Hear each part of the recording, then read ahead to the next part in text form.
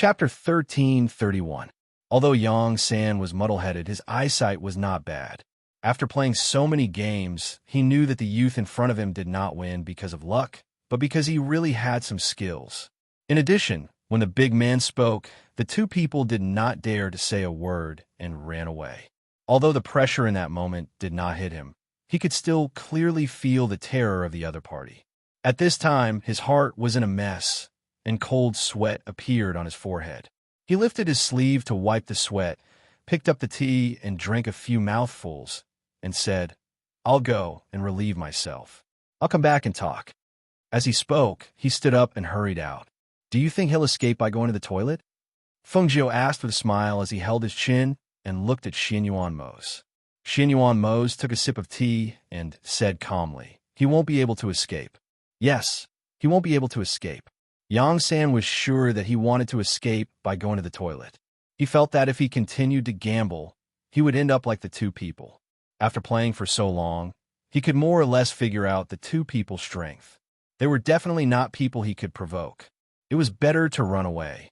But who knew that just as he was about to leave by climbing over the wall, a voice came from behind him. "Where do you think you're going?" His body stiffened, and he lay there in a daze for a moment. Then he realized that it was not the two people's voices, but when he turned around, he was so scared that his face turned white. Big Brother Hui Lang, Big Brothering, his body trembled, and he quickly climbed down from above. Why are you here? My second brother didn't come, right?" Hui Lang snorted and looked at him. "Don't call me Big Brother, Big Brother. We're not that close. Quickly go back after you're done." "Oh yes, I'll go back right away. He hurriedly replied. Just as he was about to turn around and climb over the wall, a hand landed on his shoulder. "I told you to go back inside and continue gambling. Where do you think you're going?" Hui Lang asked with a sinister smile. Hearing this, his face turned white. Go back inside and continue gambling? That's right. Didn't you provoke them? You want to escape now? Don't even think about it. Hurry up and go back." He gave him a shove, then stood there with his arms crossed and stared at him. Yang San swallowed his saliva and asked cautiously, "Big Brother Hui and Hui Lang know them." "What gray Hui Lang? You brat? Are you asking for a beating? So much nonsense. If you don't go in, I'll kick you in." Hui Lang snorted coldly. "Now you're scared? What were you doing just now?" Seeing this, he could only brace himself and walk back while thinking, who are those two people? Hui Lang and Ing Yi were the Crown Prince's personal bodyguards. Why were they here? Could it be? Thinking of that possibility, and then thinking of that big man's shout and the powerful pressure for a moment, his legs went soft and he almost knelt down. When he returned, he saw that the two of them were still sitting there. One of them was drinking tea, while the other was resting his chin on his hand. They looked bored from waiting. With a pale face, he hurriedly stepped forward and said, "The two of you. Why don't I invite the two of you to a restaurant to eat?" "No need, have a seat. Let's continue." Feng Jiu smiled and gestured with his eyes. Seeing this, he could only sit down stiffly, his body trembling. After thinking for a moment, he took out all the money and treasures he had on him, piling them on the table and pushing them in front of Feng Jiu. Chapter 1332.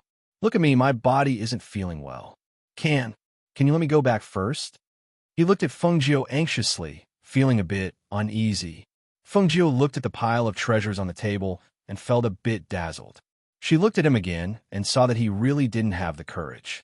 With so many treasures as an apology, she smiled and nodded. "All right then.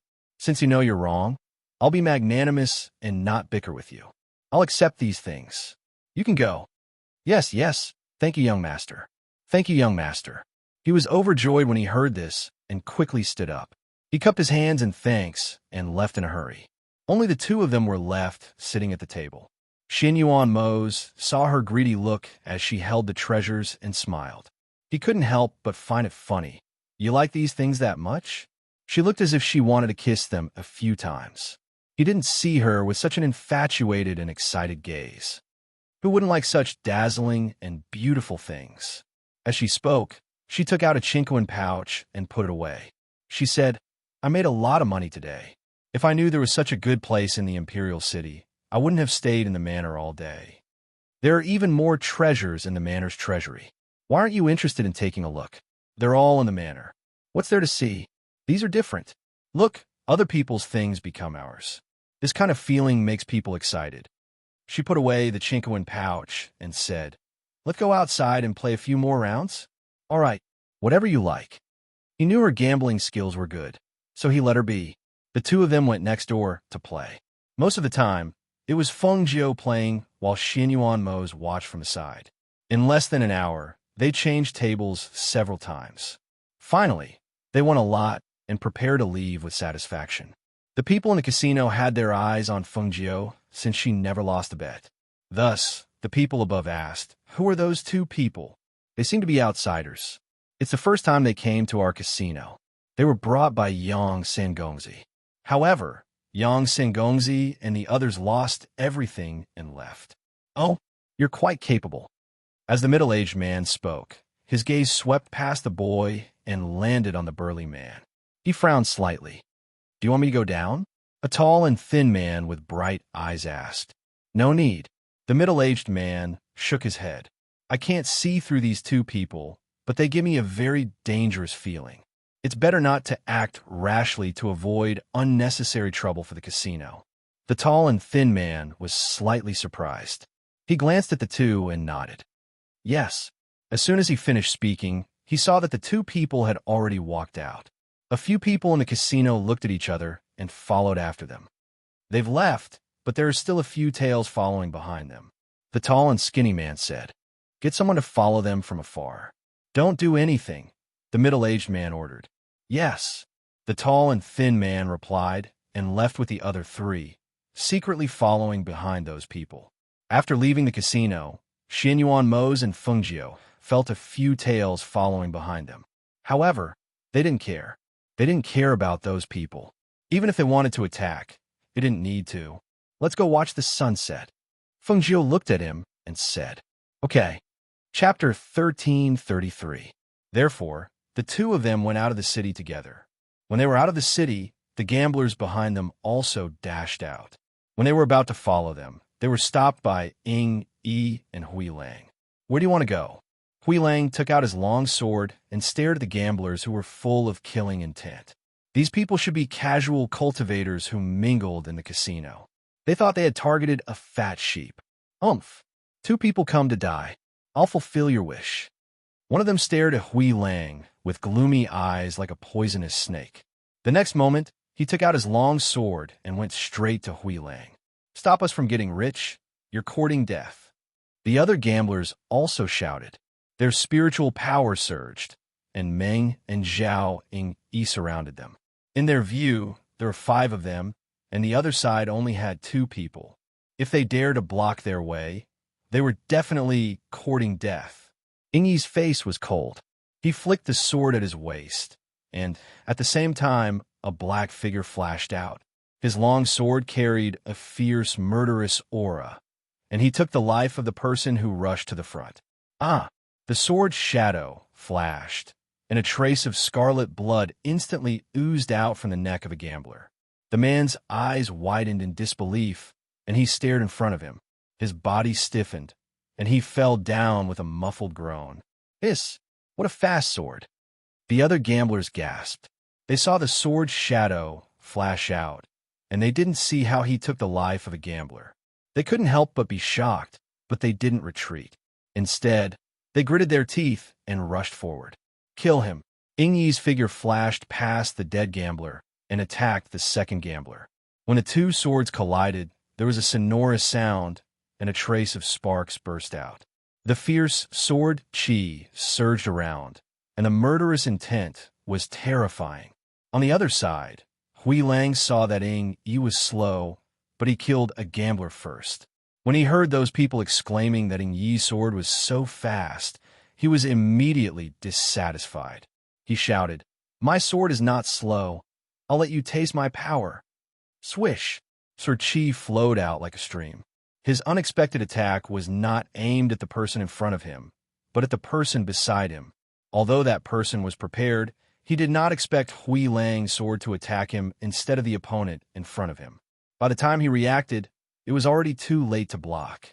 He only felt a sharp pain radiating from his body, and the spiritual power he had condensed all over his body dissipated in an instant.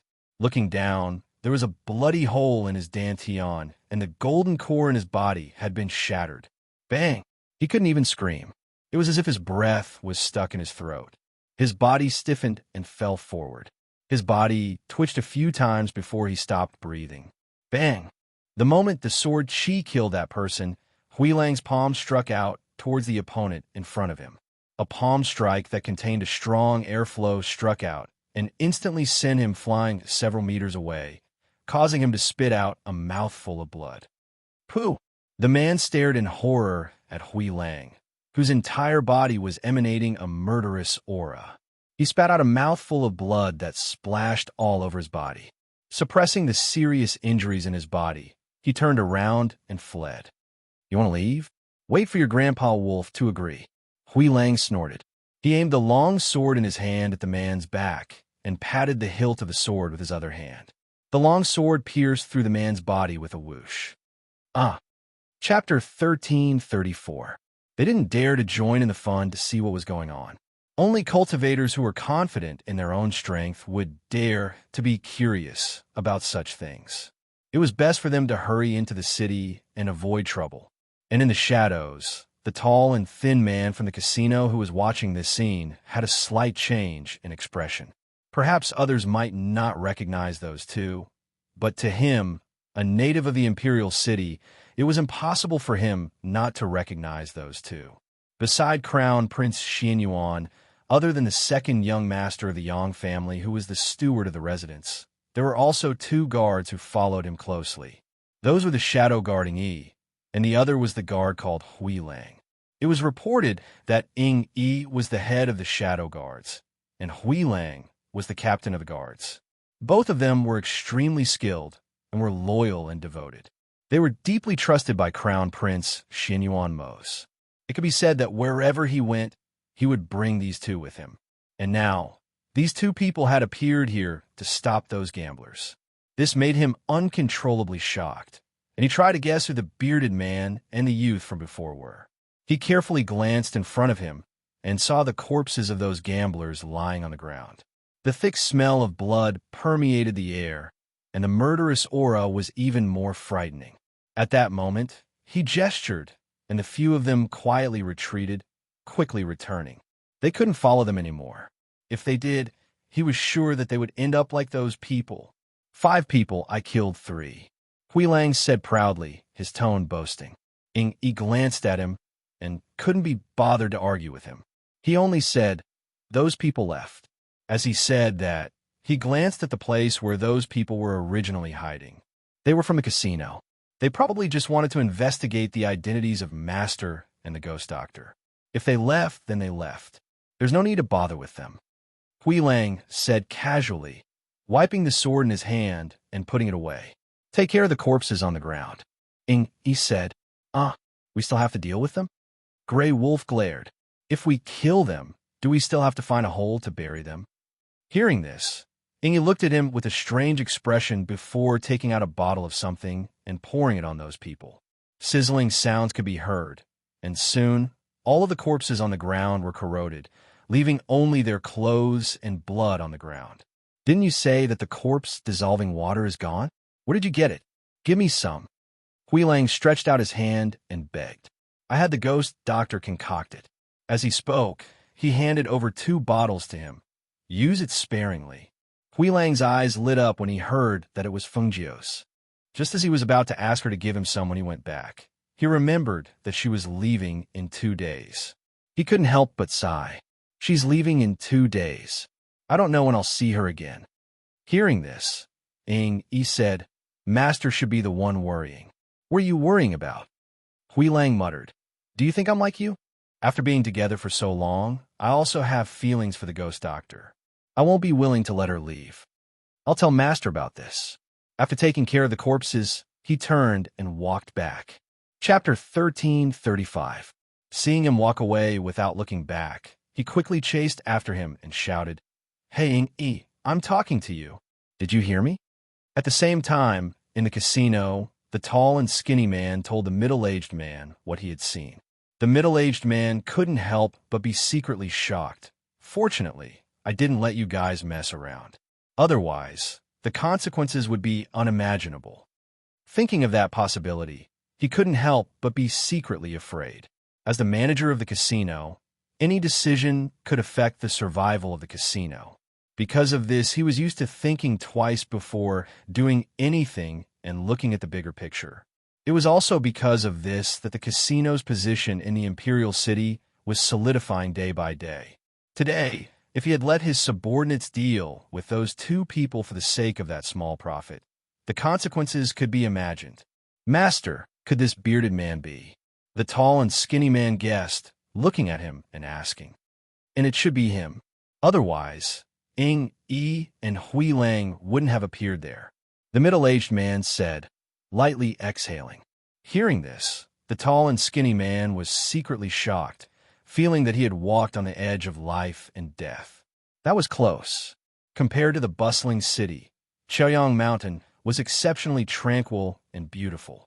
Two figures sat side by side at the top of the mountain, watching the sunset slowly slide down from the horizon, dyeing the sky red with a charming rosy glow. As the sun went down the mountain, the sky gradually darkened. The two sat on the mountaintop, enjoying the wind. Fengju leaned in Xianyuan Mo's arms, while Xianyuan Mo's hugged her, shielding her from the chill of the night. It's cooler on the mountain at night. Let's go back. He whispered in her ear, greedily enjoying the leisurely time together. Then you carry me back. She acted shamelessly, slightly raising her head to look at him with a smile. Okay. He leaned down, kissing those tempting lips. After a light kiss, he still wanted more. Let's go back and continue. He looked at her and said. Hearing this, Fengju laughed, looking at him angrily. Don't even think about it. Hearing this, he sighed and stood up. With a bitter tone, he said, All right then, I'll just think about it in my dreams at night. As he spoke, he took out a cloak and draped it over her body. Then, he turned around and bent down, indicating, Come on, I'll carry you back. If you're tired, you can lie on my back and sleep.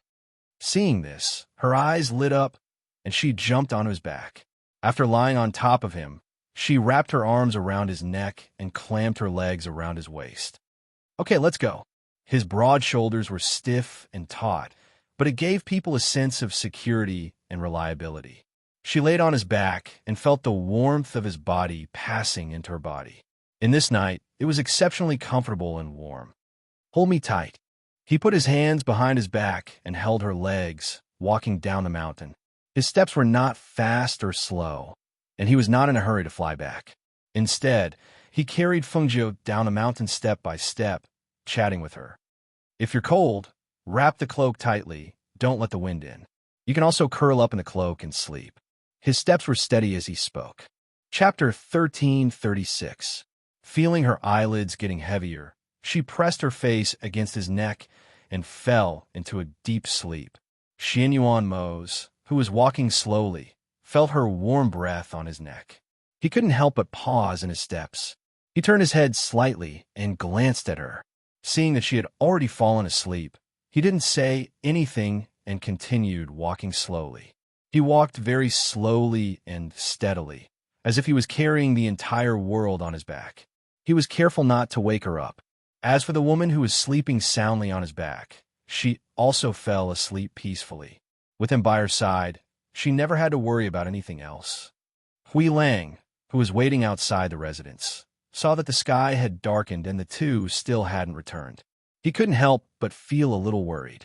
Logically speaking, they were just going to watch the sunset, so they should have already reached the residence by now. At this time, the stars in the night sky were twinkling and the moon was shining brightly, but the two still hadn't returned. Why don't we wait outside the city?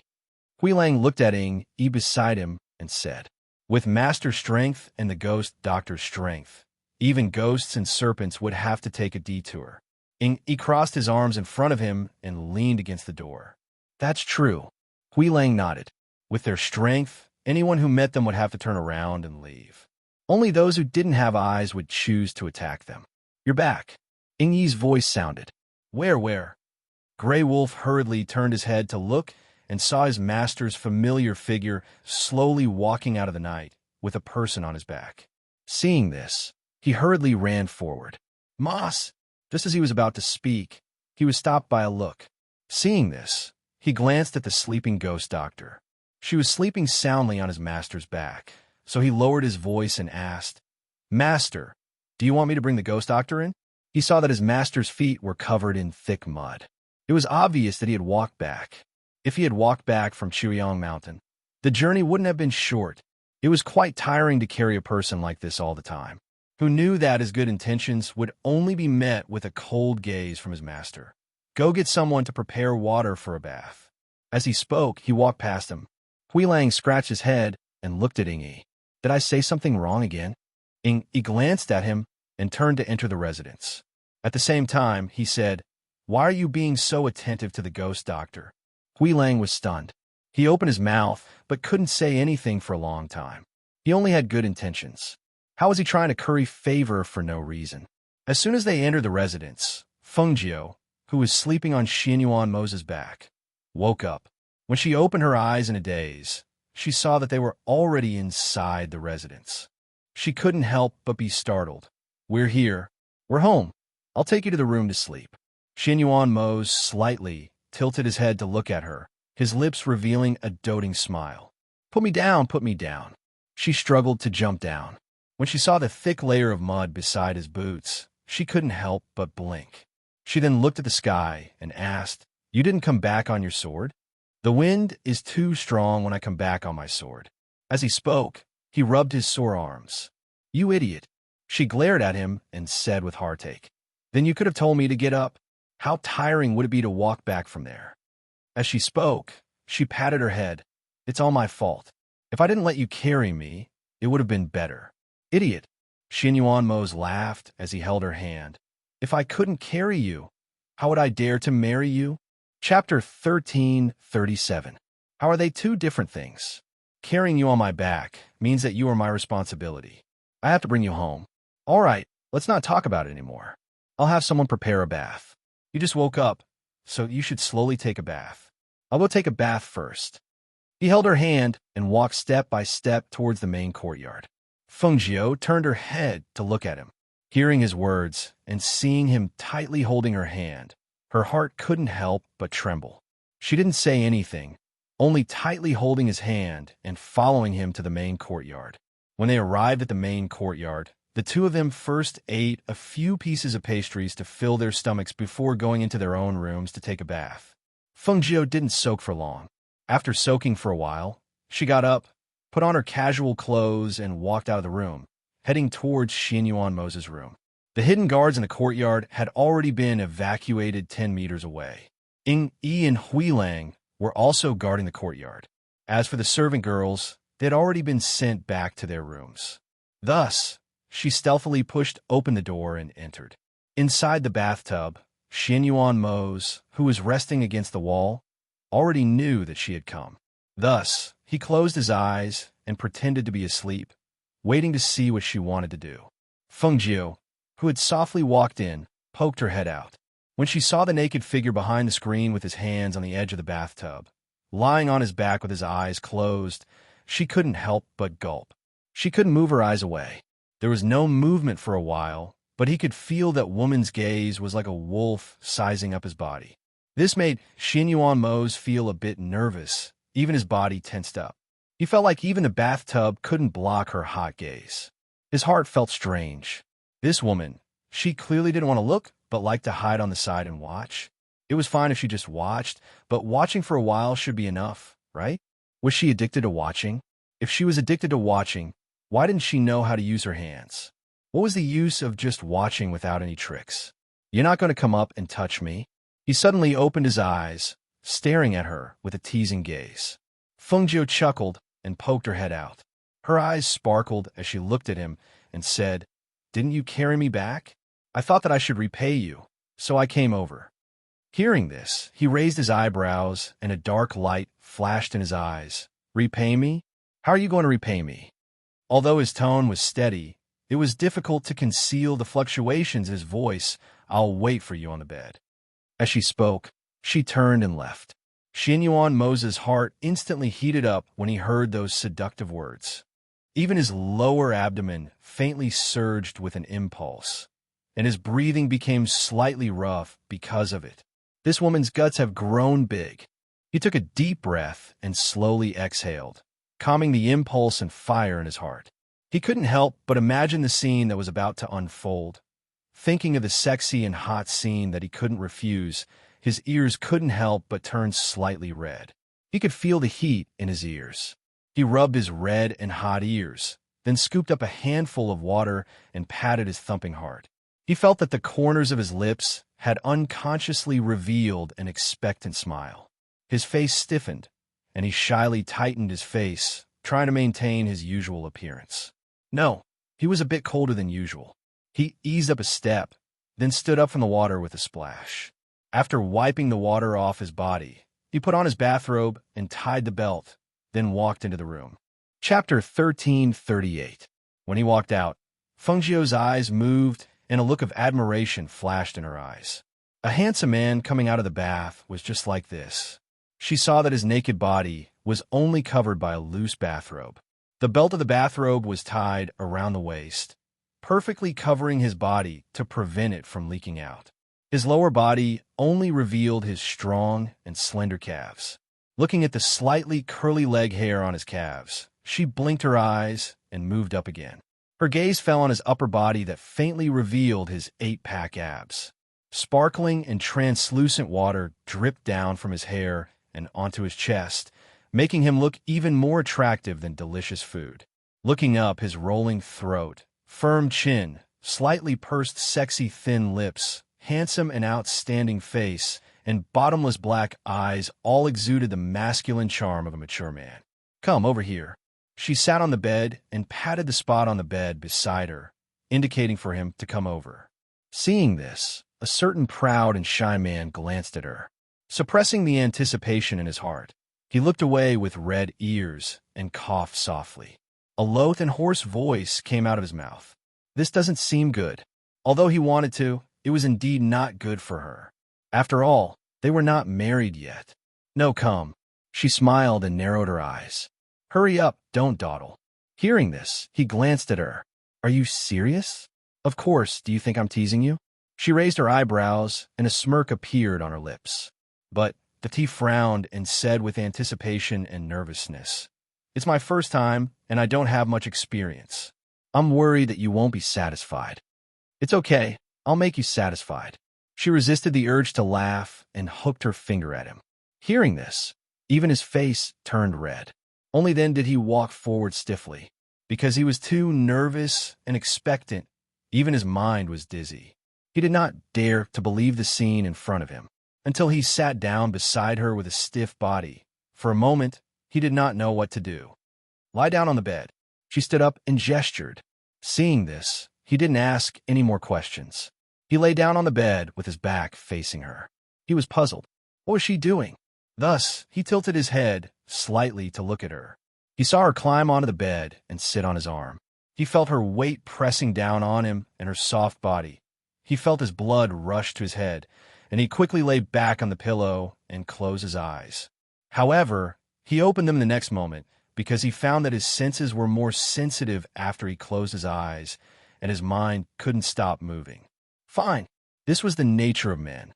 Even if it was him, in front of the woman he loved, he could not resist her waves of temptation and teasing. He felt that it was good enough that he did not have a nosebleed. Fengzhou glanced at him and reached out to untie the belt of the bathrobe around his waist with a faint smile. With this tug, the bathrobe was untied, and he felt the person beneath him stiffen even more. He couldn't help but laugh inwardly. First time? Yes. She believed that the degree of his innocence was already incomparable to that of ordinary people. Also, this guy was a bit of a clean freak. She remembered that when she accidentally kissed him in Jufulin, he was so scared that he fainted. Relax. Look, your entire body is stiff. It's as hard as a rock. She patted his back and then took off half of his bathrobe, revealing his well-defined and strong back. Chapter 1339. Handsome men were indeed pleasing to the eye. She swallowed her saliva and felt her eyes sparkle. Let me help you dry your hair first." As she said this, she took a towel from the head of the bed and wrapped his wet hair in it. She used a bit of spiritual power in her hands to rub it. After a while, the water was dry. She watched as his black hair slid down like silk in her hands. It was soft and mesmerizing like black silk. She played with it for a while, then pulled his black hair to the side. She rubbed her hands with a bit of 100-flower essential oil and moved her muscles. She laughed and said, "Then I'm going to start." As soon as she said this, she placed her hands on his shoulders. Her strength gradually increased as she slowly massaged his shoulders. And Xian Yuan Mose couldn't help but let out a comfortable groan. He felt her soft hands on his shoulders, and his stiff shoulders relaxed. He closed his eyes comfortably. "Comfortable, right?" She smiled with her eyes narrowed. Her hands pressed down from his shoulders to both sides. Then she placed his hands that were holding the pillow by his side and pressed down from his shoulders to his wrists. "Comfortable," he replied with his eyes narrowed. His entire body was completely relaxed, and he let her do as she pleased. "Comfortable is good." After pressing down on his shoulders and hands, she moved her hands to his back and used a special method to press down on the acupuncture points on his back. When her hands went down from his waist to his waist, the originally relaxed Xian Yuan Mose suddenly quivered. He opened his eyes and turned his head. "I don't need to press on this waist, right?" he asked. This place was sensitive. For a man, a woman's hands messing around, there was simply like lighting a fire. "How can that be? This waist needs to be pressed." She turned around and prepared to continue pressing. This time, she rubbed her hands with a bit of 100-flower essential oil. When she touched his waist, she saw that his body was covered in goosebumps. She couldn't help but laugh out loud. "What are you doing? Why are you having goosebumps?" "It's a bit itchy," he said in a muffled voice. His ears, which had returned to normal due to the comfort and relaxation, turned red again. "Itchy? Don't worry. I'll give you something that won't itch." She narrowed her eyes with a sly smile. She covered his arms with a bathrobe, covering his body so that she wouldn't be distracted and her eyes would wander around. She then sat on his waist, hooked his legs with both hands, and pulled him up. Out at the sudden exclamation almost made Ying Yi and Hui Lang, who were guarding outside the courtyard, rush in. But when they thought about what the two people inside were doing, they could only hold back their footsteps and shout inside. "Master? Are you all right?" "It's okay. Don't make a fuss." Feng Jiu's voice came out, and he pulled on his tendons again.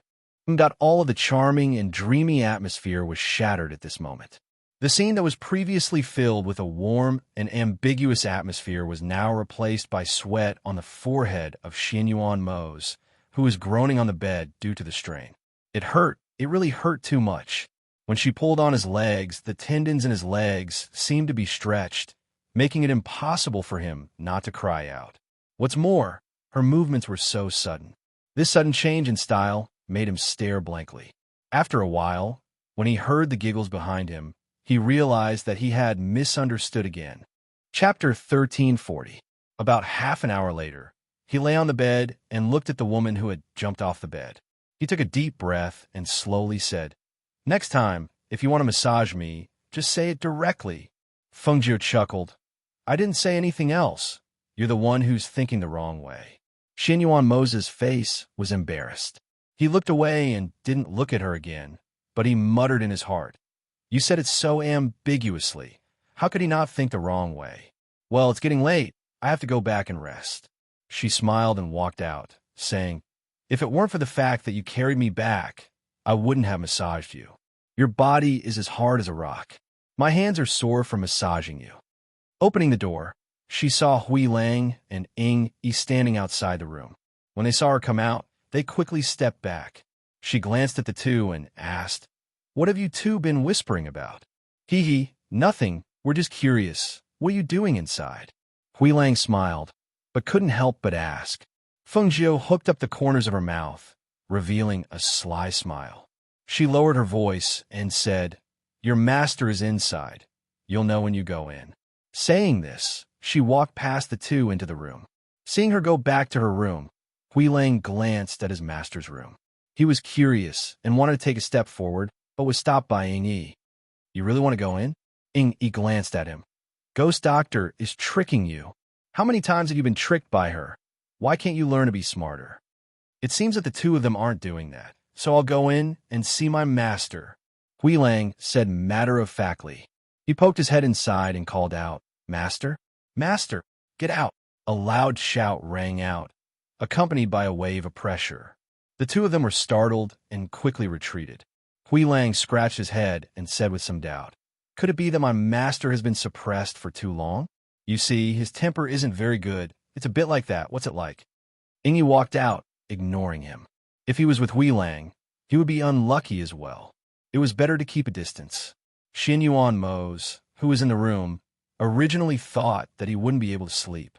Who knew that after being massaged by Fengjiu, his whole body felt very comfortable, especially his muscles and bones. Sleepiness came over him, and he fell into a deep sleep. The next morning, Yang Yong personally brought breakfast to the main courtyard and placed it in the middle of the courtyard. He also had the servants add a few side dishes. He looked at the two people on a big tree in the main courtyard. He crossed her arms and hugged her sword. She seemed to be sleeping, while Hui Lang was leaning against a tree trunk and snoring. Seeing this, he looked at Ing. Did Master and the others sleep very late last night? I'm not too sure. He shook her head and said, Ghost Doctor went back to her room early. As for Master, he didn't call us in, so I don't know. Hearing this, Yang Yong's expression changed slightly. He opened his mouth to say something, but saw the door open. Xin Yuan Mose, dressed in a black robe, walked out. Is something the matter? He looked at Yang Yong and asked, then glanced at the food on the table. Chapter 1341. Tell that to Fengjiu. He walked out, preparing to go to the bamboo forest to practice his swordsmanship. Seeing this, Yang Yong could only agree. He watched as Ingy left with his master. Hui Lang was still sleeping in the tree, while he stayed in the courtyard to wait for Fengjiu to wake up. After half an hour, Fengjiu also woke up. She washed up and went out. She saw Yang Yong outside the courtyard. Housekeeper, why are you here? She looked around, but did not see Xin Yuan Mose. She asked, Where is he? Yang Yong bowed, then said, Master went to the bamboo forest to practice his swordsmanship. I am here to apologize. I'm very sorry about yesterday. Fengjiu waved her hand. Don't mention what happened yesterday. I didn't take it to heart. She walked forward and sat down at the stone table. Looking at the breakfast on the table, she raised her eyebrows. You prepared this? Yes. He smiled and nodded. It looks good. She propped up her chin with one hand. Ghost Doctor can eat first. I will have someone send another set to Master later. And she did not wait for Xin Yuan Mose, because she knew that he usually took around 2 hours to practice his swordsmanship. She ate first, and only asked Yang Yong to send a hot one over later. Yang Yong did not leave, but stayed in the courtyard. He sat at the table and looked at her, asking, Ghost Doctor is leaving tomorrow? Do you need me to send someone to escort you? No need. She waved her hand. I can travel by myself. She wiped the corners of her mouth and said, In the future, when I am not by his side, just take care of him a little more. Yes, Ghost Doctor, don't worry, we will. When Xin Yuan Mose returned, he saw the two of them chatting in the courtyard. When he saw this, his gaze shifted slightly, and he walked in. Seeing Xin Yuan Mose return, Yang Yong stood up. Master. Xin Yuan Mose glanced at Yang Yong. Is there nothing to do outside? Yang Yong stared blankly for a moment, then smiled and said, Yes, I just remembered that there are still some things that I have yet to take care of. Master, Ghost Doctor, you two continue chatting. I'll take my leave first. After saying that, he left. After he left, Fengjiu smiled and said, The breakfast that Yang Yong sent over is not bad. When I ate it earlier, it was just warm, but I knew you wouldn't be back so early, so I didn't leave any for you. She looked at his handsome face and said with a smile, You sit for a while. You will have someone send some hot food over. Just as she said that, she saw him reach out and hold her hand. What's wrong? She asked, looking at him who was staring at her hand. I'm worried about you leaving alone. Over here, there were as many nascent soul cultivators as there were clouds. Although fairy realm cultivators were not everywhere, almost every family had a fairy realm cultivator in charge. If he left her alone outside, how could he not worry? Hearing this, she smiled. I said you don't have to worry about me. Even if I can't beat them, I will still run. Also, I will be careful and won't cause any trouble. Hearing this, he glanced at her and said bluntly, Your words are not very trustworthy. Feng Jiu was stunned, then laughed softly. All right. You don't have to worry. I can take care of myself. She did not want him to send someone to protect her in the dark. That would make her feel like she was being watched. Chapter 1342. Zay, you're so nice. She hugged his arm and said with a smile, You're my woman. If I'm not good to you, who should I be good to? He smiled and looked at her beside him. His heart was filled with reluctance and worry. A cry of surprise was heard. The two turned around and saw that Hui Lang, who had been sleeping on the tree, had accidentally flipped over and fell off the tree, landing on the ground. And he groaned and lay on the ground for a long time before he got up. Feeling that they were looking at him, he raised his head and smiled embarrassedly. That I didn't hear. I didn't eavesdrop on your conversation, really. Ing Yi, who was guarding outside the courtyard, rolled his eyes when he heard this. This was simply giving away 300 taels of silver. Xinyuan Mose and Feng Jiu didn't argue with him about this. They glanced at him and then looked away. Seeing this, Hui Lang hurriedly walked out and patted his chest. Scare me to death. Scared me to death. Ing Yi glanced at him and then silently looked away. Master and the ghost doctor were already used to him. Otherwise, this idiot's brain wouldn't be enough. On this day, Xinyuan Mose accompanied Feng Jiu. The two cherished their last day together. They didn't have any miscellaneous matters to worry about, and only enjoyed the warmth and solitude of the two. The more they were separated, the more reluctant they were to part. However, time couldn't be held back. Until the next morning, when the sky was still dark, a youth wearing shabby beggar clothes with messy hair and a face full of dust left the residence and headed towards the city gates. And at a high place in the residence, Xinyuan Mose, dressed in a black robe, stood with his hands behind his back as he watched the figure leave, half a month later. On this day, the sky gradually darkened.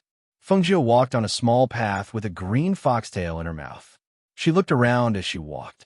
During this half a month of traveling on foot, she had traveled to many places. She had also experienced the customs of the various places in the Xinyuan Empire, seen many sceneries, and interacted with many people. In particular, it was too convenient for her to walk around in beggar clothes. No matter who it was, they would avoid her and not take a second look at her. After all, she looked messy and there was nothing to be desired. Therefore, she did not encounter any trouble along the way.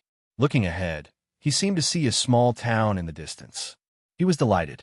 If there was a small town, then there would be hot food to eat. Immediately, he walked forward quickly. If being a beggar was safe and inconspicuous, then eating was a troublesome matter, because no restaurant would allow a beggar to enter and disturb the guests. Thinking that there was food to eat ahead, her footsteps became lighter and lighter. Not long after, she arrived at the small town. However, when she saw the empty small town, she could not help but be startled. Why is it different from what I imagined? She muttered softly as she walked inside. Her heart was on high alert. How could there be no one in a small town? This place looked like an ordinary village town, and there were grains planted around the road. Looking at those delightful grains, she felt that this place did not look like it was empty. Therefore, she walked in while shouting, Is there anyone? There's. Chapter 1343. She saw a scarecrow standing on the left side of the field. The scarecrow didn't look like a common scarecrow. It was just a simple straw standing there. Instead, it wore flowery clothes and a pointed black hat on top of the straw. Both of its hands were spread out against the wind, and its back was facing her. The long flowery clothes covered the bamboo that supported the straw in the field. It was so dark that it looked like someone was carrying her on his back. However, the person's body was stiff and full of strangeness. She steadied her mind and looked away. However, when her gaze landed on a spot, her breath froze. She saw a figure lying in the field soaked in water. In the dim light, she could vaguely see that it was a child of about 4 or 5 years old. However, When she scanned it with her divine sense, she couldn't detect any signs of life. Dead? A thought popped into her mind. She walked over from the road to the other side. Walking on the small path in the field, her shoes stepped on the wet mud, and it was a little troublesome to walk. However, when she arrived there to take a look, she was stunned and frowned slightly. From afar, it looked like a child. However, when she looked closer, she realized that it was a rag doll. It was a rag doll that was sewn with tattered clothes. It was about the size of a 4- or 5-year-old child, and it was lying there with its face down. She took a deep breath and slowly exhaled. She raised her eyes and looked into the distance. Because the sky was dark, she could only vaguely see that there were scarecrows standing in the wind in many places. In this pitch-black place without any smoke or fire, it was filled with a strange aura. She left the small path and returned to the original path. She rubbed her feet on the dry sand on the ground and rubbed away the red mud on the soles of her shoes. Then, she continued to walk forward. After walking for a while, she saw an abandoned rag doll on the road. The rag doll was made to look like a 4- or 5-year-old child, but the clothes on it were different. What was even stranger was that the rag doll's face looked as if it had makeup on, and it was even grinning. The rag doll's face had eyebrows, eyes, a nose, a mouth, and red cheeks. It looked very strange no matter how she looked at it. After walking for a while, she saw some broken dolls on the side of the road from time to time. There were also some headless dolls that were carelessly thrown on the side of the road. Listening to the sound of insects in the night, she frowned. She was the only one in this empty place. Occasionally, strange and creepy things would appear, causing her to pause her footsteps. It was pitch black inside. It was said to be a small town, but she couldn't see a single person. There should be no one here. It was better for her not to go in. Moreover, this strange and terrifying feeling made her feel uncomfortable all over. Thinking of this, she decided to take advantage of the fact that she had just entered to leave. However, just as she was about to turn around and leave, she suddenly heard a hoarse and old voice. He must be a foreigner. That voice that came out of nowhere gave her a fright. When that hoarse and old voice suddenly came out of nowhere, anyone would be frightened. In particular, she had clearly probed the surrounding area earlier, and there was not the slightest bit of human aura. How could a person suddenly appear? Therefore, with vigilance, she looked in the direction of the voice. Chapter 1344. Looking at it, it was as if the red lantern was the only thing moving towards her in the dark night. However, as the lantern neared her, a hunchbacked old woman in black clothes holding the red lantern also entered her sight. Seeing the strange appearance of the old woman, she sized her up without batting an eyelid. Then, she opened her mouth and asked, "Old lady, are you from this small town?" The hunchbacked old woman raised her eyes to look at Fungio, then turned around and walked back. "This is not the place to talk. Follow me." Seeing this, Fungio hesitated for a moment, but still followed her. "Big sister, don't go. Big sister, play with me." Suddenly, a voice came from behind her, causing her hair to stand on end. Her entire body trembled. She saw that the rag dolls that had been abandoned by the roadside and in the fields actually seemed to come alive under the moonlight. One by one, they crawled up and surrounded her. "Big sister, don't go. Big sister, play with me." A rag doll walked stiffly towards her, its eyebrows drooping. It pursed its lips and said, "Big sister, play with me. Play with me." Whoosh! While she was still in a daze, the hunchbacked old woman with the red lantern pinched a spark from the red lantern and flicked it towards the surroundings. For a moment, cries of shock and hatred filled the air. "Ah! Ghost Granny! Hateful Ghost Granny!" The rag doll that was coming towards her was hit by the fireball and let out a hiss. It fell to the ground and wailed like a ghost. That sound made one's hair stand on end. "Let's go," the hunchbacked old woman in front said, then slowly moved forward with the red lantern in her hand.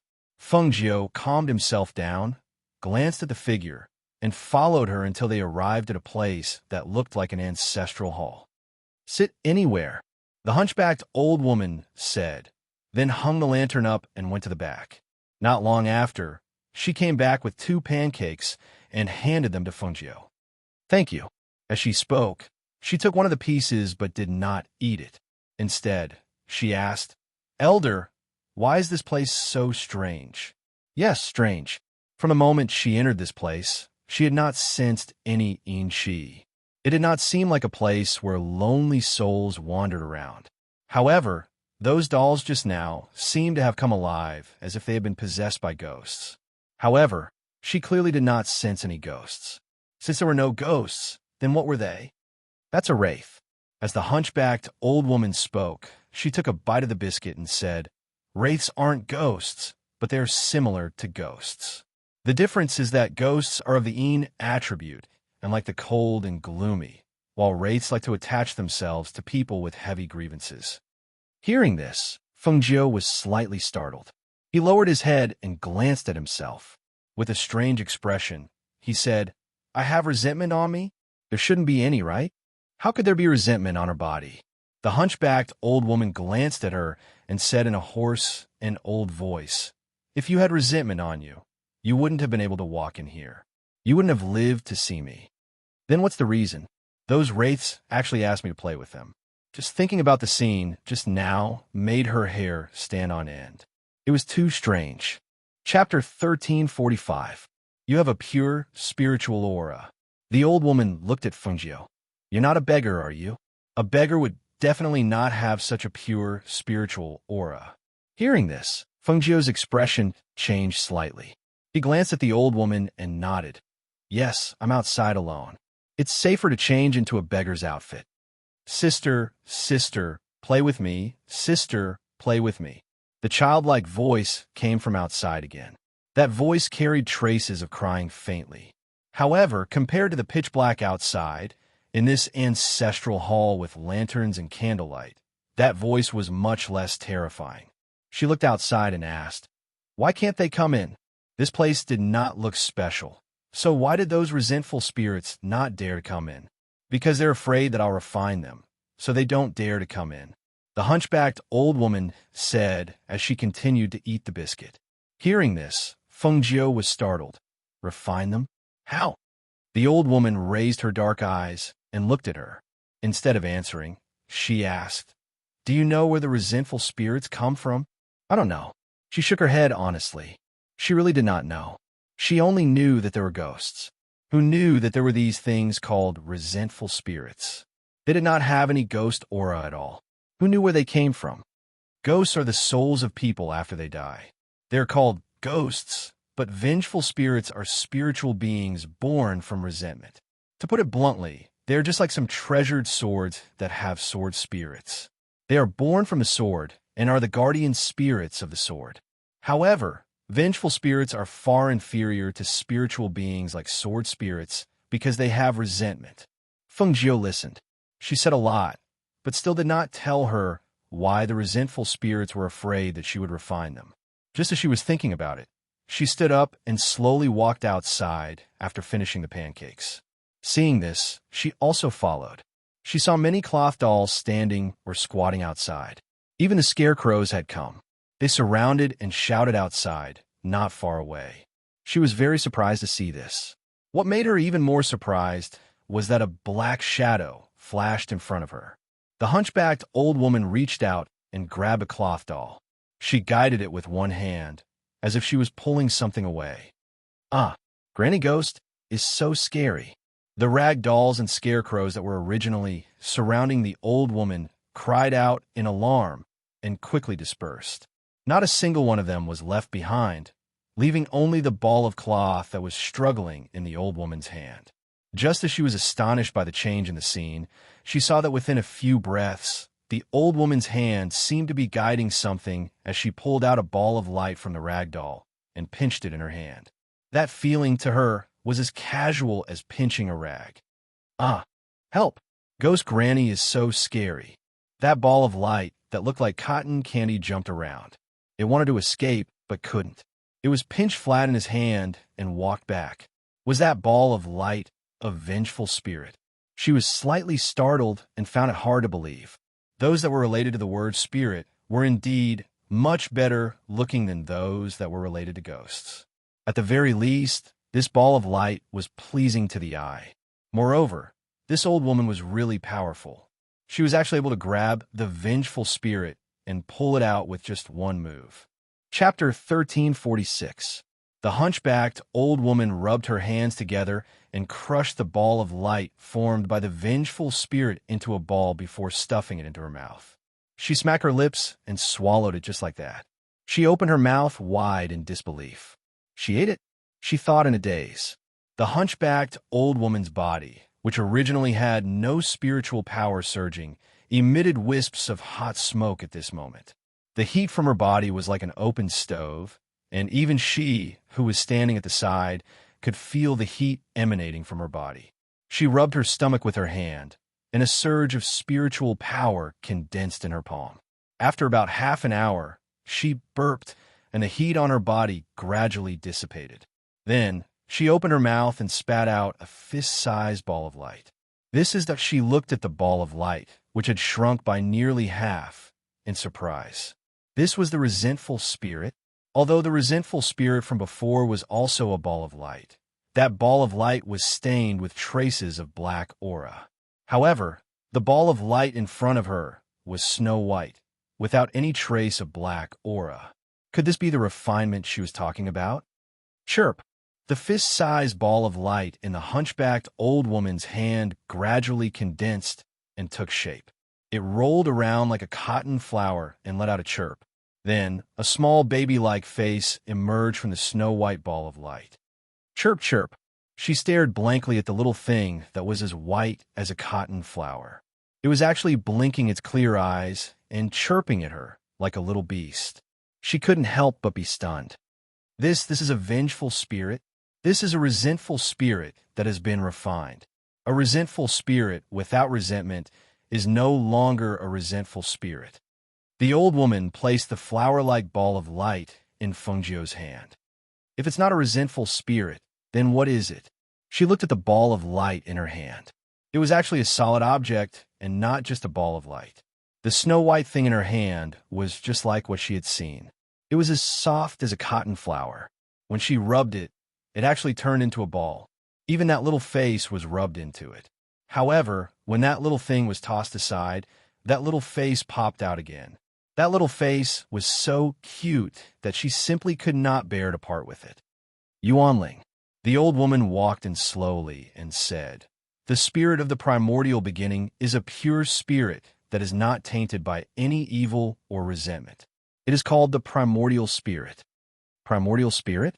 Fengjiu muttered softly as she looked at the pure, snow-white ball of light in her hand. In her eyes, it looked like a ball of cotton flowers. She opened her hand and saw the little thing jumping around in her hand. It was not afraid of strangers, nor was it afraid of her. That's right. A refined origin spirit can be used as a pill spirit. When you add it into a pill, the grade and medicinal properties of the pill will be greatly improved. Not only that, but the origin spirit can also be fused into an artifact spirit. You can even infuse it into any object to form an artifact spirit. Hearing this, Fengjiu frowned and said, "Why haven't I heard of it before? Moreover, wasn't it said that something similar to an artifact spirit was formed by the artifact and was born from the artifact? If that's the case, artifact spirits wouldn't be so rare. You could perform spirit refinement?" The hoarse and aged voice rang out. She was startled for a moment. Recalling the scene of her directly swallowing the vengeful spirit, she could not help but shake her head. No. Chapter 1347. Fengjiu shook her head again. No, she had only met ghosts. The old woman sat down and said, "The people in this town have moved away a long time ago because there are resentful spirits here. They thought they were ghosts, so they hired a Taoist priest to deal with them, but they couldn't deal with them. In the end, they could only move away." Hearing her answer the first question she had asked, Fengjiu's eyes moved slightly, and she quietly listened. This hunchbacked old woman gave her a very strange feeling, like a hidden expert who had withdrawn from the world in the countryside. Everyone in this town had left, and she was the only one who had stayed. In this kind of place, an old woman was living alone, and the only person who accompanied her was the resentful spirit outside. The so-called spirit enhancement was a method she had never seen or heard of. Swallowing that resentful spirit and using her own body as a furnace, she could really refine a pure, snow-white original spirit like a cotton flower. From her words, it seemed that she had long seen through her identity as a woman and also knew that she was an alchemist. Otherwise, she wouldn't have told her that the original spirit could be refined into a pill. However, why would such a person tell her these things? What she said was like spreading her knowledge, telling her things she had never come into contact with. For a person who had just met her, saying these things seemed a little abnormal. However, she didn't feel any killing intent from her. Even so, she still felt a faint uneasiness in her heart, because the person in front of her was unfathomable, making her feel like she was in danger. Her sixth sense had always been very accurate, and it was because of this that she felt that this old woman was strange. However, although she was vigilant in her heart and secretly guarded against this old woman, she didn't show it on her face. Even her actions and expressions showed that this old woman was a good person who had helped her. Yes, up until now, she had indeed helped her, so it was normal for her to show trust and gratitude. They have all moved away, but I like it here and have lived here for many years, so I can't bear to leave. Saying this, she raised her head, and her eyes that were like dry wells calmly glanced at Fengjiu. It was clearly a very ordinary glance, but in Fengjiu's eyes, that glance seemed to have a different meaning. When that glance fell on her body, her heart sank slightly, but she smiled and narrowed her eyes and said in a light tone, "Many things are habits. Like me, I like to wear beggar clothes and walk around. And it's all habits." The hunchbacked old woman replied, and lowered her head to hide her eyes. She pulled out a toothpick-sized red thread from her sleeve and sat there, tying it. Seeing this, Fengjiu took out the cake that the old woman had given her. She looked at the sesame seeds sprinkled on the cake, and her eyes flashed. She took a bite. "Old man, why can your body be used as a furnace? If that's the case, won't your body be unable to take it?" she asked while eating the cake.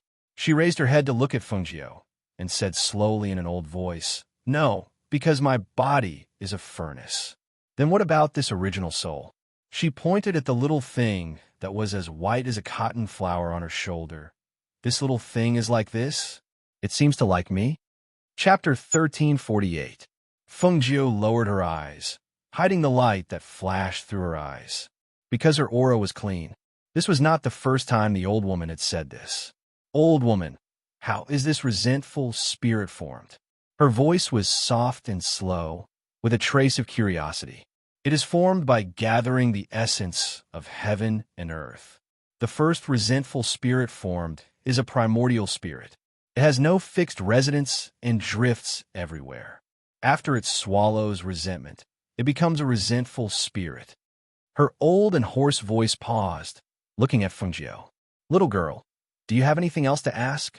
"Yes." She stood up with one hand on her stomach, wrinkling her face. "Old woman, where's the outhouse? My stomach hurts a little." The old woman glanced at her, pointing to the side with her skinny hand. "Go straight there and turn around." "Oh, I thought it was behind." She looked at the back of the ancestral hall. "Then you better not go in behind." As the old woman spoke, she lowered her head and tied the red rope in her hand. "It's best not to go outside. It's troublesome to be entangled by resentful spirits." "Okay, I know. I'll be back in a while." As she spoke, she walked in the direction the old woman pointed, still holding the refined primordial spirit in her hand. When she was out of the line of sight of the people behind her, her harmless expression changed. Her eyes narrowed, and her face turned cold. She did not look back as she walked. She put the primordial spirit in her hand into the space. After putting it away, she came to the so-called outhouse.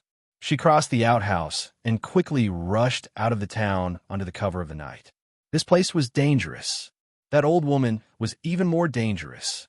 Her intuition told her that if she did not escape now, she would not be able to escape. "Sister, sister, play with me, sister. Sister, sister, don't go. Play with me, play with me." In the darkness of the night, the rag dolls chased after her. Childish voices rang out from behind her, echoing in the darkness of the night. It was an extremely eerie sight. "Sister, play with me. Play with me. Fengjiu looked back and saw that in addition to the rag dolls and scarecrows chasing after her, there were several balls of light dyed with black gas flying towards her. Stop chasing me. If you keep chasing me, I won't hold back anymore. She didn't know how to perform spirit refinement, but it was more than enough to deal with them. However, doing so would definitely consume her physical strength and spiritual power. Before she was out of danger, she had to prioritize her survival. That old woman is too dangerous. She is too powerful. She is not a nascent soul realm cultivator, but a fairy realm cultivator. She had only seen fairy realm experts, but she had never exchanged blows with a fairy realm expert before. Thus, she couldn't do something that she had no confidence in. Sister, play with me. Play with me. Her speed was extremely fast, and she didn't stop at all as she rushed out of the town. When she could faintly see the town gate through the moonlight, she increased her speed again. Almost there. After leaving the strange town, the old woman probably wouldn't chase after him anymore. However, at this moment, an old and hoarse voice sounded from behind her. That voice was slightly strange, as if it was echoing in the sky and clearly entered her ears. Little girl, where are you going? A black figure came from behind her like a ghost. In a flash, it was so fast that only the sound of black clothes could be heard. Because of the old woman's appearance, the vengeful spirits that were following behind Fengjiu cried out in alarm. Chapter 1349. Fengjiu only felt a gust of cold wind sweep past her. The wind was so strong, and the wind blade was so sharp that it swept her away with a swoosh. She took advantage of the momentum to do a somersault in the air and steadied herself. She then looked at the figure who was standing 3 meters away from her. The old woman's black robes fluttered in the night wind and made a whistling sound. Her back was hunched, and she held a white walking stick with both hands. On top of the walking stick was a small baby skull. Her entire aura changed and became cold and bloodthirsty. Her eyes, which were as dry as a well, had a strange blood-red color. She stared at Fengjiu and said, "Little girl, it's dangerous outside. Come back with me quickly." However, Fengjiu took one look at her and quickly retreated. She turned around and ran in the other direction. "Don't run. You can't escape." The faint and hoarse voice rang out in the wind. Strange laughter rang out in the night sky. The old woman looked at the figure who was running into the night sky, and her aged voice carried a trace of excitement. "Ultimate spiritual body. How rare. I really want it. I really want it." At the same time, she raised the walking stick in her hand and shook it on the ground. In an instant, 2 streams of blood gushed out from the 2 eye sockets of the human skull. They flowed down the skull until the blood seeped into the ground. The pitch-black ground changed in an instant. It was as if something had been lit up. Streaks of blood-red light seeped out from the ground and intertwined to form a large net. It spread towards Fengjiu. Fengjiu, who was running away, heard the words behind her, and her heart trembled. This old witch knew that she had the ultimate spiritual body. How did she know? Did she target her because of this? No matter what, she had to get out of here first. However, as she was running away, she suddenly saw a large net of blood spread out on the ground. The blood was glowing red and intertwined to form a large net that spread out in all directions. She narrowed her eyes and was shocked. Is that blood? In such a place, there was actually so much blood hidden under the ground. She had been here for so long, but did not detect the slightest smell of blood. Could it be a barrier? The blood underground had been sealed and solidified by the enchantment. Once the seal was undone and the enchantment was broken, the blood underground could no longer be suppressed and began to rise. However, why did the blood form such a strange net of blood? She turned around and saw the old woman standing there and staring at her while laughing. Her voice was sharp and piercing. It gradually grew louder and louder with spiritual energy in the night sky. "That little girl, you can't escape. Don't waste your energy. Begin and come back." The old woman's eyes, where she was standing, of the blood of the place where she was escaping. At this moment, the blood net that was woven from the blood on the ground extended in front of her and actually turned back. It was as if a large net was about to close up and trap her in the middle. Chapter 1350. His figure dashed out of the blood web and disappeared into the night in a few breaths of time. The old woman's eyes flashed. She looked at the big hole burned by the flames and then looked into the night. After a long time, she laughed in a low voice. I didn't expect you to have some ability. You even managed to break the blood web? As expected of someone with a profound spiritual body, you're different. However, you can't escape. With that, she went in search of Fengjiu. However, when she kept moving forward and released her divine sense, she couldn't feel the slightest fluctuation of spiritual energy. She couldn't help but be surprised.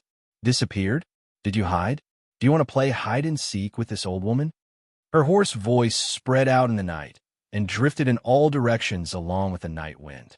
Under her feet was the blood web that was intertwined with the surging blood, and it was the blood that was pushing her forward. Come out. This area has been covered with blood webs. You can't escape. At this moment, Fengjiu, who had restrained her aura, was hiding in a tree behind a dilapidated house. She panted on the tree and looked at the old woman, searching for her from afar. She saw that under the old woman's control, a huge blood web spread out from the ground in the dark and deserted town, causing the originally strange town to look even more terrifying. Ring, ring, ring. Suddenly, the clear sound of a bell rang in her ears. She looked down and saw that it was the bell on her waist that her sworn sister had given her. It was said that only she could hear the sound of the bell, and it would only ring when a ghost appeared. She reached out and lifted the bell on her waist to take a look. The sound went from weak to strong, from slow to fast. When the urgent sound rang in her ears, she stood on the tree and looked over. Within the net of blood, shadows began to condense from the blood. There were figures of various sizes, men and women, and some of them were struggling in the blood. Looking at this scene, she could almost imagine the miserable appearance of the entire town being drained of blood by the old woman. Regardless of whether it was the adults or the children, not a single one of them would be spared. Within the blood web, figures floated about and wailed. Their cries were like that of wolves and ghosts, causing one's heart to sink. Due to the release of the seal and the surging of the blood web, this place, which originally did not have a trace of Yin and ghost chi, had become like hell on earth. It was eerie and terrifying. Her hands involuntarily clenched into fists as anger welled up in her heart. So many ghosts, so many people. They had all died here. What do you mean all the villagers in this town have moved away? What did he mean by she was the only one left who couldn't bear to leave? They were all lies. Even if all the people in this town had moved away, they couldn't possibly have moved away so cleanly. Furthermore, they couldn't possibly have turned this town into a ghostly place. Also, how could someone who had never left this town have the oil sesame cake from Huang County? Did they really think that she was a 3-year-old child who could be fooled? Chapter 1351. How many lives were lost in a small town like this? How many people's blood had been used to create that eye-catching net of blood? The anger in her heart gave her the urge to fight. She wanted to destroy this old woman. However, she was also weighing her own strength. She was considering whether she had enough power to deal with a fairy realm powerhouse. Just as she was deep in thought, the old woman in the net of blood raised her walking stick made of human skulls into the sky. A ray of bloody light shot up into the sky, causing the entire sky to swirl. Fengjiu watched as the ray of bloody light shot up into the sky and formed a compass that spiraled above. A powerful airflow surged, and a wave of spiritual energy spread out from the sky, resonating with the blood net on the ground. When she saw this scene, she couldn't help but gasp and cry out in alarm. This is the inescapable net? As the saying goes, there is no escape from the inescapable net. Even she couldn't set up the inescapable net. However, this old woman had actually set up such an inescapable net. It looked like she was determined to capture her, the mysterious spiritual body. Back then, her master had told her that she couldn't let outsiders know about the mysterious spiritual body. Otherwise, she would be killed. She had always been careful to hide it. However, she didn't expect that this strange old woman would find out about it. Now, she was in such a desperate situation.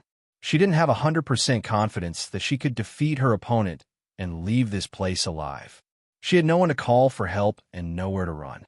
It was as if she had fallen into a desperate situation. She could only rely on herself. "Since I can't avoid it, then let's fight," she murmured softly.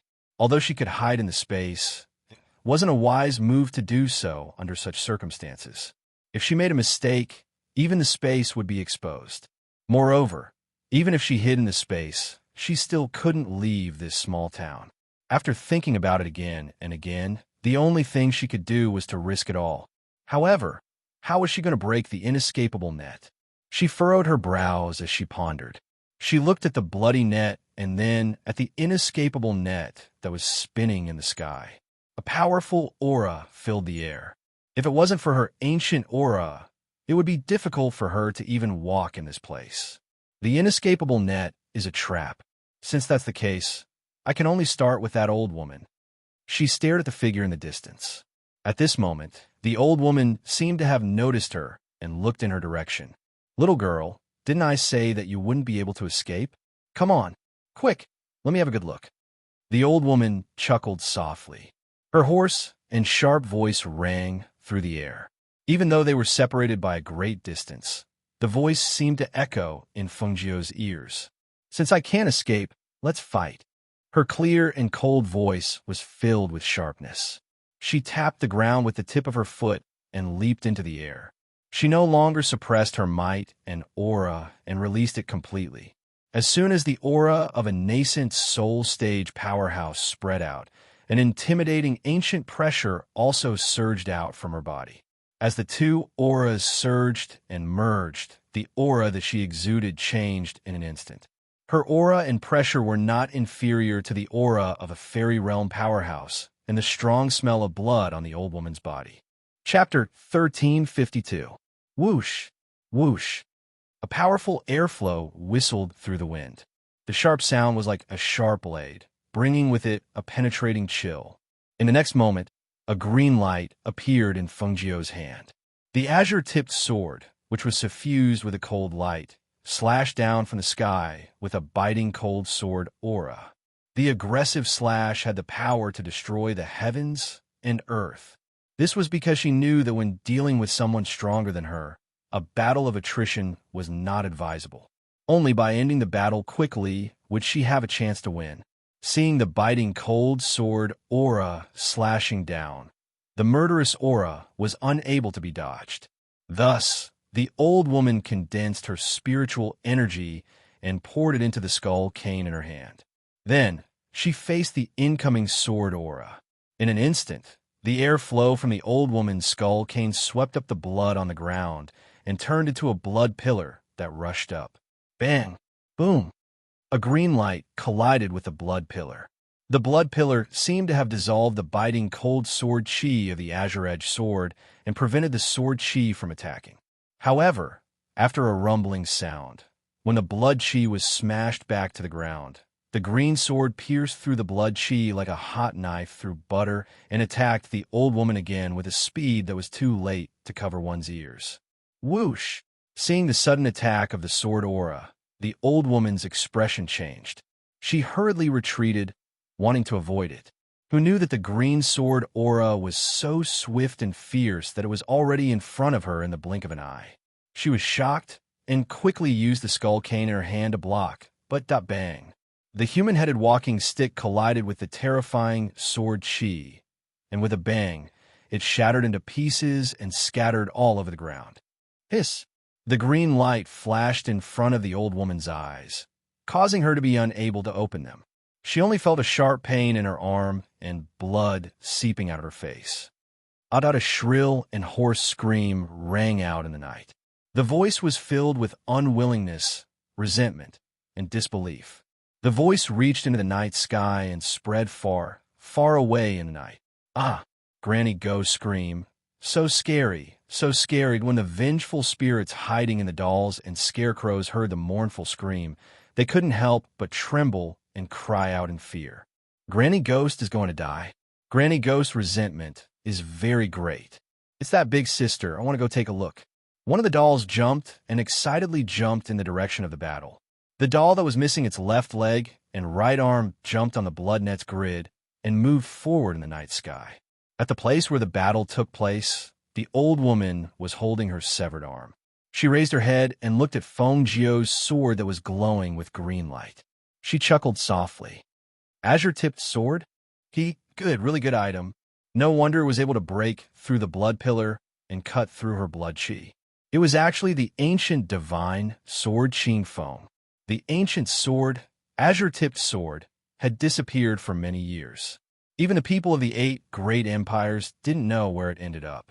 But now, it had appeared in the hands of a little girl. She covered her shoulder that was oozing blood. She was missing an arm. She closed her eyes and a strange and frightening smile appeared on her aged face. Her sharp and hoarse voice was eerily heard. Chapter 1353. "Where's my hand? Where's my hand?" The hoarse and strange voice rang out. Feng Jiu furrowed her brows. Sword qi gathered in her hand, and just as she was about to attack, she saw a scene that shocked her. She saw the old woman searching for her severed arm.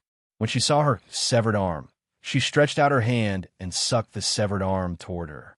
Just like that, she forcibly pushed it back to where her severed arm was connected. What was even stranger was that after the blood qi in her hand had melted into magma, Feng Jiu saw her severed arm rapidly regenerating at a speed visible to the naked eye. She even twisted her arm and shook her hand. Feng Jiu's worldview was completely refreshed. A severed arm could be reattached like that? Even a ghost doctor like her could not create such a strange method of reattachment. Just where did this old woman come from? How could her severed arm be reconstructed so quickly after the magma? Magma? Reconstruct? That's right. She knew it. This old woman could perform spirit refinement. Her furnace was inside her body. She could swallow a vengeful spirit and refine it. She could also use her own body to reconstruct her own body. When she thought of this, Feng Jiu's expression froze. She had originally wanted to attack, but at that moment she stopped. If that was the case, even if she chopped off all 4 of her limbs, she could still use the strange furnace in her body to reconstruct them. Since that was the case, the only place she could attack was here. A clear voice rang out. Feng Jiu leapt into the air, sword in hand. However, at that moment, the old woman, who had long been prepared and knew that she was wielding the Qing Feng sword, flashed like a ghost just as Feng Jiu was about to attack. Here, the old woman's strange and hoarse voice suddenly rang out from behind. Feng Jiu was shocked. When she turned around to look, she saw the old woman's bloody palm strike fiercely towards her. Bang! The wind from the palm strike slammed into her body. In that instant, it was as if a giant palm had slammed into her. A powerful and oppressive aura slammed into her back. The bang was very clear in her ears. Pooh! Her body was sent flying by that blow, and she spat out a mouthful of blood. She lost her balance and fell down. That blow caused her to feel intense pain all over her body. It was as if the power of that palm had spread throughout her body, making it impossible for her to stabilize her falling body. Bang! Her body fell to the ground and into the blood web. At that moment, the struggling ghost in the blood web wanted to pounce on her, but seemed to be afraid of the thing on her body and did not dare to approach. She crawled up from the blood web and used the green sword in her hand to support her body. With a wave of her hand, a bottle of pills appeared in her palm. She quickly poured out a pill and swallowed it. Her eyes darkened as she endured the discomfort in her body and secretly urged the green lotus in her body to heal her internal injuries. Not dead yet. Why aren't you dead? To think that you can still stand up after receiving my palm strike. Not simple at all. The old woman hovered in midair, her black robes fluttering in the night sky. She looked at the figure below with some surprise. For nascent soul realm cultivator, it was almost impossible for him to stand up after receiving a blow from her, a fairy realm cultivator. However, she had done it. She could not help but have a whole new level of respect for her. Chapter 1354. It'll be easier for me to refine your body if you're dead. Since you didn't die from my palm strike, I'll give you another one." A gloomy voice came from the sky. The old woman looked at the figure standing in the blood web below her. Seeing that the ghosts around her were so afraid that they didn't dare to approach her, she knew that she had some kind of treasure on her that prevented the ghosts from getting close to her. Thus, before she could catch her breath, she condensed a ball of blood in the air with both her hands. The ball of blood surged with fresh blood and let out a sharp, angry howl. The entire night sky was covered in dark clouds, and her aura seemed to be controlled by her. It froze in midair and was then injected into the ball of blood. Upon seeing this, Fengjiu's heart sank. She had a bad feeling about this. Her opponent was too strong. With her nascent soul strength, it was already not bad that she could exchange blows with her. Now that she was seriously injured, how could she withstand another fatal blow? She saw that the ball of blood surged with an intense blood-red light that lit up half the night sky. The aura of death emanated from the ball of blood and enveloped the entire town. She couldn't help but gasp. Was this the strength of a fairy realm powerhouse? She was so strong that she couldn't believe it. Right at this moment, the ball of blood shot out from the old woman's hand, and it assaulted her with an aura of obliteration. She immediately turned around and fled, and she used all her strength with the intention of avoiding that attack, because she knew that she would probably lose her life if she was struck by that attack. However, she still underestimated the speed of a fairy realm powerhouse. Even though she tried to dodge the attack as fast as she could, she was still not faster than the fairy realm powerhouse's fatal attack. Whoosh! Whoosh! A strong airflow came from behind her, stirring up the blood aura on the ground. She didn't need to turn around to feel the powerful blood aura that was roaring like a blood beast. The aura of death was gradually approaching her, and it was as if a mountain was pressing down on her from above. Bang! Ah! A powerful collision sound was heard, followed by Fengjiu's scream.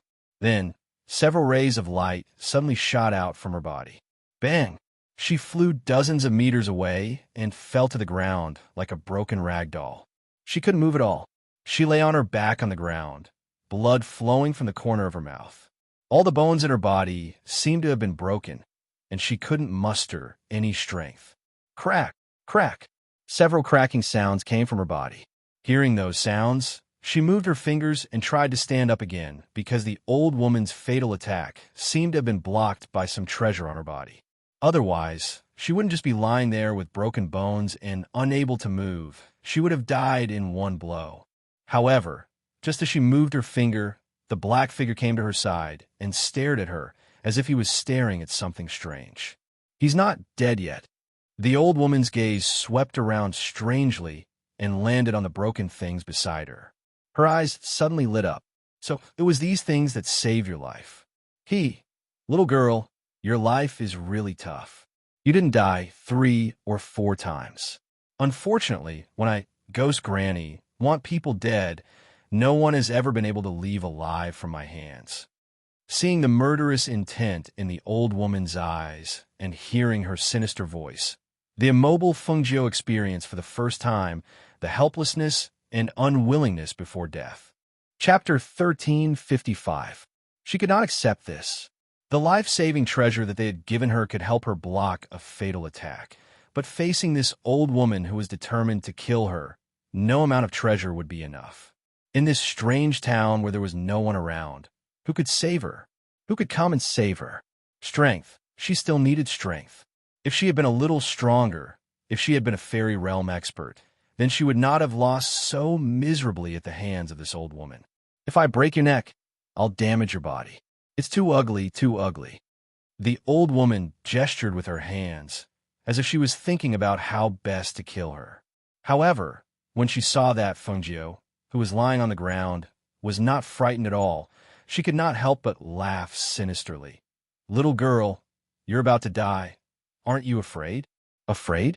If I'm afraid, won't you kill me? Fengjiu's weak voice rang out, as if it was very difficult for her to speak. Hearing her reply, the old woman seemed to be very happy, as if she was enjoying the fear and terror of her prey before she died. She chuckled, And at the same time, her hoarse and aged voice rang out. She shook her head. No, I want to kill you, I want to kill you. Look at you, such a perfect piece of equipment. As long as I refine it, it'll definitely be even more perfect, and it'll even belong to me. Ha ha ha ha ha. No, I don't want to die. I don't want to die yet. Fengjiu's voice was filled with panic and fear. She looked at the old woman, who was laughing hysterically. Suddenly, her expression changed, and she slapped the ground with one hand, instantly leaping up. The moment she leaped up, the Qingfeng sword in her other hand fiercely stabbed towards the old woman's dantian. Whoosh! The Qingfeng sword pierced the old woman's body with a whoosh, and the Qingfeng sword went straight through, causing the old woman's hunched back to bend even more. Her eyes were wide open, and she looked in shock and disbelief at Fengjiu, who was standing in front of her and holding the Qingfeng sword that had pierced through her body. Her old and hoarse voice sharply questioned, "How can you still stand up? How can you still have the strength to stand up?" Hearing the sharp voice, Fengjiu's heart sank. She stared at the place where the Qingfeng sword had pierced. That was where the dantian was located. She had used the last bit of spiritual energy in her body to launch a sneak attack. She had used up the last bit of spiritual energy in her body to kill her while she was unprepared. The Qingfeng sword pierced through the old woman, but the old woman's spiritual energy and blood energy, not a single bit. Why? Could it be that her dantian, that you're wondering? Wondering why I'm not dying? I'm the one who's wondering why a little girl like you hasn't died yet. Why do you still have a strength? She clenched her fists and raised her head to shout. Blood qi surged out of her body. The powerful blood qi sent Fengjiu flying. The Qingfeng sword in her body was also pulled out as Fengjiu was sent flying. Chapter 1356. The old woman walked forward step by step. With every step she took, the surrounding blood qi surged, and a crazy murderous intent filled her body. Because she had been stabbed, blood was still dripping from her wound, and the intense pain from her wound made her entire face contort into a hideous expression. She was not immortal, but she had a rare treasure in her body. However, this little girl had actually wanted to destroy her dantian and take her life. Ha ha! How could she know that her rare treasure was protecting her dantian and the nascent soul within it? She was a mighty fairy, so how could a little girl like her kill her? However, her actions had angered her, and the pain from her wound made her heart surge with a crazy, murderous intent. She walked forward and looked at Fengjiu, who was on the verge of death. Unable to suppress her anger, she raised her hand and gathered blood qi, condensing it into a fierce palm wind. Ah! Granny Ghost killed someone again. Granny Ghost killed that big sister. How terrifying, how terrifying. A vengeful spirit hiding in the distance cried out, then quickly turned around and fled. The old woman glanced at the vengeful spirit, then snorted and looked away. Her gaze fell on the unconscious person on the ground. Since she wanted to destroy her dantian and kill her, she would send her on her way. Once her dantian was shattered and her nascent soul died, she would see how she could survive. "Go to hell," said a hoarse and sharp voice. She slammed her palm down, but at that moment, a beam of cyan light shot out from Fengjiu's body. The cyan light was dazzling, pure, and powerful. In an instant, it sent the old woman who had slammed her palm flying. The old woman was not prepared for this and was sent flying. When she fell to the ground, a trace of blood spilled from her mouth. She looked in shock at the motionless figure lying on the ground, and her heart was filled with shock. "What's going on?" As the hoarse and sharp voice spoke, another green light shot out from the unconscious little girl's dantian. This time, a fist-sized green lotus flower accompanied the green light. The green lotus flower flew out and attacked the old woman with a whoosh. When the old woman saw this, she cried out in shock, "Purifying? Purifying green lotus? No, it's the chaotic green lotus." Whoosh! Don't come over. Don't come over. Ah! Amidst her shock, she gathered blood qi with both hands in an attempt to block it. However, The blood chi and the surrounding ghosts instantly dissipated into the air when they came into contact with the green lotus. She watched as the green lotus flew over and crashed in her body at a speed too fast for her ears. She could only scream as her aura was devoured and purified. Her body disappeared inch by inch, as if it had turned into ashes and dissipated in the air with the wind. All that was left was her panicked screams that echoed in the dark night with unwillingness. Why? Clang!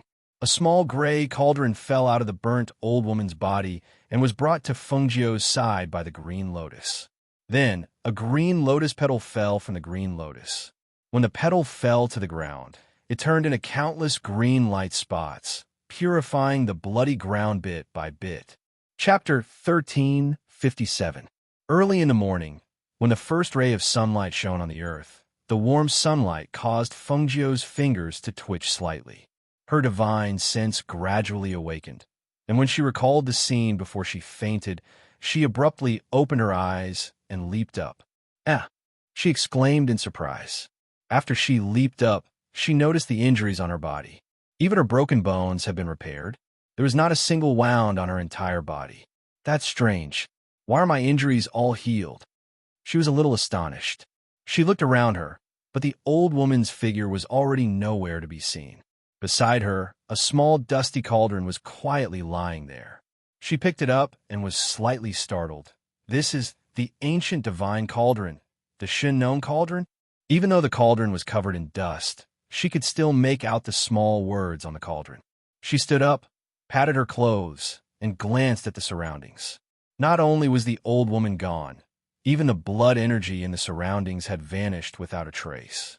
It was even to the extent that she couldn't detect any blood energy in this area, even after searching over and over again.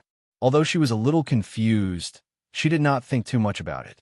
Because she was alive, that was already the best. She put away the emerald edge sword, thinking of leaving this place. However, her footsteps paused. She looked at the small cauldron in her hand, then looked in the direction of the ancestral hall. Thus, she walked over there. Her divine sense followed her as she walked, all the way to the ancestral hall. When she entered, she sized it up, then walked to the back.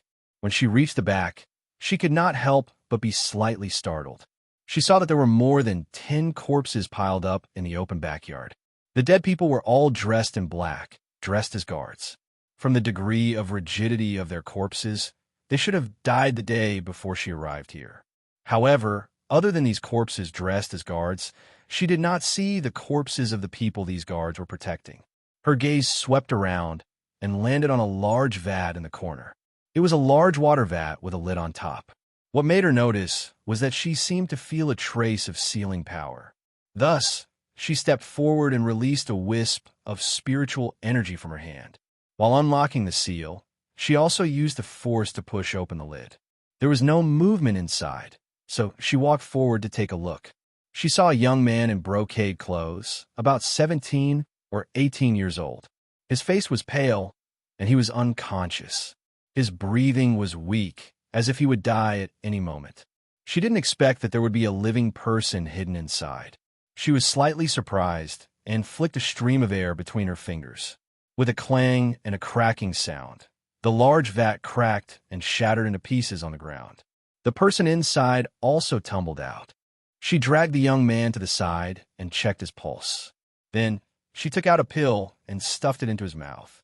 She muttered, "You're lucky to have met me. Otherwise, you would have really died here." After feeding the youth the pill, she gave him some water before sitting down to wait for him to wake up. She couldn't help but have a whole new level of respect for this young man. Chapter 1358. She took out a fruit from her space and ate it as she stared at the boy.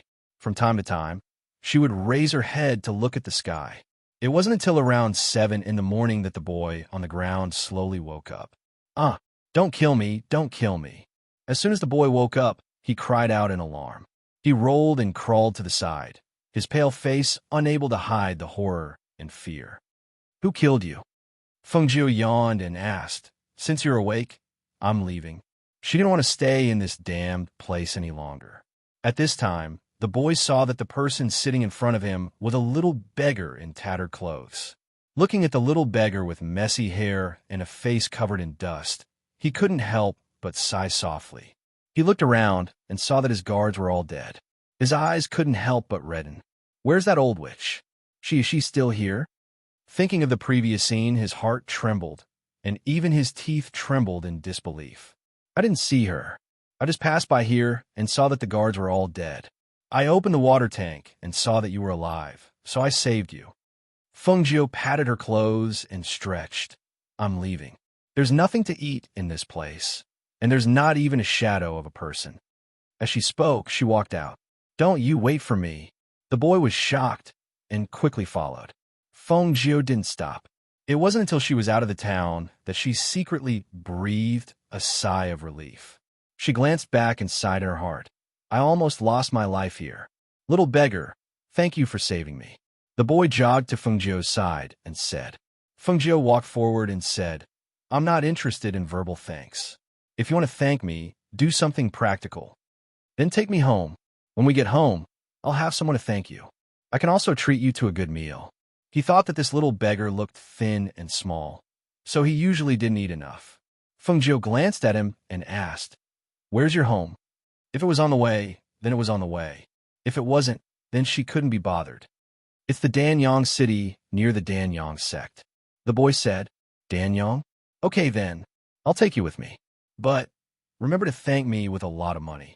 It was on the way anyway. Hearing this, the boy was happy and hurriedly said, Don't worry. As long as you take me home, I'll have my family to give you 10,000 gold coins. All right, I'm Zhu Yu, little beggar. What's your name? Just call him little beggar, Fengjiu said casually. Little beggar, what's your cultivation? Why can't I see through it? He was a golden core cultivator, but he couldn't see through this little beggar's cultivation. Moreover, this little beggar didn't look like an ordinary beggar. Instead, he looked more like a rogue cultivator. This was one of the reasons why he wanted this little beggar to take him home. After all, this way, he would have someone to protect him. Fengjiu didn't even respond to him. Instead, she turned around and saw an ox cart coming from behind. Her eyes couldn't help but brighten. This time, she didn't have to walk and could take a rest. She quickly walked to the middle of the road and stretched out her hand to stop the cart. Old uncle, take us for a ride. Chapter 1359. Thank you, old uncle. She smiled and thanked him. Then, she jumped onto the carriage and sat on the tall pile of straw on the carriage. Give me a hand, give me a hand. Zhu Yu stepped forward. Ever since he was trapped in the water tank, he was on the verge of death. But strangely, after he woke up, he felt that there was an energy supporting his body. Otherwise, he wouldn't have been able to walk so far. It was just that he didn't know what that energy was. Seeing that he couldn't climb up from the side of the carriage, Fengjiu reached out and pulled him up. Ooh, Zhu Yu, who had fallen onto the pile of straw, directly lay down. I'm so tired. Sit tight.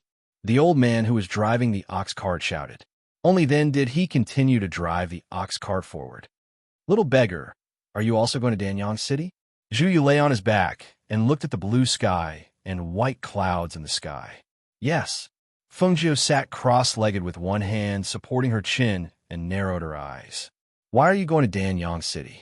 Zhu Yu continued to ask. Fengjiu seemed to have fallen asleep and didn't pay attention to him. In the evening, when they reached the city gate, the old man stopped the carriage and said to the two, We're in the city. You can come down. Fengjiu jumped down. After resting, Zhu Yu's strength gradually recovered. He slid down from the carriage and patted the straw on his body before walking into the city. I want to eat a good meal. I'm starving. Fengjiu walked to the front of the ox cart and smiled at the old man. Thank you, uncle. This is the fee for our ride on the ox cart. It's just a small token of appreciation. As she spoke, she handed a small purse to the old man and then turned to leave. There's no need. As the old man spoke, he saw that the little beggar had already walked far away. He couldn't help but hold the money bag in a daze. When he opened it and took a look, he was even more shocked. He looked left and right and saw that no one was looking. Then he quickly put it into his clothes. In the city, although it was evening, there were many people and hawkers walking on the streets. The bustling scene made people feel at ease especially for the two who had just walked on the brink of death. Seeing the bustling scene in the city, they felt a lot more at ease. Little beggar, there's a restaurant in front. Let's go there to eat. Zhu Yu turned around and said to Feng Jiu, who was walking slowly behind him. You have money? Feng Jiu sized him up and asked. Yes, don't worry. Although it's not much, it's enough for us to eat and drink until we reach Danyang City. He patted his chest as he spoke. Then, he frowned bitterly. My body is weak. I need to nourish myself. Let's go. Then, we'll find an inn to rest tonight. Tomorrow, we'll buy a carriage and take it back. He had thought it through. Taking a carriage back wouldn't exhaust his physical strength. Moreover, he could use the time to nurse his body back. This was because he saw that the little beggar clearly knew how to ride a sword, but he would rather walk. He knew that the little beggar wouldn't take him back. Hearing him say this, Feng Jiu didn't say anything else. He nodded and walked with him to the restaurant in front. However, Zhu, who walked quickly in front, went in, but she was blocked outside. Where did this beggar come from? Go away, go away. The waiter covered his nose and said with a look of disgust. He waved his hand and shooed Feng Jiu away. Chapter 1360. Thus, she took a few steps back and saw a small food stall at the side of the restaurant. A middle-aged woman was busy there, so she walked over and asked with a smile, Auntie, can you give me some water? The middle-aged woman looked at her and pointed to the side. There's a bucket at the back. The water inside is clean. Okay, she replied with a smile and walked to the back. The restaurant's waiter stood at the door and glanced at her. He snorted and was about to go in when he saw the little beggar take off his tattered beggar clothes, revealing a green robe underneath. Although it wasn't a luxurious robe, it was clean and tidy. Especially when the little beggar washed his face, his original appearance was revealed from the originally dusty face. That handsome appearance and a pair of crafty eyes and high spirits made the waiter stunned. These days, there really were all kinds of people. This was clearly an elegant young master, but he had to dress up as a little beggar. What a strange person. Thinking about how he had just chased him away, he couldn't help but shrink his neck. Just as he was about to sneak in, he was patted on the shoulder by a pair of hands. Waiter, is that my friend? He couldn't wait for the little beggar inside, so he came out to look for him. Who knew that after looking around upstairs and downstairs, he still couldn't find the little beggar, so he went downstairs to ask. What friend? The waiter asked in a daze. The little beggar who followed behind me. I went upstairs and didn't see him come in. Did you chase him away? Zhu Yu asked and his eyes glared. Especially after seeing the waiter's guilty expression, he was even more certain. You really chased him away? No, the waiter said with cold sweat. No. If you didn't chase him away, why didn't he come in? What kind of restaurant is this? You have the habit of chasing away customers? Where's the shopkeeper? Call him out. He shouted angrily. Young master, please calm down, calm down.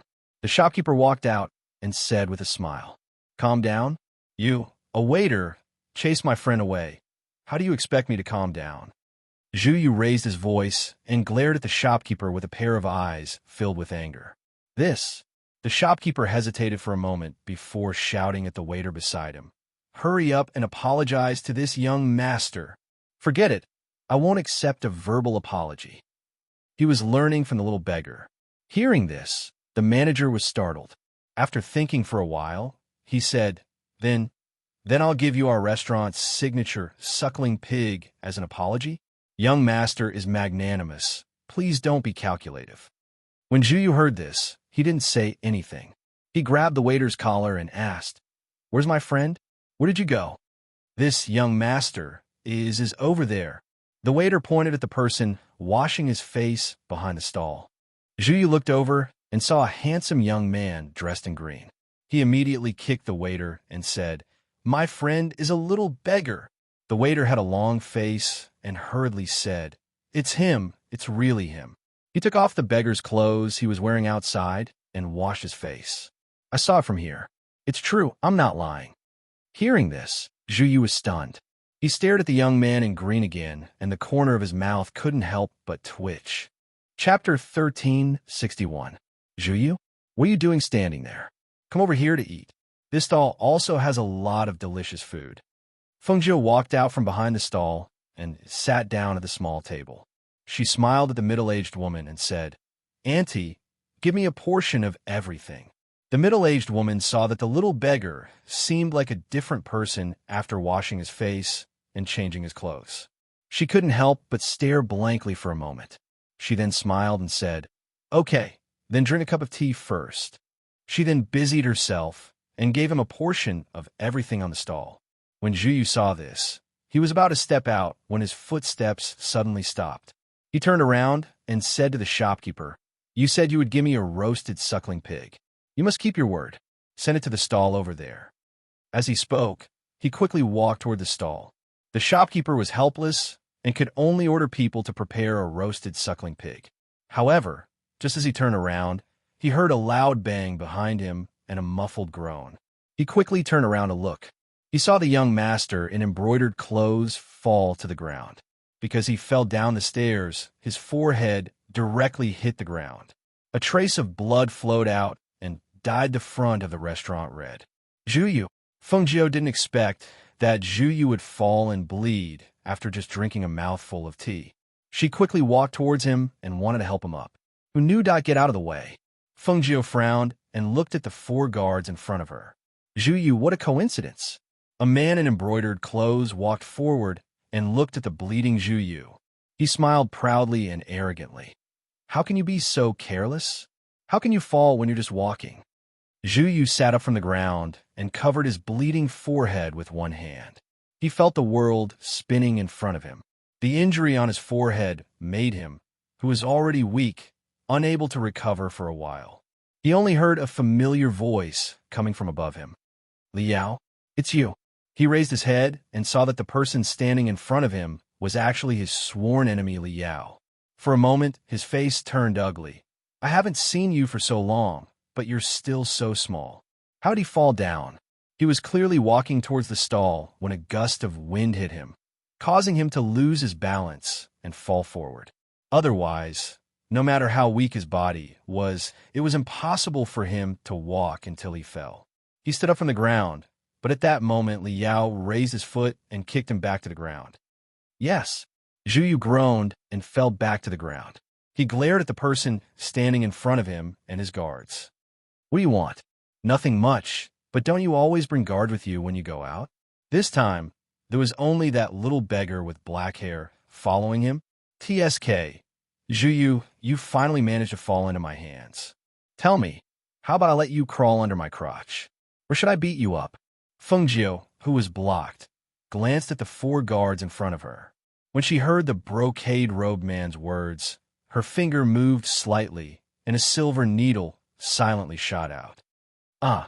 Suddenly, Liao screamed and fell to the ground without any warning. He rolled and convulsed on the ground, foaming at the mouth. He looked like he was about to die, scaring the surrounding people. "Is he having epilepsy?" "It seems so," the surrounding people whispered. When the guards saw this, they didn't bother with Zhu Yu and quickly carried Li Yao to the medical center. Chapter 1362. "Get up. What are you still standing there for?" Fengjiu came forward and looked at him. Seeing that his forehead was bleeding, she couldn't help but frown. She helped him up. "I'll help you bandage it." Then, she led him to the stall. The crowd watching the show dispersed as those people left. Some people who originally thought there would be a good show to watch saw that the brocade-clothed youth had broken his head and the other was like a beggar, so they didn't take the two seriously. At the stall, Fengjiu simply applied medicine and bandaged his wound. Then, she said, "If you can't beat them, then hide. Fortunately, it's only a small wound. If it's deep, then it'll be troublesome. It's all their fault. Otherwise, how could I have fallen?" Zhu Yu said, somewhat angrily, "When I go back, I must tell my father about this." Fengjiu rolled her eyes and poured a cup of tea to drink. Watching the stall's Annie put food on the table, her eyes couldn't help but brighten. "I knew these snacks would taste good." As she spoke, she had already started to eat. Meanwhile, in the restaurant over there, the manager hesitated for a moment before ordering the waiter to send them a roast suckling pig. Smelling the fragrant aroma, the two of them couldn't help but swallow their saliva. They picked it up with their chopsticks and took big bites. After eating at the stall, The two found an inn to take a bath and rest. In the guest room, Fengjiu sat cross-legged to adjust her qi. After cultivating for a while, she took out the flower-like original spirit from space. Chirp! When the little thing saw her, it affectionately stuck to her palm, letting her knead and pinch it. It still blinked a pair of clear eyes and stared at her. Spirit refinement? She thought for a while, took the original spirit back into the space, and then laid down on the bed. Spirit refinement. She had only heard of it from the old woman. She had never heard of it anywhere else. How exactly did spirit refinement do it? She closed her eyes and pondered. When her divine sense touched the green lotus seed in her dantian, she couldn't help but be startled. Originally, she didn't pay attention, but now that she looked at it, why did it seem that the life aura had weakened a lot? Even the light had dimmed a little. Just as she was deep in thought, she suddenly heard a sound coming from the roof. She tilted her head slightly to listen. It was the sound of footsteps. Although they were very light, with her nascent soul cultivation, she could still hear them. But she did not mind the noise as it passed over her roof and went off in another direction. In this world, it would be strange if there was peace. As for things that had nothing to do with her, it was better for her to stay out of it. As she thought this, she continued to sleep. However, when she heard a cry of surprise, she frowned, jumped up, and headed outside. "Ah, little beggar, save me." It was Zhu Yu's voice. Perhaps because he had eaten and slept well, his voice sounded louder and more energetic.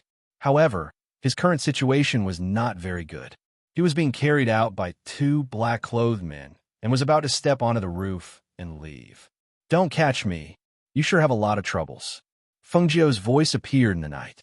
Looking at Zhu Yu, who was being held by two men in black, he couldn't help but sigh in his heart. Sure enough, one can't be a good person casually. This is just too troublesome. And looking at the people in front of her, weren't they the group of people from the evening? Thus, she asked, "Why did you come again? Is it another order from your family's young master?" Chapter 1363. What? Fengjiu was dumbfounded. Even Zhu Yu was dumbfounded. What was going on? You're still pretending. You didn't plot against him with those silver needles? The black-clothed guard glared at Fengjiu. "We brought young master to the clinic, but the people there pulled out a silver needle from young master's body. Although young master recovered, he was detained by them. Don't you need to snatch him back? Aren't you very skilled at this?" Fengjiu raised his eyebrows and glanced at them mockingly.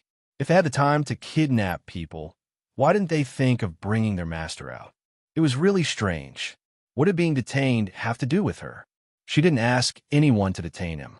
Hearing this, the guards were embarrassed. "You don't have to laugh at us. If it weren't for the fact that we can't beat them, we wouldn't have to listen to them and take you away." Hearing this, Fengjiu was a little surprised. "Why are you taking us there? Replacement?" This was even more inexplicable. She had nothing to do with that medical center. "That's right. They said that as long as we bring the person who used the needles to them, they would let young master go. Today, he had a conflict with you. If it wasn't you who plotted against him, who else could it be?" He thought for a long time before coming to a conclusion. It must be these two people. Zhu Yu was in the same city as them. They knew a little about his abilities, but they didn't hear that he knew anything about silver needles. Then it could only be this brat who came out of nowhere. Fengjiu's expression froze. He glanced at the black-clothed guards in front. They were all golden core cultivators. How could they say that they couldn't beat someone from a clinic? "Are you going to leave by yourself? Or do you want us to do it?" The black-clothed guard asked. It seemed that he was determined to bring them to the clinic. "I'll go by myself. Let him go. I'll go with you." She glanced at Zhu Yu and said, "That won't do. I'll go with you." Zhu Yu said as he stared at the figure in front of him. It was all because of him that the little beggar got into trouble. How could he be so disloyal and only let the little beggar go with these people? If something were to happen to him, for a moment, countless thoughts flashed through his mind. If he was taken by them, would he be killed? Was that clinic a black clinic? Otherwise, why would they detain him and not let him go? Why do they want him to go there? Would he be able to come back alive? The more he thought about it, the paler his face became. Although he was shocked, looking at the little beggar in front of him who was not frightened and calm, his heart calmed down a bit. He was blessed with good fortune. so he shouldn't die so easily. Thus, Feng Jiao and Zhu Yu followed the black-clothed guards to a medical hall located among the shops on the main street. There was a wooden sign hanging in front of the medical hall with the word medicine written on it. Above it was the name of the medical hall, Rejuvenation Hall. It was still midnight. Although the door was closed, the lights in the clinic were still on. Just as Feng Jiao was thinking to herself, one of the guards beside her stepped forward and knocked on the door. "We've brought him here. Let the person who gave him the needles come in."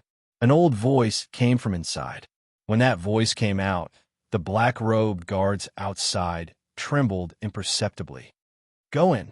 The guard retreated and opened the door for Feng Jiao to enter. Chapter 1364. She saw the medicine cabinets in the medicine shop and an old man dozing off in front of them. The old man had white hair and looked inconspicuous. He nodded his head from time to time, as if he had been waiting for a long time. Moreover, there seemed to be a smell mixed in with the smell of the herbs. She glanced at the old man and looked away.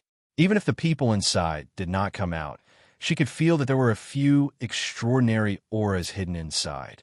A small medicine shop actually had such power? Moreover, they detained the people who came to see the doctor and ordered someone to find her. It was obvious that there was a powerful force behind this medicine shop. But why did they want her here? "You're here." The dozing old man yawned and stood up. At the same time, he looked at Feng Jiao and sized him up quietly. "Senior, why did you invite me here?" she asked. The old man in charge was a nascent soul cultivator, and his strength was not bad. "I would like to ask you for a favor." After sizing her up, the old man said directly and walked out with his hands behind his back. "Little brother, you must have excellent medical skills and have great attainments in medicine. I only know a little and can't be considered a master." "Haha, little brother, you're too modest." The old man smiled and said, "This old man will not beat around the bush. When I saw the young master who came to seek medical treatment in the evening, this old man was very surprised, so I asked someone to invite little brother over to see me." Hearing that, Feng Jiao smiled and said, "I just want to know why you invited me here to give it a try again and again." "Ha. I knew I couldn't hide it from little brother's eyes. This makes me even more certain that little brother has great attainments in medicine." The old man stroked his beard and smiled. "It's because I have an old friend." "Ha. Feng Jiao chuckled and looked at the old man. "If it's about treatment, you don't have to say anything. When I'm in a bad mood, I usually don't treat people. You're also a doctor and should know that a doctor's mood is extremely important. Otherwise, if there's any deviation in the treatment, it's hard to say what the consequences will be." Hearing this, the old man's face stiffened and he couldn't smile anymore. He looked at the young man standing there and saw him walk to a chair and sit down. He couldn't help but pause and think for a moment. Then he stepped forward and said, "Little brother, I know it's rude to invite you here in this way. I'll apologize to you first." As he spoke, he cupped his hands and bowed to him without hesitation. After all, no one would bow to him, an old man, to apologize to a young man. But he did so to apologize to Feng Jiao. Thinking that they didn't cause any real harm to her and were at most a little rude, she calmed down and said, "Do you have a place to rest here? I'm tired, let's talk tomorrow." Chapter 1365. Hearing this, Feng Jiao did not say anything else. She stood up and yawned. Seeing this, the old man laughed softly. "Little brother, please." As he spoke, he led Feng Jiao to the back. When they reached the back, Feng Jiao realized that there was something special about this place. In front of them was the medical hall, and behind them was a small courtyard. However, after passing through the courtyard, they were connected to another wall. Especially when they stepped into the courtyard behind the wall, the feeling was different from the one in front. If the medical hall in front had a few auras secretly watching them, then in this courtyard, there were no less than 10 auras hiding in the shadows. Furthermore, one of them should be the aura of a strong fairy. Feeling the power of this place, she had a thought. What kind of place was this Huichun Hall? Who were the people in this courtyard? With such power, how could they not find a highly skilled doctor? "Little brother, I'll have to trouble you to rest here tonight." As the old man spoke, he led Feng Jiao to one of the rooms and said meaningfully, "I hope that you can have a good rest tonight and adjust your mood and energy." I'll come and find you tomorrow morning." Fengjiu looked at the old man, who left after saying these words. Her eyes moved slightly. She walked into the room and lay on the bed, but she did not feel sleepy. On one hand, she was worried about Zhu Yu because she had not seen him since she came in. On the other hand, she wondered who the old friend that the old man had mentioned was. She could tell that this person's identity was not simple. Otherwise, it would be impossible for him to have so many experts guarding him. Moreover, if he really needed the help of a doctor with the strength of these people, it should not be difficult for them to do so. She did not fall asleep even when the sky was bright. Hence, when the sun rose, she got out of bed and washed up. When she walked out of the room, she saw the old man walking in. Behind him was a young boy who was carrying breakfast. "Little brother, you're up? I just asked someone to send you breakfast." The old man gestured to the young boy behind him to put the food on the table and then left. "I tested little brother with medicine yesterday. Although little brother didn't feel any discomfort, I still asked someone to make a medicinal diet to nourish little brother's body. Little brother, do you want to try it?" Seeing this, Fengjiu nodded and walked forward. Medicinal cuisine was not something that an ordinary doctor would know how to cook. In addition, she could not resist the temptation of food. No matter what, she had to try it first. She sat down and opened it. It was a bowl of porridge made by adding nourishing ingredients to the black-boned chicken. A faint medicinal fragrance, accompanied by the fragrance of the black-boned chicken, wafted into her nose, especially the smell of angelica in it, which was even more appetizing. She couldn't help but smile and eat without any reservation. Delicious food always brought joy to people. After finishing the small pot of porridge, she put down the bowl in satisfaction. When she raised her head, she saw the old man looking at her in a daze, as if he didn't expect her to finish the small pot of porridge by herself. "Hee, little brother, you have a good appetite. It's good to be young." He smiled ruefully. Only young people could eat so much. If it were him, no matter how good the taste was, no matter how appetizing the food was, he would not be able to finish so much. Fengjiu wiped the corners of her mouth and stood up. "How can I help? Say it." Chapter 1366. Looking at the two men in black standing guard outside, Fengjiu calmly retracted her gaze. After the old man knocked on the door, one of the people inside opened the door and let them in. The moment they entered, the first thing they smelled was the stench of blood, and a rotting smell mixed in with the smell of blood. The pungent smell made her frown slightly. She took out a self-made mask from her sleeve and put it on. When the old man saw this, he did not say much. However, the others were not happy when they saw this and thought that he was disdainful. When they came to the bed inside, they saw the masked man lying on the bed. His lower body was only covered with a thin piece of cloth. His entire body was stripped clean. Only the mask on his face prevented others from seeing his face. Fengjiu glanced at him and calmly looked away.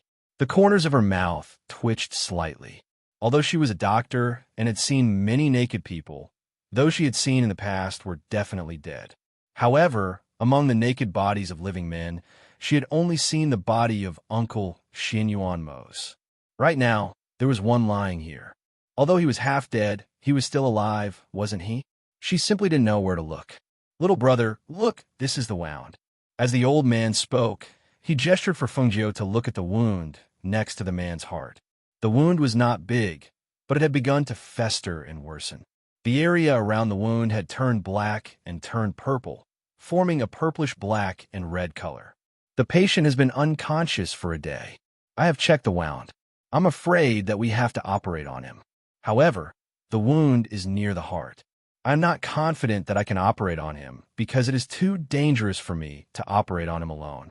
Therefore, I hope that you can use your acupuncture technique to seal the surrounding acupuncture points and prevent the bleeding from stopping during the operation." Fengjiu nodded. With such a wound, it would be strange if he was not unconscious. Moreover, the wound was near the heart. It was not easy to operate on him there. If he was not careful, he would lose his life here. Therefore, she looked at the wound and checked the person's pulse. She said, "The aura in the body is chaotic and there are toxins acting up. The wound has worsened, and there should be some residue inside. If it is not treated before sunset, the person will definitely die. She told him the results of her diagnosis. However, as soon as she finished speaking, she felt that the air in the room had dropped a few notches. Even the atmosphere seemed a little stifling. Even the old man's heart was heavy.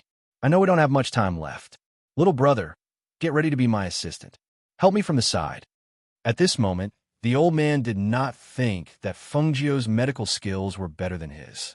What he thought was that his acupuncture technique was wonderful.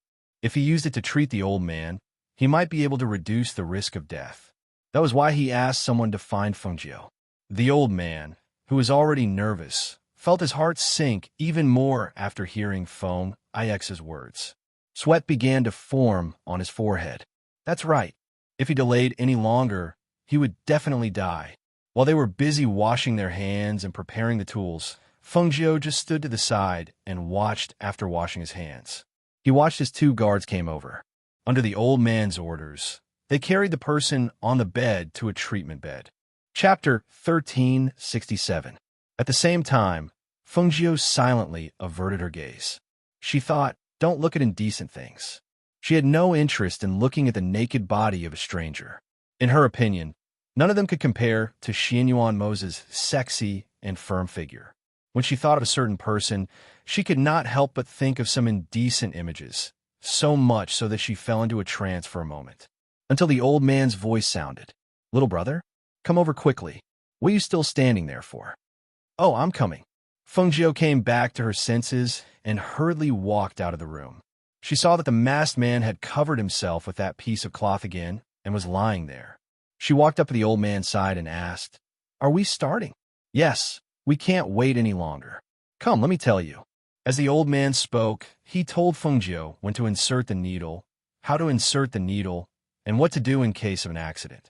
Before he finished, the old man added, There can't be a single mistake during the insertion of a needle. If there's a mistake and his life is lost because of it, even I can't save you. Yes, I know. I'll be careful. She nodded in response. She saw that the old man's forehead was already covered in cold sweat even before he started. He seemed to be nervous, and even his hand were trembling slightly. She could not help but be startled and asked, Senior, are you all right? Could he operate like this? This was a treatment operation that was close to the heart. The slightest mistake could cost a life. Could he operate with such a trembling appearance? I'm just a little nervous. The old man said truthfully. He wiped his sweat and said to a person beside him, Go and pour me a cup of hot tea. I'll drink it to calm myself down. The person beside him acknowledged and left. The old man also sat down beside him. He looked at the person lying in front of him with a trace of worry in his eyes. At this moment, an old man walked out from the shadows. He frowned slightly and stared at the old man whose forehead was covered in sweat. He asked in a serious voice, Are you not confident? Can the young master wake up if you operate like this? I can't guarantee that I can save him if I use the knife, but if I don't, he won't live past today. The old man sighed and said, The heat poison is already attacking his heart. If he doesn't stop it now, he will definitely die. Hearing this, the old man's expression turned serious, but he didn't say anything else. Instead, he stared at Fengjiu and said, Let this kid give the young master the injection. If anything happens, I've already told him, his acupuncture skills shouldn't be a problem. The old man took a sip of the hot tea brought by the guard to ease the tension in his heart. The old man glanced at Fengjiu and then said to the other person, And there's no better way right now, is there? The old man pursed his lips and didn't say anything else. Yes, there was indeed no other way. Given young master's condition, it was too late to go back. Furthermore, that wound, he glanced at the wound and frowned. We must save the young master. After the old man drank the tea, he calmed himself down and walked to the front. He cleaned his hands again and looked at the various sharp knives that he was going to use. He couldn't help but feel nervous again. He hesitated. Which knife should he use? Fengjiu watched from the side and couldn't help but frown. Seeing that the old man didn't move for a long time, he tried to suggest, Senior, if you can't do it, let me do it. Chapter 1368. Since she was going to save him, of course, she wanted to save his life. However, looking at the old man, His status was too important, causing him to lose his composure as a doctor. If he lost his composure, how could he be the one to perform the operation? What? You're going to do it? The old man was startled. Do you understand? Even if you did, I wouldn't be at ease letting you perform the operation. Do you know that this is close to the heart? If you're not careful, I know, but I think you're too nervous. You're not in the right state to perform the operation, she said directly and walked forward. This level of surgery is just a small operation for me. Let me do it. You can help me from the side. Hearing this, the old man was startled. He couldn't help but step aside. All right, you. Before he could finish, he was interrupted. No, the old man in gray who had walked out earlier said in a low voice. This kid's background is unknown. How can we let him perform the operation? If there's any mistake, the young master's life will be in danger. Hearing this, the old man was in a difficult position. He looked at Fengjiu, then looked at the old man. But, just like what this little brother said, I'm a little nervous. I'm worried. Then take it easy. You have to be the one to perform the operation, he said with his hands behind his back. He felt that no matter what, letting his own people perform the operation was far more reassuring than letting a stranger perform the operation. What's more, how skilled could a kid be in medicine? This matter concerned the young master's life. He had to be careful. All right then. The old man had no choice but to nod in agreement. He calmed his mind and picked up a sharp knife from the side. There are remnants in the wound. I have to cut open the wound and remove the remnants. During the treatment process, unrelated people should not speak and disturb my mind. Little brother, please seal the acupoints here. All right, Fengjiu responded. He took out a silver needle and sealed the acupoints. Then he stood aside and watched. Seeing this, the old man used a small knife to cut open the wound a little. The residue was inside the wound, and along with the black poisonous blood gushing out, it was even more difficult to remove the residue. As time passed, more and more blood flowed out of the wound. However, the shards that remained in the wound had not been removed. This made the old man even more nervous and his mood even heavier, especially when he felt that his breathing was getting weaker and weaker. Cold sweat broke out on his forehead. In the end, his body trembled and he involuntarily retreated. When the others saw this, their hearts sank, especially the old man. He asked, "What's going on?" My ability is limited. I'm afraid. He said in shame, not daring to look into the other's eyes. You're trying to kill young master. The old man was furious, but the boy beside him had already stepped forward and took the knife and tweezers. Immediately, he asked angrily, "What do you want to do?" "To save people." Fengjiu glanced at him. "Of course, you have to pay me." "Not much, just 100,000 gold coins." "Little brother, this is not a joke," the old man hurriedly said. "If you can't save him, I'll bury you with him." Another old man warned. Chapter 1369. "Senior, come over and apply the wound," Fengjiu said without raising her head. Oh. The old man came back to his senses and looked at the long wound. His heart twitched, and he could only go forward to help her. Every time blood gushed out, he would use a clean cloth with tweezers to wipe the blood clean, so that the doctor could see clearly when she was cutting. The few people at the side watched with their hearts tightened and sweat seeped out of their foreheads. However, Fengjiu's expression was indifferent and her actions were calm. She wore a mask and was very careful when she cut. When she found the location of the fragments in the wound, she took them out bit by bit. When they saw that the fragments were taken out, they couldn't help but secretly breathe a sigh of relief. They couldn't tell that this brat had some real skills. After about an hour, after the rotten flesh was removed, Fengjiu put the small knife aside and took out a needle and thread from her space to sew the wound. "What are you doing with this needle and thread?" The old man in gray couldn't help but ask, his brows furrowed. "Sewing the wound." She said it as a matter of course, but it shocked the few people at the side. What? Sewing the wound? As soon as he said that, he saw her sewing the wound with the needle and thread. Seeing her sewing the flesh as if it was clothes, the few people were shocked. This can be done? Okay, the stitches will be removed in 7 days. The wound treatment is done, but..." She looked at the stunned people at the side and laughed. But what? The few people couldn't help but follow her words and ask. But you haven't cured the poison in his body. Moreover, the wound has been treated, but he will have a fever tonight. This fever can be big or small. If he can't endure it, then all your efforts will be in vain. Hearing this, the few people looked at each other. In the end, it was the old doctor who asked, "Then what is this little brother's solution?" After seeing his technique, he was full of admiration for this young man. One had to know that even he couldn't stitch the flesh without changing his expression, but he was calm and composed. This kind of temperament, this kind of cultivation, was extraordinary. "I have medicine. Do you want to buy it?" She smiled and squinted her eyes. "After taking my medicine, the poison in his body will be gone in 4 hours. After taking my medicine, there won't be a problem even if he has a fever tonight." Seeing the gray-robed old man's disapproving expression, she smiled and said, "My medicine is different from yours. It can't be found outside. You have to think carefully. If you miss out on me, you won't have a chance to find me again." "What medicine is so powerful? How much? I'll buy it," the gray-robed old man said. He felt that this poor kid's item wasn't worth much. After he got it, he would let someone test it. After confirming that there were no problems and that it was effective, he could give it to the young master and I. How can I be wrong? This is something I personally refined.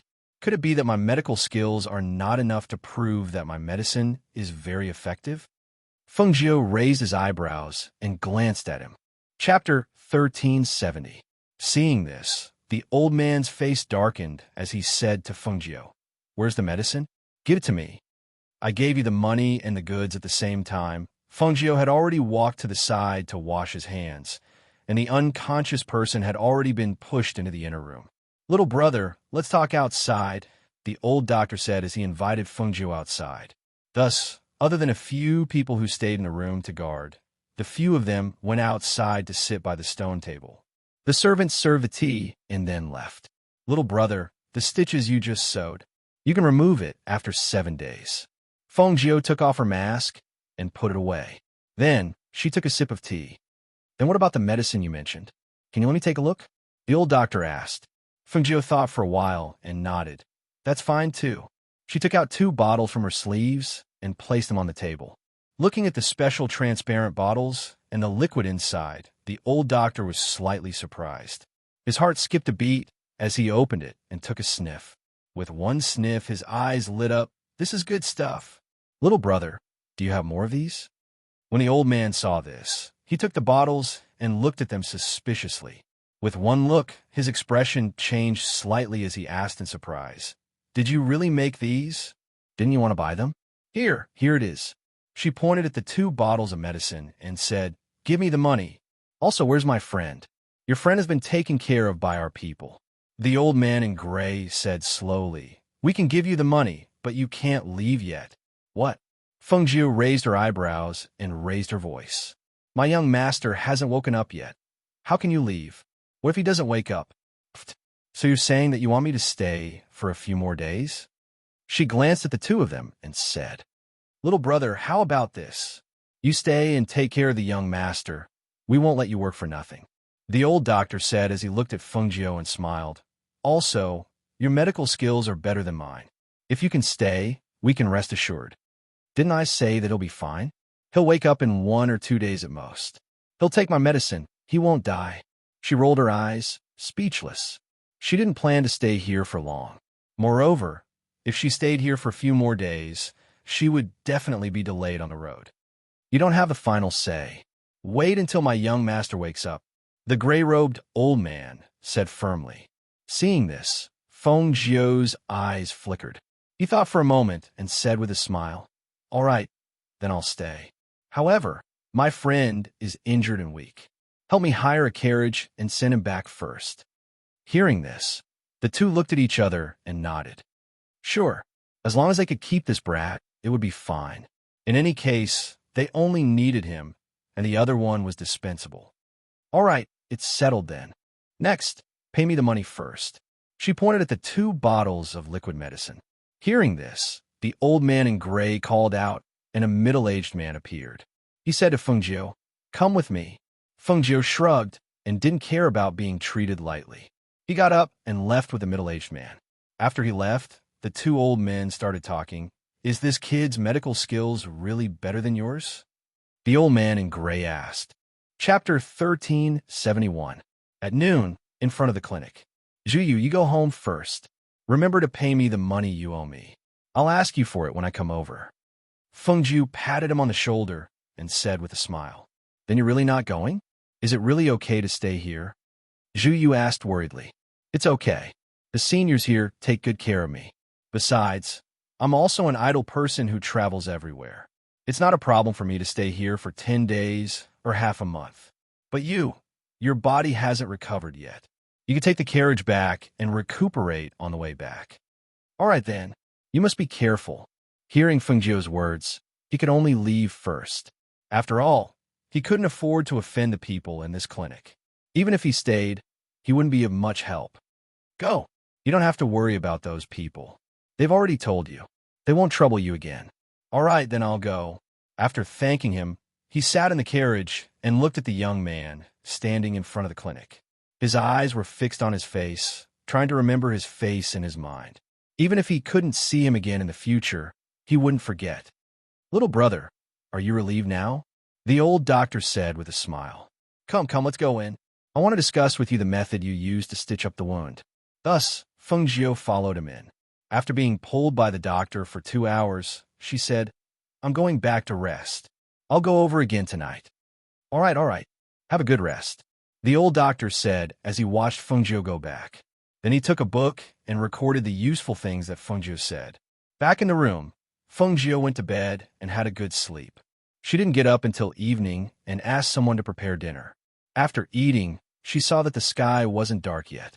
She walked around and then went to the courtyard next door. As soon as she entered, she felt several eyes on her. She didn't care and went inside. She saw the old man in gray and the old doctor guarding the bed. Ha! Little brother, you're here. The old doctor came forward with a smile and said, Young master is a little feverish, but after I fed him some medicine according to your instructions, the fever subsided. Even the red and swollen areas around the wound subsided a little. All right, let me take a look. She nodded and went forward to check his pulse. Yes, the poison has been cured. His pulse is stable. Yes, little brother, your medicinal liquid is truly a divine liquid. I have never seen such a special effect. The old doctor's eyes lit up as he spoke. He asked, Little brother, do you have any more of this? Good things are always rare. Moreover, your young master doesn't need to stay here. His life is no longer in danger. Ordinary medicine will do. She smiled and said, Since there's nothing else, I'll go back first. That won't do. The gray-robed elder said, Didn't you say that tonight is a dangerous night? Fengjiu was about to say something when the old man in gray took out a long box and handed it to her. This is your reward. Seeing this, she opened it and saw that it was full of caterpillar fungus. She couldn't help but raise her eyebrows. You're really giving it to me? The quality was really not ordinary. He took it out so casually. He was really not an ordinary person. Chapter 1372. All right then. Thank you. She kept her things and found a place to sit down. Let me stand guard here. You guys can leave. Also, staying up late is very tiring. Get someone to cook something nourishing and refreshing for me to eat. Hearing this, the two of them looked at each other and nodded. All right then. We'll leave this place to you. We'll stand guard outside. There were still people watching from the shadows. They weren't afraid that he would act rashly. Furthermore, he wouldn't gain anything from acting rashly against their young master. He shouldn't be that stupid. Seeing that they had left and that the people in the shadows were still watching, Fengjiu didn't bother about them. The person lying here was their young master. They naturally couldn't withdraw all the people in the shadows. However, if she wanted to leave, she wasn't in a hurry. Tonight wasn't the best time to leave. Hence, she walked around the room. Seeing that there wasn't a soft bed, she got someone to bring a soft bed over, then sat on the soft bed and flipped through a book until supper was sent over. Then, she checked the person lying on the bed again. Seeing that the mask was still on, she didn't think of taking it off to see what was going on. After all, knowing too much wouldn't do her any good. That night, as she expected, After taking her medicine, the person lying on the bed didn't have a fever, and the night passed peacefully. Only at daybreak did she return to her room to rest, and once she entered her room, she didn't go out for the whole day. In the room next to the courtyard, the old doctor checked the wound in the evening, then nodded and smiled at the gray-robed old man. The young master's wound is recovering well. The critical period is past. We just have to wait for him to wake up. That's good. The gray-robed old man was relieved and said, "That kid has some ability, such a person. If we can recruit him to be one of our people." The old doctor interrupted him and said, "You don't have to think about it. That little brother doesn't look like someone who is bound by rules. Furthermore, with his skills, it's obvious that he's extraordinary. He's definitely not a nobody." Seeing this, the gray-robed old man didn't say anything, only stroking his beard, and said, "He went back to rest this morning and hasn't come out since. Although the young master's wound is gradually recovering, we can't be careless in case the wound gets infected again. It's getting late. Get someone to call him over to take care of him." "All right." As the old doctor spoke, he planned to call him personally, who knew that when he turned around, he would see the yawning youth walk in with a sleepy face. "Hee, little brother, you're here? Senior, what medicinal cuisine did you prepare for me today?" Fengjiu patted his cheeks and asked expectantly after recovering some of his energy. Hearing those words, the old physician shook his head and chuckled. "Wait a moment. I'll get someone to bring it over." In just 2 days, he knew that this young man loved to eat, especially delicacies. "By the way, I'll return this medicinal cuisine book to you. I've finished reading it." Fengjiu handed the book back to him. Seeing this, the old man accepted it and sat down with him. As for the other person, he entered the room. Not long after the two had finished their dinner, Fengjiu entered the room again, and the others left again. No one paid much attention to it until the next morning. When they knocked on the door and entered, they found that the young man was not in the room. The two old men were startled and exchanged glances. Then the gray-robed old man asked, "Where's that young man?" Chapter 1373. "That's right. Where's that young man? I think he went out in the middle of the night, and then he didn't come back." A voice came from the dark, intermittent and somewhat guilty. "What?" The two old men were startled, and the old man in gray was furious. "He went out in the middle of the night and didn't come back, and none of you want to check on him?" The people in the dark were silent. They thought that he couldn't escape, so they only guarded the young master, thinking that it was fine as long as the young master was fine. Who would have thought that the young man would run away in the middle of the night? "What are you waiting for? Why aren't you calling people to chase after him? The young master's stitches haven't been removed. What if an accident happens?" The old man in gray shouted. Just as the people in the dark responded, the old doctor sighed. "Forget it. It's impossible to chase after him now. He can escape under the eyes of so many people. How can he be caught so easily?" Thinking about it, that young man already had the intention to escape, or else why would he let them make the arrangements to send his friends away first? But the young master's life is no longer in danger. We just have to wait for him to wake up and his wounds to recover. Then we can remove the stitches. The old doctor stroked his beard and said, "All right then." The old man in gray flicked his sleeves and walked out. The old doctor followed him out, but just as he was about to step out, he suddenly heard a cough behind him. He couldn't help but be startled and quickly turned back. "Young master? The young master is awake?" He went forward to check on him in surprise. Even the old man in gray, who heard the sound outside, quickly walked back. The man on the bed opened his eyes and looked at the two of them, indicating that he wanted to get up. Seeing this, the two hurriedly stopped him. "Young master, your wounds haven't healed. You shouldn't sit up. Report." An anxious voice came from outside. When the old man in gray heard this, he said to the old doctor, "Help take a look at the young master. I'll be back soon." As he spoke, he bowed to the man on the bed and retreated. The man on the bed gently touched his wound, feeling that it was slightly warm, but it was not like before. Under the mask, the corners of his mouth twitched, and his voice was hoarse and weak. As expected, "I won't die. Who is it that saved me?" Hearing this, the old doctor was slightly surprised, but he still reported, "Young lord is wise. The one who held the knife and treated young Lord was a young man, but he sneaked away in the middle of the night yesterday. I'm ashamed that I couldn't let young Lord see him." Hearing this, the man on the bed paused. He seemed to have thought of something and did not speak again. At this moment outside, What? What are all of you doing? You actually allowed him to do such a thing without anyone knowing." The gray-robed old man shouted angrily, unable to hide the anger in his eyes. "Get out of here." The old doctor walked out and said, "The young master has asked you to go in." Hearing this, the gray-robed elder suppressed his anger and walked in. When he arrived inside, he heard the young master's question. "What happened?" The gray-robed elder paused for a moment before replying. "It's the young master who saved the young master. When he escaped in the middle of the night, he took quite a number of things with him. No one in the courtyard knew about it last night, and only discovered it this morning." The old doctor was also stunned when he heard this. "Take away a lot of things? That young man? Wasn't that a little too daring?" "It's just a few things. What's there to be surprised about?" The man on the bed closed his eyes and said, "Let's forget about this matter." When the two heard this, they looked at each other and could only respectfully reply, "Yes." Chapter 1374. Fengjiu, who had left overnight, was resting under a tree. At least this mountain path was safe. After flying for so long on Flying Feather, the people behind her could not possibly catch up with her. She took out some water from her space and drank it. After catching her breath, she looked around.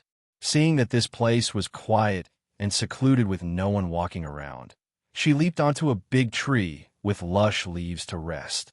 She wanted to rest for a while and recover her energy before continuing on her journey.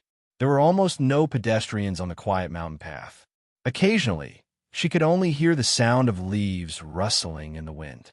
Amidst the green leaves, a figure was leisurely resting among the branches with her eyes closed. It was as if she had become one with the trees, and no one could sense her presence. Until evening, she woke up from the tree and continued on her journey on Flying Feather under the cover of the sky. A few days later, outside Danyang City, Fengjiu, who was dressed in shabby beggar clothes, yawned as she entered the city and headed inside. She had finally arrived here after much difficulty. She had spent a lot of time walking and stopping along the way. Counting the days, she rested at Lung Hua's place in the city for a day before setting off for Danyang Sect. There were a lot of people in Danyang City, so the streets were crowded. She didn't know who bumped into her, but she bumped into a person in front of her. When that person turned around and saw her dressed as a beggar, he cursed loudly. Where did this beggar come from? Get lost. As he spoke, he lifted his leg and gave her a fierce kick. Fengjiu stepped to the side to avoid it. His kick landed on someone behind her. Damn it, you dare to kick me. Are you looking for death? Unexpectedly, the one who was kicked was a burly man. After being kicked for no reason, he rolled up his sleeves and punched the man in front of him. Bang! Hiss! You big guy. How dare you hit me? Do you know who I am? The man sucked in a cold breath. He covered his eyes and cursed angrily. Then, he pounced forward again. The surrounding people scattered. In order to avoid unnecessary trouble, they all moved to the side. In the crowd, Fengjiu's mouth twitched when she saw this scene. Taking advantage of the chaos, she hurriedly left. When she arrived at a courtyard, she looked left and right. Seeing that no one was looking, she jumped in. Roar! Master! Red Tiger, who was lying in the courtyard, immediately leaped forward and pounced into Fengjiu's arms. Master, master, you're back. Lao Bai also excitedly shook his ponytail and went forward, but he was too big to pounce on Fengjiu. He could only intimately rub his face against hers. Master! Little Black ran over as well. The three beasts gathered around her, looking very happy. I'm back, Fengjiu said with a smile. Then, Lung Hua walked out. Master! Lung Hua stepped forward and bowed. How's everything at home? She asked. Everything is fine. My older sister and the others are looking after the shop. They haven't come back yet, Lung Hua said. Seeing her dirty and messy clothes, he said, Mistress, I'll prepare some water for you to take a bath first. I'll go to the store with you later. Okay. She nodded and walked inside. 2 hours later, Fengjiu, Lung Hua, and Red Tiger arrived at one of their shops in the city. When they saw that there were many people outside, pointing and discussing, they couldn't help but look at each other. Excuse me. Chapter 1375. Speak. How do you want to compensate us? He died after eating your medicine. Tell me, how do you want to compensate us? If you don't give us an explanation today, we'll smash your shop. That's right. Give us an explanation. Hearing the voices inside, Feng Jiu looked inside and saw Du Fan and Lung Shuang inside. In front of them was a lifeless person on a stretcher. However, Du Fan and Lung Shuang were both smiling and expressionless. They formed a stark contrast to the 7 or 8 people who were glaring angrily inside the shop. The sharp-eyed Du Fan saw Feng Jiu and Lung Shuang standing outside the shop. His eyes lit up. As he walked out quickly, he inadvertently stepped on the finger of the person on the stretcher. The finger that was hanging outside moved slightly. Noticing this, Feng Jiu smiled and walked in. What's going on? Is this person dead? Yes, they said that the person died after taking the medicine in our shop. Is that so? She asked casually. It might be, so I'm thinking of taking care of it. Du Fan said with a smile. Oh, how do you plan to take care of it? Feng Jiu asked cooperatively. Meanwhile, Du Fan turned to look at the robust man at the side and said, I'm really sorry. Since all of you died from eating the medicine in our store, then we can compensate all of you. What do all of you think? Hearing this, the 7 or 8 people were delighted. They looked at each other and said with a straight face, That's more like it. However, before that, I want to verify if he really died after eating our medicine. So, I plan to cut open the corpse's abdomen to check. When these words were spoken, the 7 or 8 people were all dumbfounded. Even the lifeless corpse lying on the ground seemed to stiffen for a moment. What? Cut open his abdomen? One of them stuttered. That's right. Even if I want to lose money, I have to look at the reason, right? As long as you nod your head, I'll immediately send someone to compensate you with 100,000 gold coins. As for this corpse, don't worry, we'll help you bury it. Du Fan had a serious look on his face, as if this was a good suggestion. However, when those people heard these words, they were hesitant and tempted. 100,000 gold coins. How long would they have to earn that much money? However, to cut open her stomach, when the onlookers heard this, they said, That's right. Since they're willing to fork out the money, they definitely have to investigate if the person really died because of their medicine. Since the person is already dead, what's the harm in letting them perform an autopsy? That's right. He's already dead. What's there to be afraid of? Shuang, go to the back and get a butcher's knife.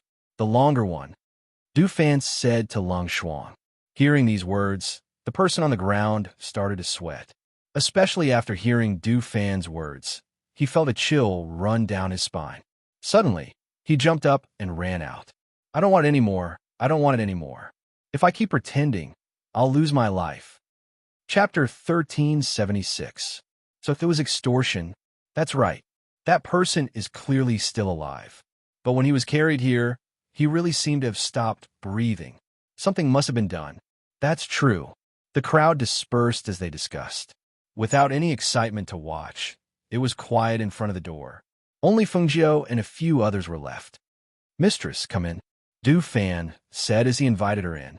Lung Hua closed the door behind them and went to the back together. Mistress. The two of them bowed to her. That's enough. Feng Jiu waved her hand and asked, Did we run into any trouble here during this period? Hearing this, they looked at each other and smiled. Mistress, don't worry. Although we ran into some trouble, it's just a small problem. We can handle it. That's good. She nodded and said, It's our first time here. If we rely on ourselves, we can't casually make enemies with others. However, if there's really a problem that you can't solve and I'm not here, you can go to the black market to seek protection. Yes. The few of them answered and asked her if the trip was smooth. Did you run into any danger on the way? Feng Jiu gave them a rough explanation and gave them some instructions. At the same time, she took out some medicinal liquid for them to sell in the shop. I'm going to Danyang Peak tomorrow. Every once in a while, I'll send some medicinal liquid for you to sell in the shop. In addition, the 3 of you have to work hard on your cultivation. Yes, we know. The 3 of them answered. They left only one bottle of medicinal liquid in the shop from Feng Jiu's 10 bottles and handed the rest to Leng Hua for safekeeping. After sitting in the shop for a while, Feng Jiu left. She brought Leng Hua and Qi Hu for a stroll in the city before returning to the courtyard to rest. The next morning, Feng Jiu changed into green clothes and changed her appearance. Only then did she head to the boundary where Danyang Peak was located. Unlike other sects who recruited disciples, Danyang Peak only recruited disciples who had the talent to refine elixirs because they focused on refining elixirs. In addition, they were the #1 sect in the history of elixirs. Therefore, some of their alchemy apprentices were selected from various big clans. This 3-day disciple recruitment, to put it bluntly, was to recruit disciples who did odd jobs. However, she wanted to sneak in and find out about her mother's whereabouts first. As for the outer sect disciples and miscellaneous disciples, there was no difference to her. She didn't need them to teach her refining skills, and she didn't go in to learn how to refine pills. She just wanted to find her mother. She walked for a while and occasionally flew. Until evening, Feng Jiu found a place to rest. She planned to go to Danyang tomorrow. Anyway, she had 3 days, so she was not in a hurry. She leaned against a tree and drank water and ate something. Then, she closed her eyes and rested. However, when she calmed down, she smelled a faint smell of blood in the air. She was startled when she smelled the blood. She opened her eyes and tiptoed to follow the smell of blood. She wanted to see why there was a smell of blood in this place. After all, ordinary people did not dare to kill people at the foot of Danyang Peak. Chapter 1377. Seeing the dozens of people wearing the Koryang sect's uniform rushing out, her eyes flickered. Just as she was about to say something, she heard one of them scolding, "How dare you? How dare you kill people in the territory of our Danyang sect?" Hearing this, Feng Jiu raised his eyebrows. His gaze fell on the person who spoke and continued, "You misunderstood. I'm a passerby who is on my way to the Danyang sect to participate in the entrance examination. I was resting in the forest when I smelled blood and came to take a look. There's only one person around here. If you didn't kill him, then who did it?" Hearing this, she glanced at that person with a strange expression. "You keep saying that I killed someone, but do you have any evidence? I've just walked out, and I haven't even gotten close to that person. So how can I kill him? Moreover, I have no enmity with him, so why would I kill him?" Other than the leader, the others couldn't help but size up Feng Jiu after hearing his words. He saw that the young man was clean and dressed simply. His eyes were pure and innocent, and he didn't look like someone who would kill. "Senior Brother Lin, maybe it wasn't this young man who killed them. Look at his clean green robes," and he even walked over from that direction. A man whispered, "Yes, of course, we have to find the murderer, but we can't wrong the innocent. It must be this young man who killed him. This is already the 6th person we've killed. Moreover, we've been patrolling this area and haven't seen anyone else. It's very suspicious for this person to suddenly appear here. If it's not him, then who could it be?" The man in the lead stared at Feng Jiu with a gloomy gaze and shouted, "Kid, confess honestly. Are you the one who has been robbing and killing people in this forest recently?" Feng Jiu secretly rolled his eyes. This person was simply an idiot. Even if it was her, she wouldn't be stupid enough to answer such a question. However, looking at his posture, it seemed that he was certain that it was her. She immediately walked up to him and said, "I only came here today. As I said earlier, I came here because I smelled blood when I was resting in the forest." She looked at the person who was hung up and said to the other 2, "Senior brothers, can I trouble you to put him down first?" "Who's your senior brother? Don't call him that." As the 2 of them spoke, they still put him down. Feng Jiu smiled and walked forward. 2 of them blocked his path and asked, "What are you doing?" "Let me check your cause of death and time of death. You know how to perform an autopsy?" The 2 men were surprised. "Yes, I have some experience." As she spoke, she took out a pair of gloves from her sleeves and put them on. As she unbuttoned her clothes, her expression changed slightly, and she said, "This person died less than 2 hours ago. He fainted after inhaling the sleeping gas. After he fainted, he was hung upside down and his tongue was cut off. Then his throat was slit and the tendons of his limbs were cut off. In addition, This person's manhood was also cut off. This kind of killing method was used to vent one's anger. She had been to many places, but this was the first time she encountered such a pervert. It was one thing to kill someone, but to torture them before they died, it could be seen that this person's twisted mind had reached a perverted level. This kind of person really had to be caught. Otherwise, there would definitely be more deaths next time. Chapter 1378. You said earlier that there were a few people who were killed. What about the time and place of their deaths? Are there any similarities between the people? Actually, you can start researching in this area. Maybe you can catch that pervert before he kills the next person. You have to come with us. The leader, Lin, stared at Fengjiu and said, "You said all this. Although you said that you just arrived here today and that the murderer can't be you, this is only your side of the story. Before we catch the murderer, you have to come with us." Hearing this, Fengjiu frowned, "But I still have to go to the Danyang sex assessment. Who's going to be responsible if I miss the opportunity?" One of them sneered. He looked at Fengjiu and said with a smile, "The sect only recruits outer disciples who do odd jobs. Even if you go up, you may not be recruited. However, if we help you say a few words, you could directly enter the sect without any assessment. Which of the two do you think is more worthwhile?" Hearing this, Fengjiu's eyes flickered, but his face was full of disbelief. "Are you serious? You're not bluffing? What if I can't get in?" "Bluffing?" The male disciple raised his chin and said proudly, "You don't know who I am, do you? My master is the eldest disciple of the Three Sons Grandmaster. It only takes a single word from my master to let a random person enter the sect." "Is that so?" Her eyes lit up and she smiled. "All right, I'll go with you." The Three Sons Grandmaster was famous in the Danyang sect.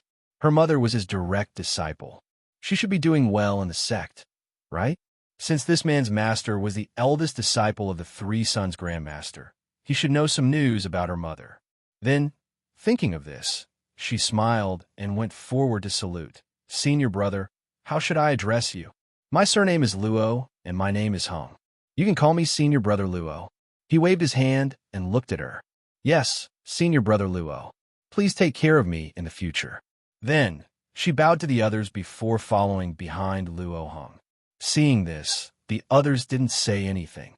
They just got someone to take care of the corpses. Then, they walked into the forest and patrolled the area. At the same time, they told Fengjiu about the deaths of the previous few people. So many people walked around in the forest, but they didn't find anything.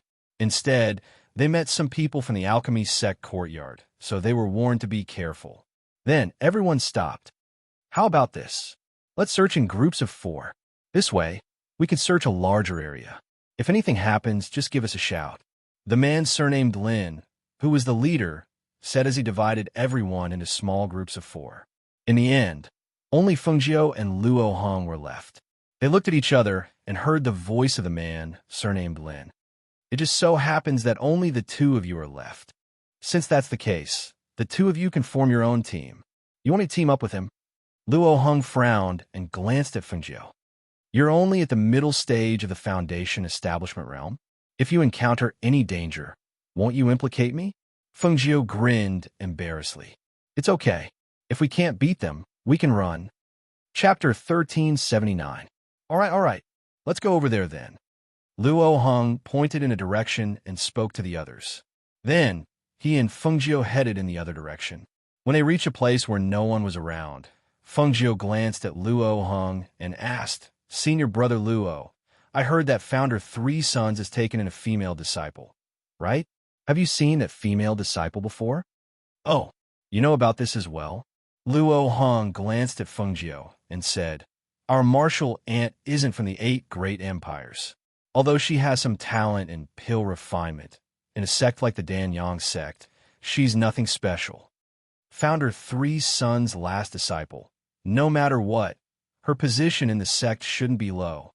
Moreover, if she wasn't favored by Founder Three Sons, he wouldn't have taken her in as his last disciple." She spoke again as she looked at Luo Hong. "You've asked me this question. If you asked anyone else, they'd definitely tell you that her position in the sect isn't low. After all, she's the last disciple of Founder Three Sons, and she's the only female disciple." found her 3 sons must have treated her extremely well. Hearing this, Fengjiu's heart sank and asked, "Isn't that the case?" "That seems to be the case. However, there was one time when I saw her standing in front of the pill wall and crying. Although she was beautiful, there was always a trace of worry between her brows. I thought that maybe the 3 sons' ancestor didn't treat her well. However, I couldn't verify this because my martial aunt rarely walks around the sect." Fengjiu lowered his eyes and hid the look in his eyes. His heart was slightly clenched. Was her mother having a bad time in the Danyang sect? Perhaps she is homesick? Found her 3 sons' last disciple is by her side. She should be able to go home occasionally to visit, right? I don't know about that. I just said that she doesn't usually walk around the sect. The only person in the sect who knows is that she's the last disciple of Founder 3 sons. No one else knows. At this point, he suddenly came to his senses and asked, "Why are you asking so much about my martial aunt? Do you know her?" Fengjiu shook his head. "No, I'm just curious." Seeing this, he kindly reminded him, "What's there to be curious about? Even if you enter the sect, you'll only be a servant. Just do your job well. If you're too curious about other things, it won't be good for you." "Yes, I know. Thank you for your reminder, Senior Brother Luo." She smiled as she gave her thanks. After walking around for a while, she didn't bump into anyone, so she smiled and said, "Senior Brother Luo, I feel that the 2 of us are just like bait right now. Do you think that perverted killer has his eyes on us?" Upon hearing this, Luo Heng's body stiffened and his face turned pale. He said nervously, "You don't talk nonsense. What bait?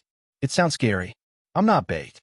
If that perverted killer dares to appear, I'll definitely teach him a lesson. Yes, with Senior Brother Luo here, I feel more at ease. If we encounter any danger, Senior Brother Luo must remember to look after me," she said with a smile. Chapter 1380. Although he said that, when he looked around, there was still vigilance and a hint of fear in his eyes. After all, the killer's methods were too frightening. If it were anyone else, they would feel fear in their heart, worried that they would encounter the killer. Fengjiu, on the other hand, was smiling as she walked beside him.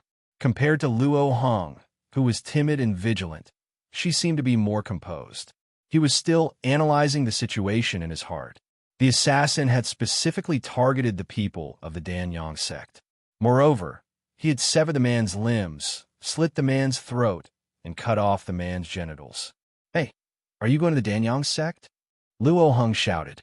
A burly man in front of them turned around and glanced at them. Seeing that Luo Heng was wearing the uniform of the Danyang sect, he stepped forward and bowed. "Yes, I'm going to the Danyang sect. Are you 2 disciples of the Danyang sect?" "That's right. Let me tell you, this area is not very safe. Be careful when you go up the mountain. If you encounter any danger, call for help immediately," Luo Heng reminded him. The burly man was stunned for a moment, then smiled and said, "I'm not boasting, but I have no problem protecting myself. You 2 don't have to worry." Fengjiu smiled and said, "It's better to be careful. 6 or 7 people have died in this area. They were all killed." Hearing that, the man was slightly surprised and nodded. "Thank you. I'll be more careful." Then he cupped his hands and left, heading up the mountain. Seeing that the man had left, the 2 walked around the forest and found nothing. Luo Heng went to rest under a tree. "Let's rest for a while. We didn't find anything after walking around. Maybe the man has left." He sat under the tree and took a sip of water. Fengjiu thought about it. According to what they said earlier, 1 person would die almost every 6 hours. Then, it had been almost 6 hours since the previous incident. If they really had to kill 1 person every 6 hours, then it should be around this time. However, it was not easy to find the killer in such a big place. Moreover, the killer used knockout powder. Even if he did, the victim would not be able to make a sound. However, just as he was thinking, a light flashed through his mind. "Senior Brother Luo, you said that the people who were killed were all burly men in their 30s? Fengjiu looked at Luo Heng and asked. "Yes, the people who died were all as strong as bulls, but they didn't even have the ability to protect themselves. They were really too weak," Luo Heng said and looked at him. "Why are you asking this?" Fengjiu, who was sitting at the side, immediately stood up. Of the two people we met just now, one of them seemed to be a burly man around 30 years old. If the murderer specifically targeted this type of people, would it be, do you mean that they have their eyes on that person? Luo Hong stood up nervously and said, that seems to be a possibility. Why don't I go find Senior Brother Lin and the others first? Shall we go and take a look? If we find them, that person will probably be dead soon. Calculating the time, if it's really 6 hours, then that person has probably already made his move.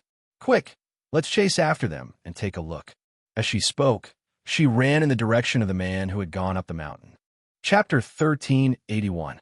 At the same time, just as Feng Jiu expected, about 200 meters ahead, the unconscious burly man they met before was being dragged into the forest.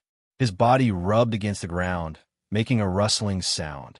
That person seemed to be looking for a better place to attack as he dragged the unconscious man, muttering from time to time, all of you deserve to die, all of you deserve to die. I will kill all of you, kill all of you. That person's hair was disheveled and his face could not be seen clearly. He was barefooted and wore a tattered Danyang sect robe. At this moment, he was dragging the unconscious man's leg with one hand and holding a sharp dagger with the other. When Luo Hong, who was quietly approaching, saw this scene, his whole body froze and he almost screamed. It was a pair of hands that covered his mouth, allowing him to suppress his cry of surprise. Heavens! There really was a homicidal maniac, and it was someone wearing their Danyang sect robe. Could it be that the perverted homicidal maniac was from their Danyang sect? When he thought of this possibility, his body began to tremble, and he was shocked beyond belief. Senior Brother Luo? Senior Brother Luo? Feng Jiu called out in a low voice, staring straight ahead. That person looked to be less than 30 years old. His body was thin and slender, and his face could not be seen clearly. His cultivation was at the peak of the golden core stage. With such strength, he could kill the people in front without alerting anyone.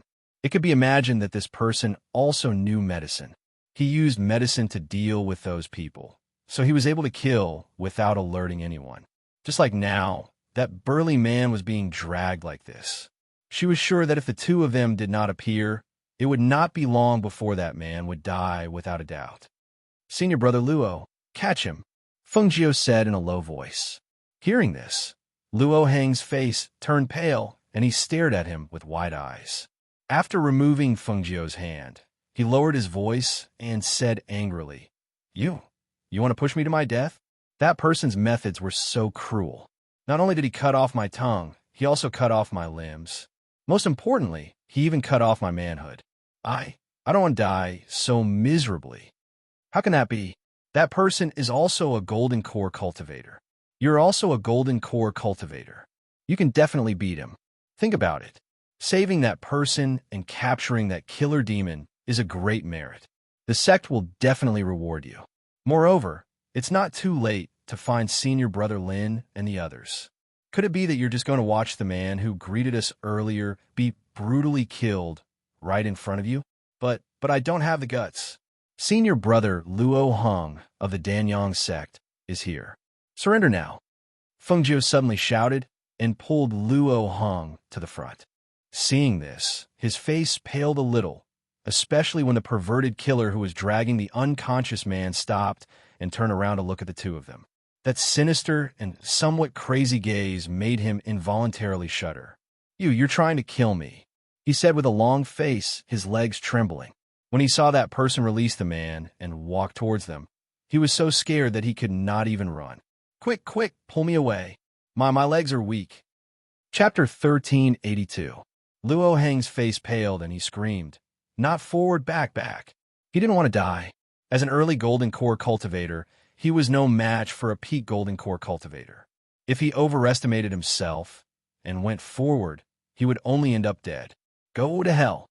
The man with disheveled hair in front of him stabbed with a knife, and at the same time, he sprinkled a handful of medicinal powder in his hand. At that moment, Luo Hong screamed. He felt his vision blur, as if he had kicked something, and his whole body fell forward. At the same time, Feng Jiu shot out a silver needle.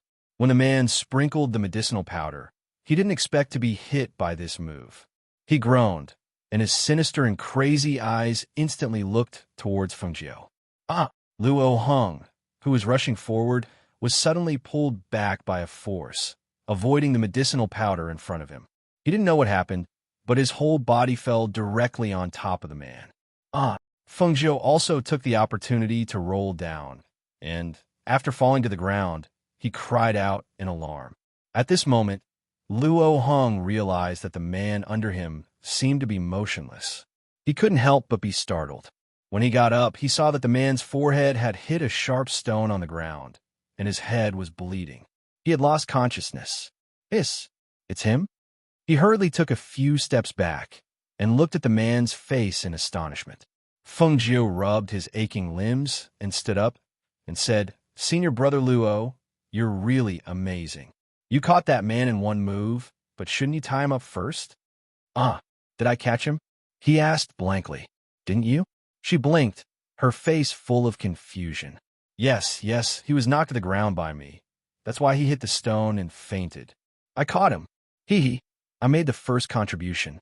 He suddenly felt proud, but when he thought of that man, he squatted down again and lifted his hair to take a look. Then, he frowned and took out a rope to tie the unconscious man up. At the side, Fengjiu discreetly took out his silver needles and kept them in his sleeves. Seeing his expression, he asked, "Senior brother Luo knows him?" "Yes, this man is from the Danyang sect, but he has been missing for several months." "How'd he end up like this? Why are you still killing people here?" he said doubtfully as he stared at the person he had tied up. He couldn't understand. "Senior Marshal Brother Luo, look, his hands and feet seem to have been tied up." Fengjiu pointed at the man's hands and feet as he asked, "Who was this man originally from the Danyang sect?" "A cultivator at the pinnacle of the Golden Core realm who also knows medicine.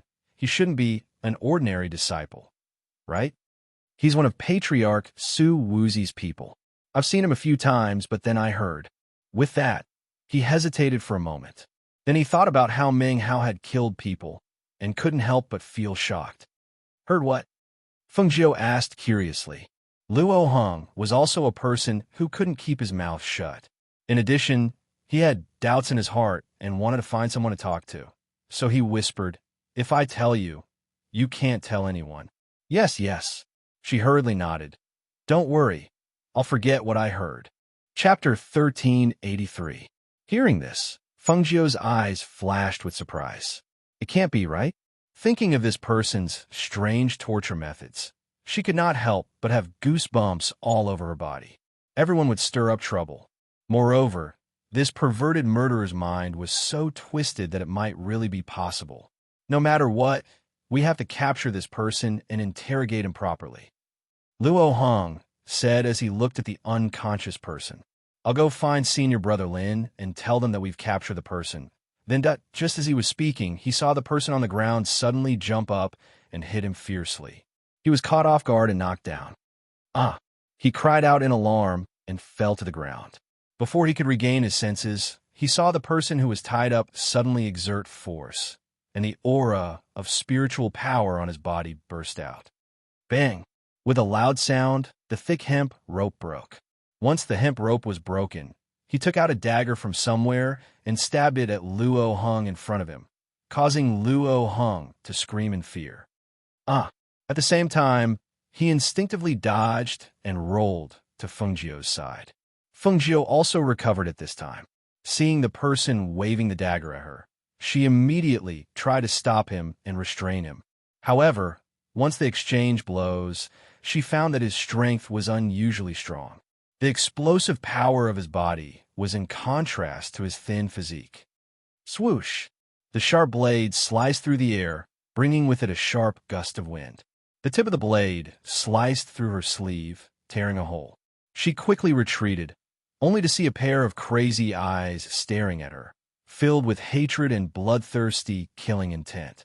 It was as if he had made up his mind to kill her. He didn't even care about Luo Heng, who had fallen to the ground and only wanted to kill her. She had ruined his plans. If he did not kill her, who would he kill? However, even though he had experienced some unbearable things, the bystanders were all innocent. He had vented his anger on others, so he no longer had the right to be pitted. "Senior Brother Luo, Come and help me. Feng Jiu retreated step by step.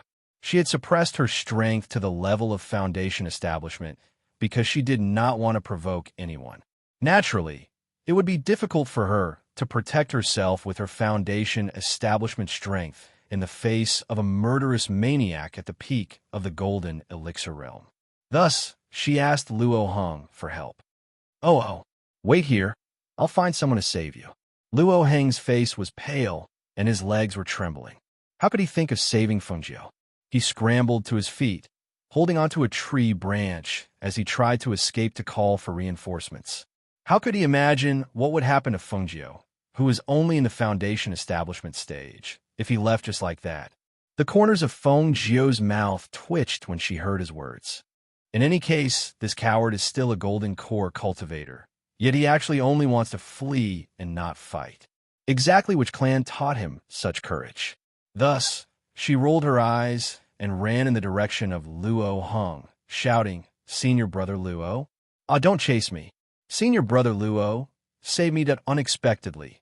Luo Heng's face turned pale, and he hurriedly waved his hands to chase her away. Don't come to me. Run over there, run over there." Chapter 1384. Whoosh! Clang! A sharp voice rang out. Sparks flew as the sword and saber clashed. The aura of a golden core cultivator surged between the two of them. However, Luo Heng was pushed several meters away by the man with disheveled hair after one strike. He staggered backwards, and, just as he was about to fall, he was supported from behind. Startled, he turned his head and saw the youth supporting him and pushing him forward. With an encouraging expression, the youth said, "Senior brother Luo, I believe you can definitely beat him." Again. Luo Heng exclaimed and was pushed forward again. Using the momentum from the push, he waved the sword in his hand and rushed forward again. "Let's fight." Whoosh! Bang, bang, bang. A sharp sword aura shot out from his sword and swept out with his slanted sword. The man leaped and dodged. The sword aura swept through the air and landed among the trees behind him, cutting down a few of them. Bang, bang. As the tree fell, the man with disheveled hair dodged Luo Heng's attack.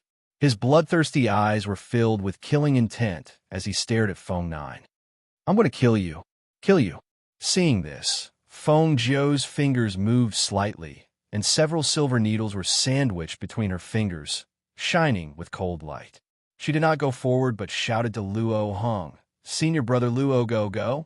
Capture him before senior brother Lin and the rest arrive. You'll get the first merit." Hearing this, Luo Heng's heart skipped a beat.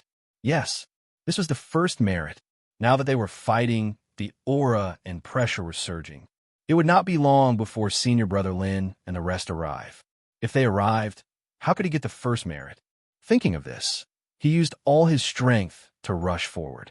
He originally wanted to catch him alive, but he could not care less now. Thus, as he flew forward, he opened his other hand and threw out a large silver net. Bind! The large net came down from above, trapping the man who had rushed forward. In the next moment, it quickly tightened and tightly bound the man inside. Piercing light, sword shadow. With a loud shout, a cold light flashed past. The sharp sword chi transformed into several rays of light that shot towards the man trapped in the silver net. Swish! Swish! Hiss! He sucked in a breath of cold air. His figure was knocked to the ground, and he screamed in pain and anger. He tore at the silver net. His hands were cut by the silver net because of the force he used to pull, and blood seeped out. Out of the voice that contained a powerful pressure exploded with a sharp airflow. In an instant, a ray of light shot out from the man with disheveled hair. He tore with both hands, and the silver net fell to the ground with a bang. His entire body was drenched in blood. His gaze was sinister as he charged forward and viciously punched Luo Heng, who was scared silly. No! A cry of alarm rang out. The panic and fear in the voice made the hearts of the people who had rushed over after hearing the commotion. They quickly quickened their pace. When the leader, surnamed Lin, heard the voice, he immediately glanced at the people who were converging on him. When he saw that Luo Heng and the other two were not here, his expression changed, and he immediately said, Hurry up. Junior brother Luo Hung must have encountered that murderous demon. Chapter 1385. When he thought of this, he broke into a run and was a few meters ahead of the people behind him. When he arrived at the scene, he could not help but be dumbfounded. The faint smell of blood filled the air in the forest. A young man in green and Luo Hung had fallen to the ground and were staring blankly in front of them. They were clearly frightened. In front of the two of them, a man with disheveled hair was lying on the ground less than a meter away. His eyes were wide open, and there was a dagger stuck in his dantian. The entire dagger had sunk into his body, and only the handle of the dagger was visible. His body was stiff as he lay there, dead, but his eyes were still staring straight ahead. When he saw this, the man surnamed Lin hurriedly stepped forward to check on him. After confirming that the man was dead, he looked at Luo Hung with a complicated expression. Junior brother Luo, are you all right? Senior brother Luo, is he the homicidal maniac? Senior brother Luo, you actually killed him. Senior brother Luo is so skillful. Senior brother Luo has made a great contribution. One by one, voices filled with envy could be heard. Someone stepped forward and recognized the dead man's face. He could not help but exclaim in surprise, "It's him." Him? Who? The person next to him asked curiously and also looked at the dead man. He's a disciple from ancestor Su Wuzi's mountain. I've seen him a few times, but recently I heard that he had gone missing for several months. How could he be here and become a ruthless homicidal maniac? However, he did not ask this question. This matter was related to ancestor Su Wuzi of the sect, so they naturally could not discuss it. Luo Hung stared blankly at the dead man in front of him. His eyes were still staring in this direction. That malicious and bloodthirsty gaze made his heart tremble. When he thought of what had just happened, a trace of confusion flashed across his eyes. How did that man die? At that time, he had seen that punch carrying a fatal and powerful air current. It had shocked him so much that he had hugged his head and cried out in alarm. Therefore, he had not seen how he had died. When he did not feel any movement for a long time, he cautiously raised his head and saw that the man had already died in front of him. He wasn't the one who stabbed the man's dantian with the dagger. However, in this place, other than him, there was only the green-robed youth beside him and the unconscious burly man on the ground. However, that person was unconscious and could not make a move. Then, was it the green-robed youth beside him? Thinking of this, he turned his head in a daze and stared blankly at the youth who was as pale and scared as him. Did he kill them? He looked even more scared than him. How could he have killed him? But if it wasn't him, then who was it? He clearly didn't do anything. Luo, senior brother Luo, it's fortunate that you're here. Otherwise, we'd be doomed. It took Fengjiu a while to regain his senses. With a pale face, he patted his chest and exhaled softly, looking as if he had just survived a disaster.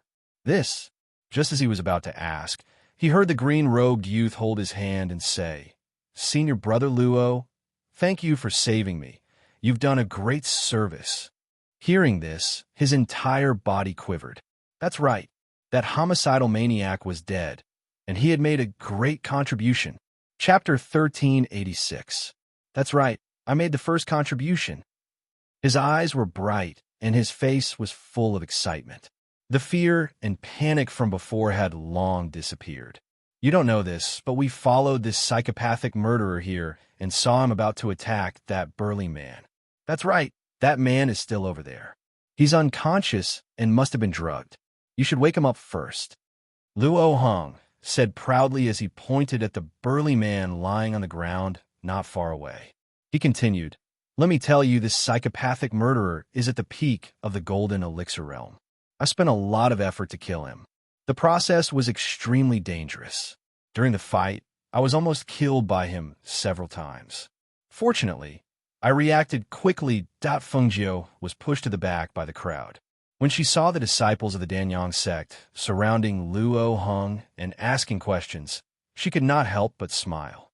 That man was really killed by junior brother Luo? Hearing the voice beside her, Fengjiu turned her head slightly and saw that the man surnamed Lin was staring at her. She nodded yes. Fortunately, senior brother Luo was here. Otherwise, that murderer would definitely have escaped. Hearing this, the man surnamed Lin frowned slightly and seemed to be a little suspicious. However, there was no one else here. The young man in front of him was only at the foundation establishment stage. If it was not Luo Hung, who else could it be? Let's go back to the sect. All right, you. Luo Hung looked around, and his eyes fell on Fengjiu with joy. You haven't told us your name yet. Fengjiu heard this and grinned, raising her voice. I'm Fengjiu. Fengjiu? Come, Fengjiu. I'll take you up the mountain. It's only a matter of a word for you to be a handyman. Let's go. Luo Hung walked towards Fengjiu and said confidently. Obviously, he had taken responsibility for this matter. As a result, Fengjiu followed him up the mountain. The people behind him looked at each other and carried the corpse back, intending to hand it over to the sect to investigate the matter of this sect disciple becoming a homicidal maniac. With Luo Heng's protection, Fengjiu naturally entered the Danyang sect and became a handyman on the Sanyang Peak. This is where you will be staying. Remember what I told you. Odd job workers are not allowed to walk around. This Three Yang Peak is divided into 9 levels. Ancestral Master Three Yang lives on the 9th level. Without his permission, even my master is not allowed to go up. As for the 8th level, it is where a few of Ancestral Master Three Yang's disciples live. I just told you that you're not allowed to go up there. As an odd job worker, you can move around from the 1st to the 3rd floor, but you can't move from the 4th floor onwards. Also, someone will come to guide you tomorrow and tell you what to do. Your odd job worker uniform and waist tag are all here. Take them. Fengjiu watched as Luo Hung handed the items to her and turned to leave. She looked at the items in her hand and then turned to walk into a simple and crude cave residence. Although it was called a cave residence, there was nothing inside. It was just an empty cave with a stone bed and a stone table. There wasn't even a place to take a bath. She had no choice but to make do with it. She took out the items from her space and laid them on the stone bed. Then, she lay down on the bed and rested her head with her hands behind her head. She thought that since she had come to Ancestor Three Yang's mountain, she would be able to see her mother sooner or later. Chapter 1387. That's right. So many years have passed. How could she possibly recognize me? Moreover, she had altered her appearance slightly, so only a small portion of her original appearance could be seen between her brows. Furthermore, she probably would never have thought that she would come here, to the Danyang sect, to look for her. However, it didn't matter. I'll just stay here for now. I'll have a chance to see her sooner or later. The next day, before the sun had even risen, she was woken up. Following the instructions from the message slip, she arrived at the management office of the 3rd peak. When she arrived, there were already 2 odd job workers wearing the same green robes as her standing there. Good morning, Manager Qian. She smiled as she greeted him. Manager Qian glanced at her and replied indifferently, stand there. Yes. She stood beside the 2 odd job workers, and not long after, about 10 more people arrived one after another. When everyone had arrived, Manager Qian began to talk a lot, explaining things and what to pay attention to. All right, the rest of you can go back to your work. The new one yesterday, called Feng something? Manager Qian pointed at Fengjiu and said, Fengjiu. She took a step forward and said, Yes, Fengjiu, come with me. I'll tell you what you'll be doing from now on. Manager Qian turned around and walked forward with his hands behind his back. Seeing this, Fengjiu followed him. New odd job workers have to start from the lowest level. You were introduced by Luo Hung, and he also asked me to take care of you, so I'll arrange an easier job for you. Hearing the words coming from the front, Fengjiu smiled and said, Thank you for your care, Manager Qian.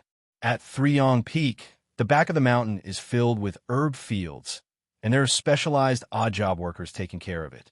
From the 4th peak onwards, it's the place where the disciples of founder Three Yang's disciples live and refine their herbs.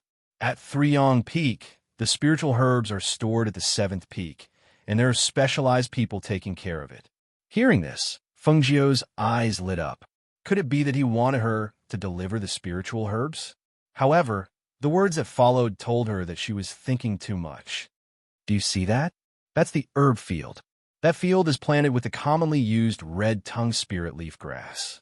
The red-tongued spirit leaf grass is naturally fragrant and can easily attract snakes and birds to eat it. What you need to do is to guard here and prevent snakes and birds from stealing the red-tongued spirit leaf grass. Hearing this, Feng Jiu was stunned and asked, "There are snakes and birds on this mountain?" Manager Qian glanced at Feng Jiu and said, "Just do what I told you to do. Don't talk too much. When you meet them, just chase the snakes away as I told you." Seeing this, Feng Jiu could only nod. "Yes, I understand. You're the only one guarding this area. Pay more attention. If there's anything, look for me at the management office." After saying this, he flicked his sleeves and was about to turn and leave when he saw a figure walking towards him. When he saw that figure, Manager Qian, who was still putting on airs, suddenly had a 360-degree change in attitude. With a face full of wrinkles from smiling, he bent his waist and went forward to greet him. "Senior Brother Chun, why are you here personally? Is there anything that I can do? Senior Brother Chun, please tell me." Chapter 1388. Strange. That strange feeling was like a child pretending to be an adult and putting on a fake beard. It was neither fish nor fowl. "Who are you, brat? Why do you keep staring at me?"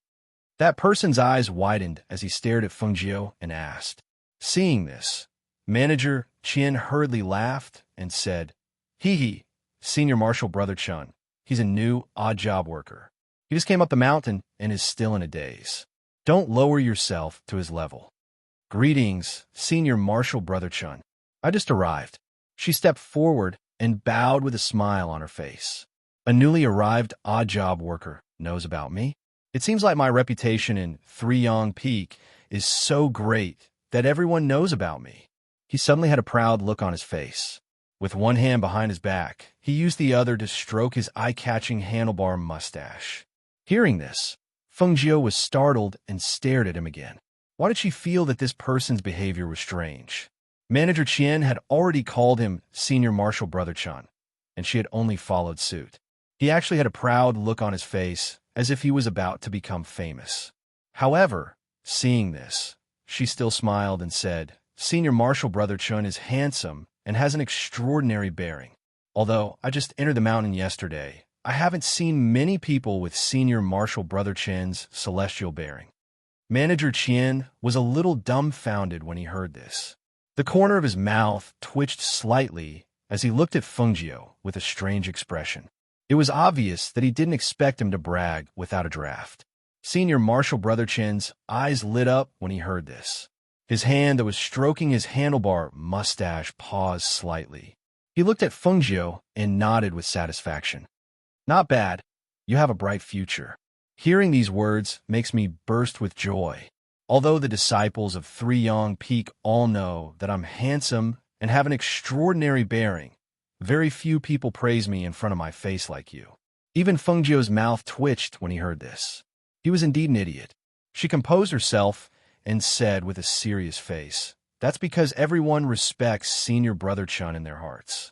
Senior Brother Chun not only has the appearance of an immortal, but also has an extraordinary temperament. Before I even got close, I could smell the medicinal fragrance. It's obvious that Senior Brother Chen's attainments in the Tao of alchemy are few and far between.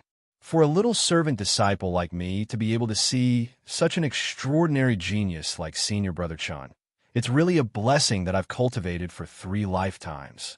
When he heard Feng Jiu's casual words, Manager Qian was dumbstruck. He actually didn't know that this kid had such skill in flattery. This was the first time he met Senior Brother Chun, right? Those who didn't know would think that he already knew her. Compared to Manager Qian's dumbfounded expression, Senior Brother Chen's entire body felt light and comfortable. His mood improved, and he asked, "What's your name, little servant?" "Senior Brother Chun, my name is Feng Jiu." She smiled and narrowed her eyes. Feng Jiu. I'll remember it." He nodded and looked at Feng Jiu with satisfaction. "You're not bad at all. I'll reward you with these spirit concentration pills." As he spoke, he flicked his sleeve, and a bottle of pills flew out and landed in Feng Jiu's hands. Manager Qian looked on enviously from the side. He just moved his mouth and said some flattering words, and a bottle of spirit concentration pills was in his hands? Feng Jiu was slightly surprised, but he still expressed his gratitude with a face full of joy and excitement. Thank you, Senior Brother Chen. Senior Brother Chen clasped his hands behind his back and raised his chin slightly. He had the appearance of an expert as he waved his hand. All right, get to work. Chapter 1389.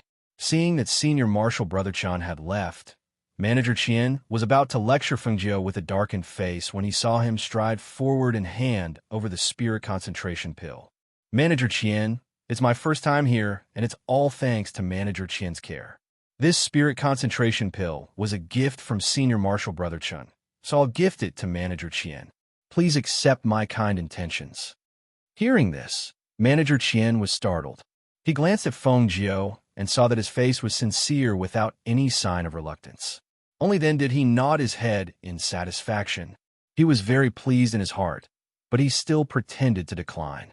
This is a gift from Senior Marshal Brother Chen, so you should keep it for yourself.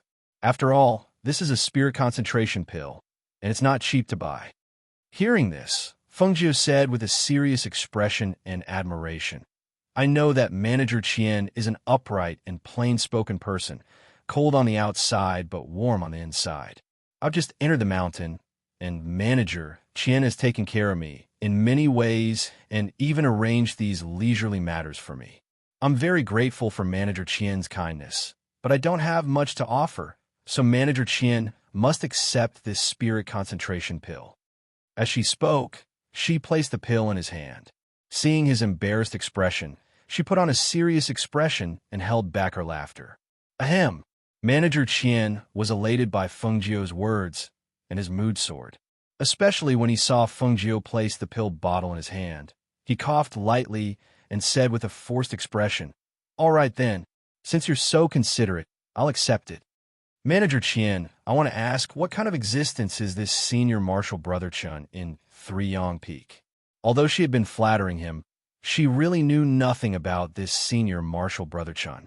Hearing this, the corner of Manager Qian's mouth twitched. He glanced at Feng Jiu and said, So you're saying that you've never heard of his name? She was so good at flattering him that he thought he knew him. Ha! She laughed embarrassedly and scratched her head a little embarrassedly. Today is the first time I've seen him. I also heard the steward call him Senior Marshal Brother Chen, so I followed suit. Cough. Manager Qian coughed lightly and put away the medicinal pill with a flip of his hand. Only then did he clasp his hand behind his back and said, Senior Brother Chen's full name is Chun Dao. He's a relative of our sect's Grand Elder. His status in the sect is special. It's your fortune to be able to catch his eye. At this point, he paused for a moment before he continued.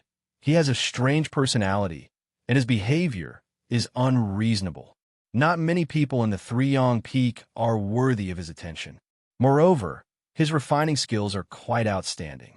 Due to his status, apart from founding Master Three Yong, everyone in the Three Yong Peak has to be respectful to him. I see.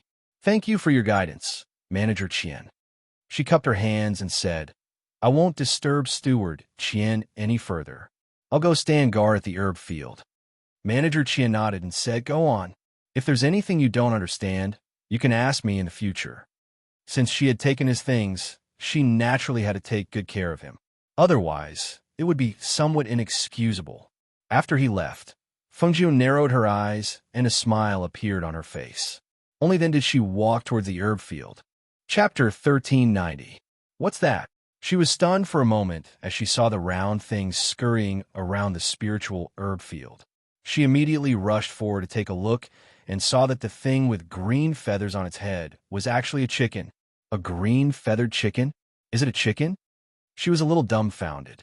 That thing had the body of a chicken, but the only difference was that its feathers were green. There was a green tuft on its head, and its body was also a glossy green. However, its body was as round as a balloon, and under that round body, there were 2 chicken claws. 7th level beast. The corner of her mouth twitched slightly. This was a bird and a beast, and it was a 7th level beast. Cluck, cluck, cluck. Just as she said the words 7th level beast in shock, she saw the green feathered chicken eating the red tongue spirit leaf grass raise its head and cry at her. That cluck, cluck, cluck, cluck sound in her ears was as if it was scolding her for calling it a beast. She saw the round, green, feathered chicken open its beak to pick up the most tender leaf of the red tongue spirit leaf grass and eat it. She hurriedly regained her senses and shouted sternly, "Green feathers, stop eating!" She pounced forward to grab that green feathered chicken, but who knew that with a flap of its wings, it actually flew up and leaped a few meters away. It can even fly? Is this a chicken or a bird? She looked in shock at the green feathered chicken that was spreading its wings at her in a show of force. She saw it stretch its neck and raise its head, opening its beak to pick up the tender leaf of the red tongue spirit leaf grass. "You're still eating? You really think that I can't do anything to you?" She rolled up her sleeves and stealthily approached from behind. She then pounced forward and grabbed with both hands. Cluck, cluck, cluck. Cluck, cluck, cluck. The green feathered chicken flapped its wings and flew up, raising its head and chirping loudly. Fengjiu watched as it proudly landed at another spot and began to eat the red tongue spirit leaf grass again. Seeing this, Fengjiu raised her eyebrows and the corners of her mouth curled into a malicious smile. "You're still eating? All right, you're the one who forced me to do this." As she finished speaking, she walked closer again. This time, she pretended to pounce forward but stopped at the same time. When the green feathered chicken flapped its wings and flew up, a silver needle shot out with a whoosh. Cluck, cluck, that after letting out 2 chicken cries, the green feathered chicken flapped its wings and fell from midair. Fengjiu stood on her toes and leaped forward to catch it. "Haha, I still can't catch you this time." She proudly raised her chin and patted the green feathered chicken. When her hand landed on its body, the feeling she got from it made her slightly surprised. This meant that inexplicably, she swallowed her saliva and stared at the green feathered chicken in her hand. Her eyes lit up. If you were to eat a 7th grade beast, how different would the taste be? Cluck, cluck, cluck, cluck, cluck, cluck. The green feathered chicken raised its head and chirped, as if it was terrified. It struggled and flapped its wings in an attempt to escape.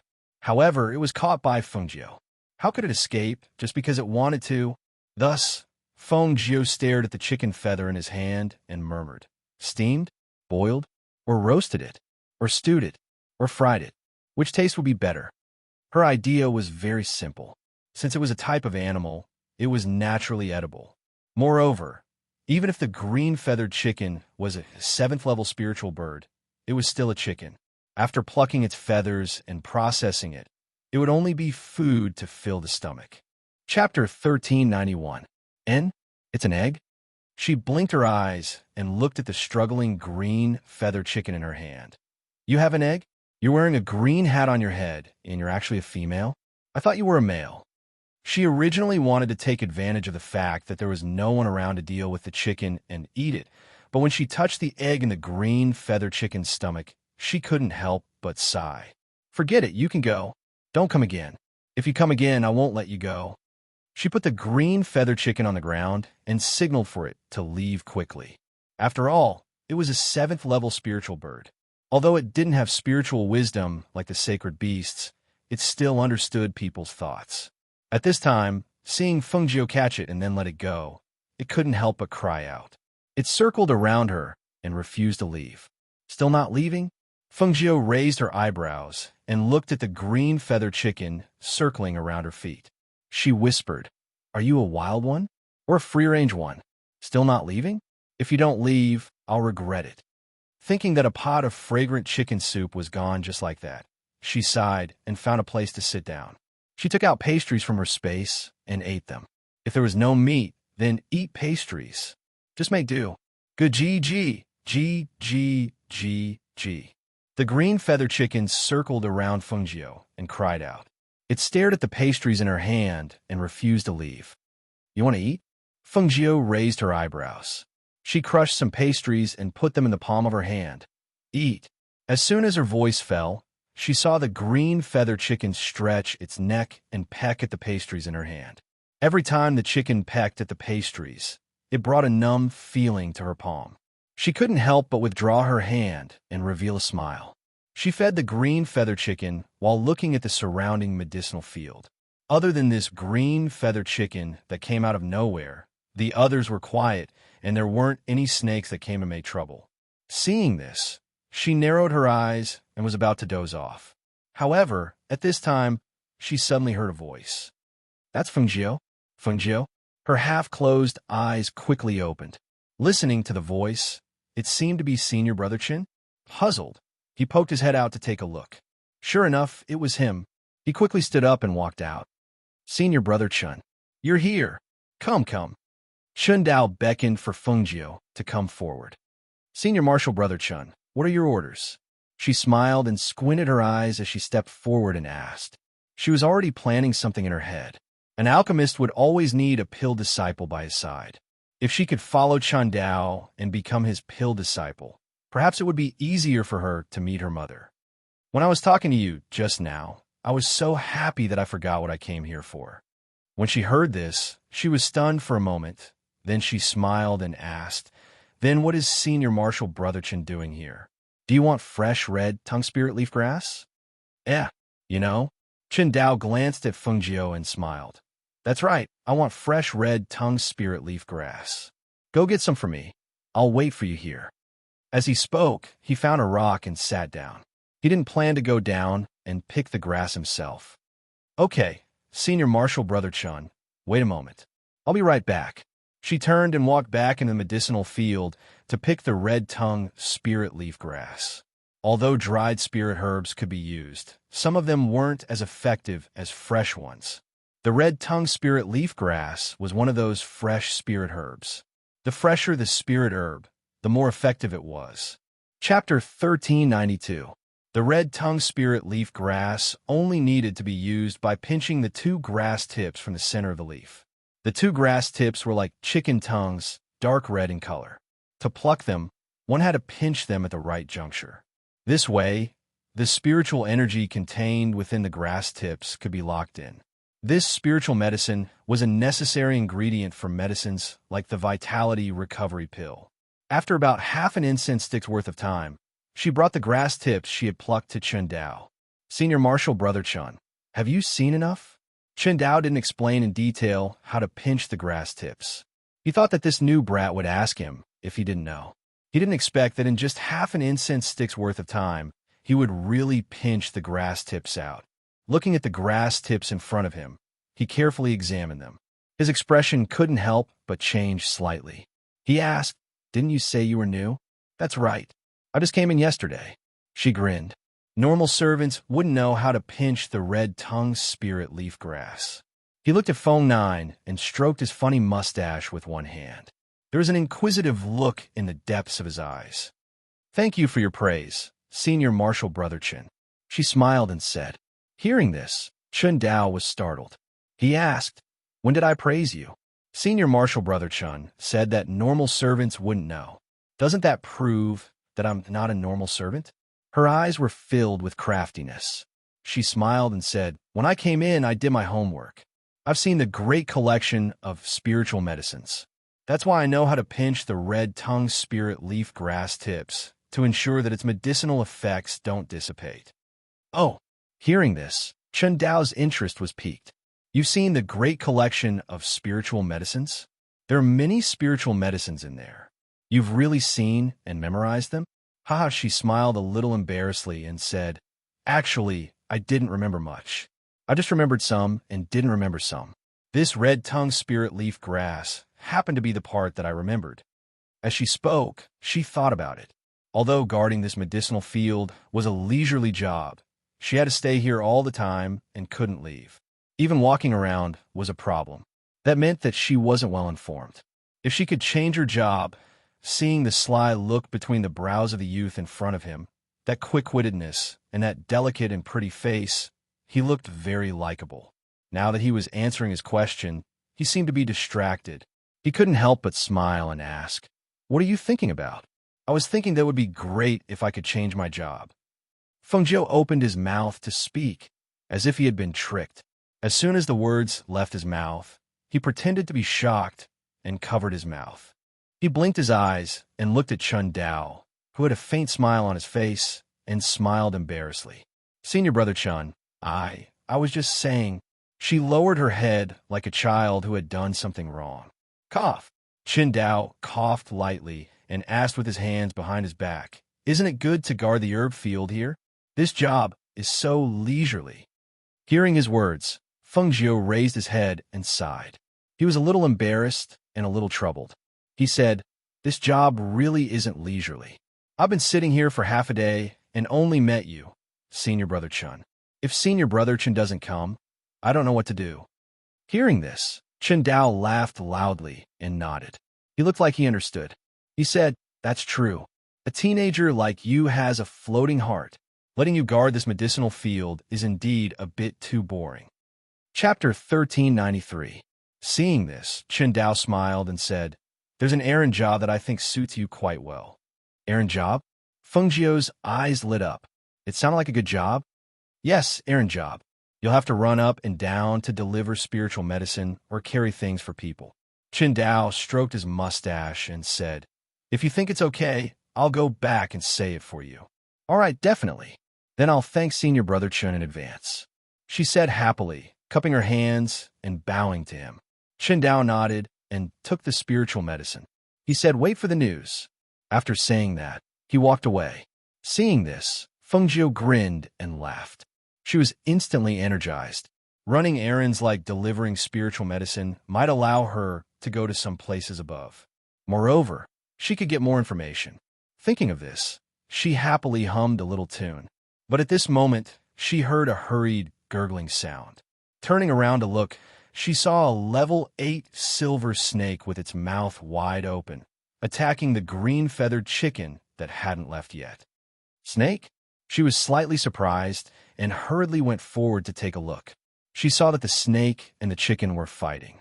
Due to the difference in rank, the rank 7 silver snake seemed to have the upper hand in battle.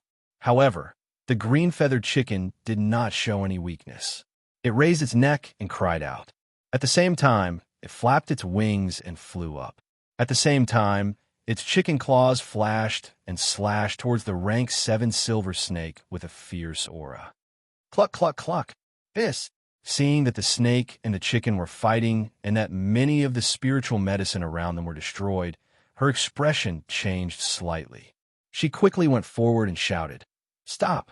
If you want to fight, fight somewhere else. Don't destroy those spiritual medicine."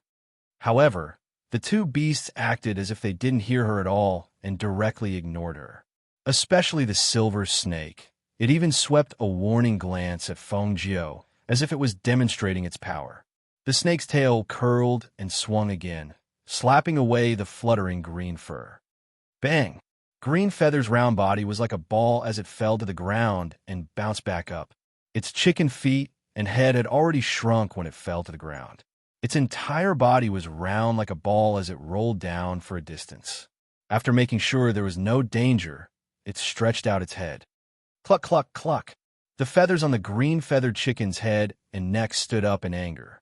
Each strand of feathers were like green spikes. It raised its head and cried, flapping its wings. It rushed forward and once again fought with the silver snake. It was the first time she saw a snake and chicken fight. Feng Jiu was very surprised. If she was not worried that the snake and chicken would destroy too many spiritual medicine, she would really want to continue watching.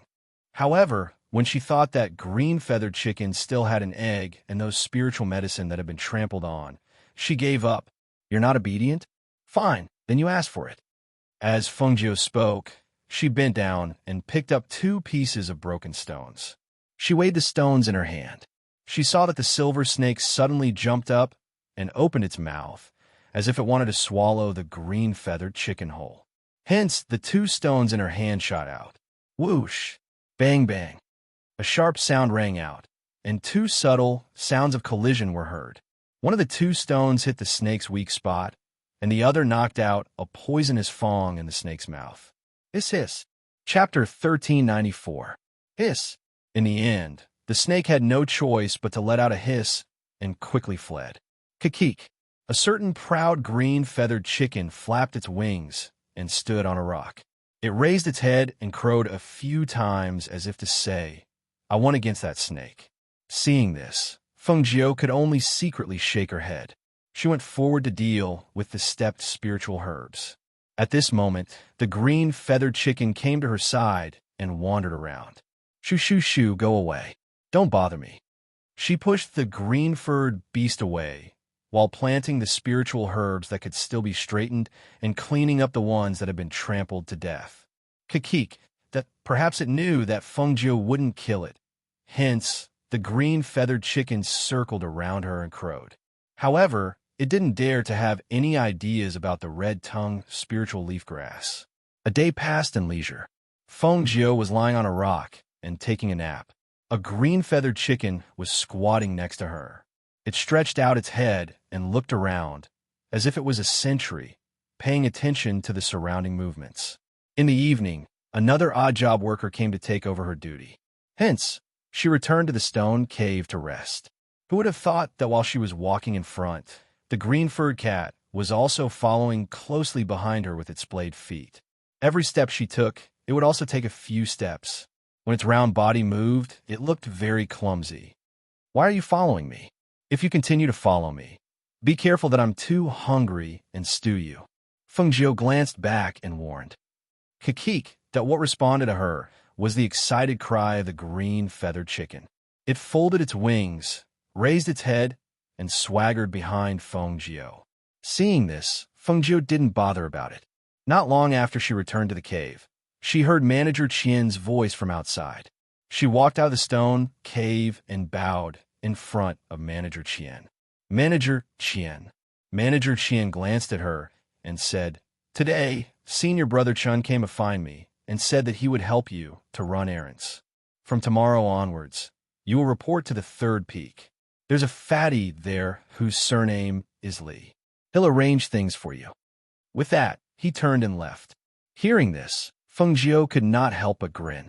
Qindao's efficiency was quite high. The next morning, she woke up early and went to the third level to report. As soon as she walked in, she heard a fat, middle-aged man scolding. "These brats are getting more and more outrageous. It's already so late, and no one has come. The sun is almost at their butts, and they're all so lazy. They're not cut out for work." When Fengjiu heard this, she stopped in her tracks. She glanced at the middle-aged fatty and called out, "Is this Manager Li? I'm Fengjiu. Manager Qian asked me to report here." The middle-aged fatty turned around and saw the green-robed youth standing there. He grabbed a basket from the side and walked forward to stuff it into Fengjiu's hands. "Since you're here to report, send this basket of herbs to the 7th cave abode from the left on the 5th peak. And this herb, go to the 3rd cave abode on the 6th peak quickly." "Oh." She was stunned for a moment, then happily responded. She took the basket and walked out. The cave abodes on the 5th and 6th peaks were all for alchemists. She could take advantage of this opportunity to take a look. She really wanted to know how good the alchemists of the Danyang sect were. Chapter 1395. Stepping into the 5th peak, the medicinal fragrance in the air became even stronger.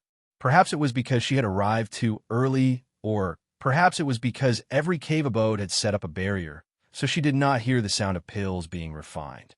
Instead, she could smell the medicinal fragrance that filled the air. Counting from the left, the 7th cave abode, that she murmured softly, looking at the cave abodes. Finally, her gaze fell on the 7th cave abode.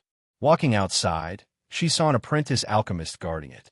"I'm here to deliver spirit herbs," she said, holding the basket in her hand. "Huh? Someone else?" The apprentice alchemist looked at Fengjiu in surprise. After looking her up and down, he said, "Come in." As he spoke, he led her inside to the place where the spirit herbs were placed. Walking into the cave abode, Fengjiu couldn't help but sigh in her heart. Sure enough, alchemists were treated differently. From the outside, this cave abode looked like a cave entrance, but inside, it was a different world. Moreover, there were several rooms which should be a resting area, an alchemy room, and a bathroom. Any one of these rooms was much larger than the cave abode where she worked. After entering, she heard the sounds of alchemy in the alchemy room. There seemed to be someone muttering something wrong again, and so on. "All right, just put the spirit herbs here. I'll send them to the alchemy room later," the apprentice said, letting Fengjiu leave the spirit herbs behind. Okay. She took out the spirit herbs. Only the last one was left and said, "Then I'll leave first. I still have to deliver spirit herbs to other places." "Go." The apprentice alchemist nodded. After watching Fengjiu leave, he tidied up the spirit herbs and brought them to the alchemy room. Fengjiu didn't immediately go to the sixth peak. Instead, she walked around the fifth peak to familiarize herself with the place. Only then did she go to the sixth peak. When she arrived at the third cave abode on the sixth peak, she didn't see any alchemist standing guard outside. Thus she called out, "Is anyone here? I'm here to deliver spirit herbs." Jingjiu still didn't reply. She thought for a moment, then walked inside. However, as soon as she stepped into the cave, she saw an alchemy apprentice lying on the ground. The smell of medicine still lingered in the air. Her expression changed when she smelled the medicine, and she quickly went forward to check. Based on her physique, these medicines would not have any effect on her, but if she breathed in the smell of this medicine, she would faint at best, and her consciousness would be damaged at worst.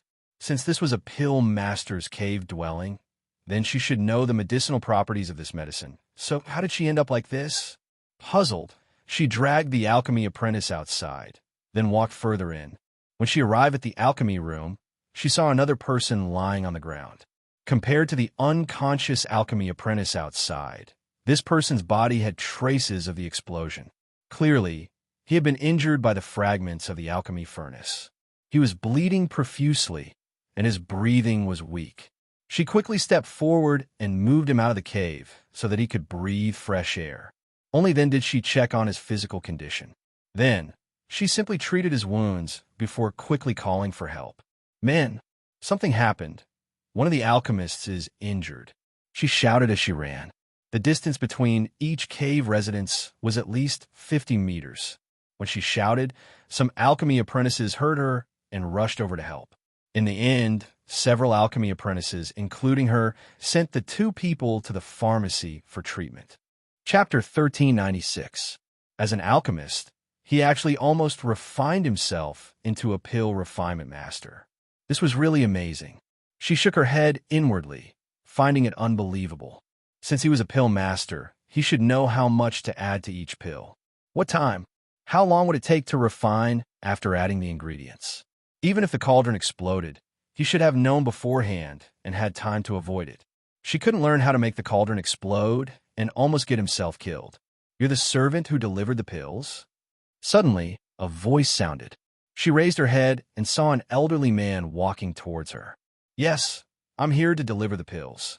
She stood up and replied, "Very good. They were lucky to have met you today.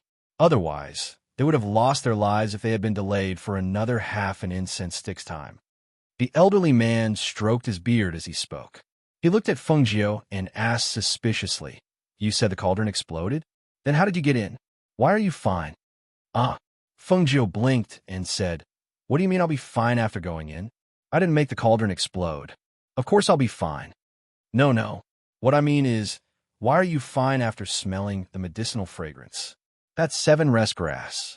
If used well, it can save lives. However, if Pill Master made the cauldron explode, the medicinal fragrance must be too strong. Otherwise, he wouldn't have gotten himself into such a state. Even the pill apprentice who went and fainted.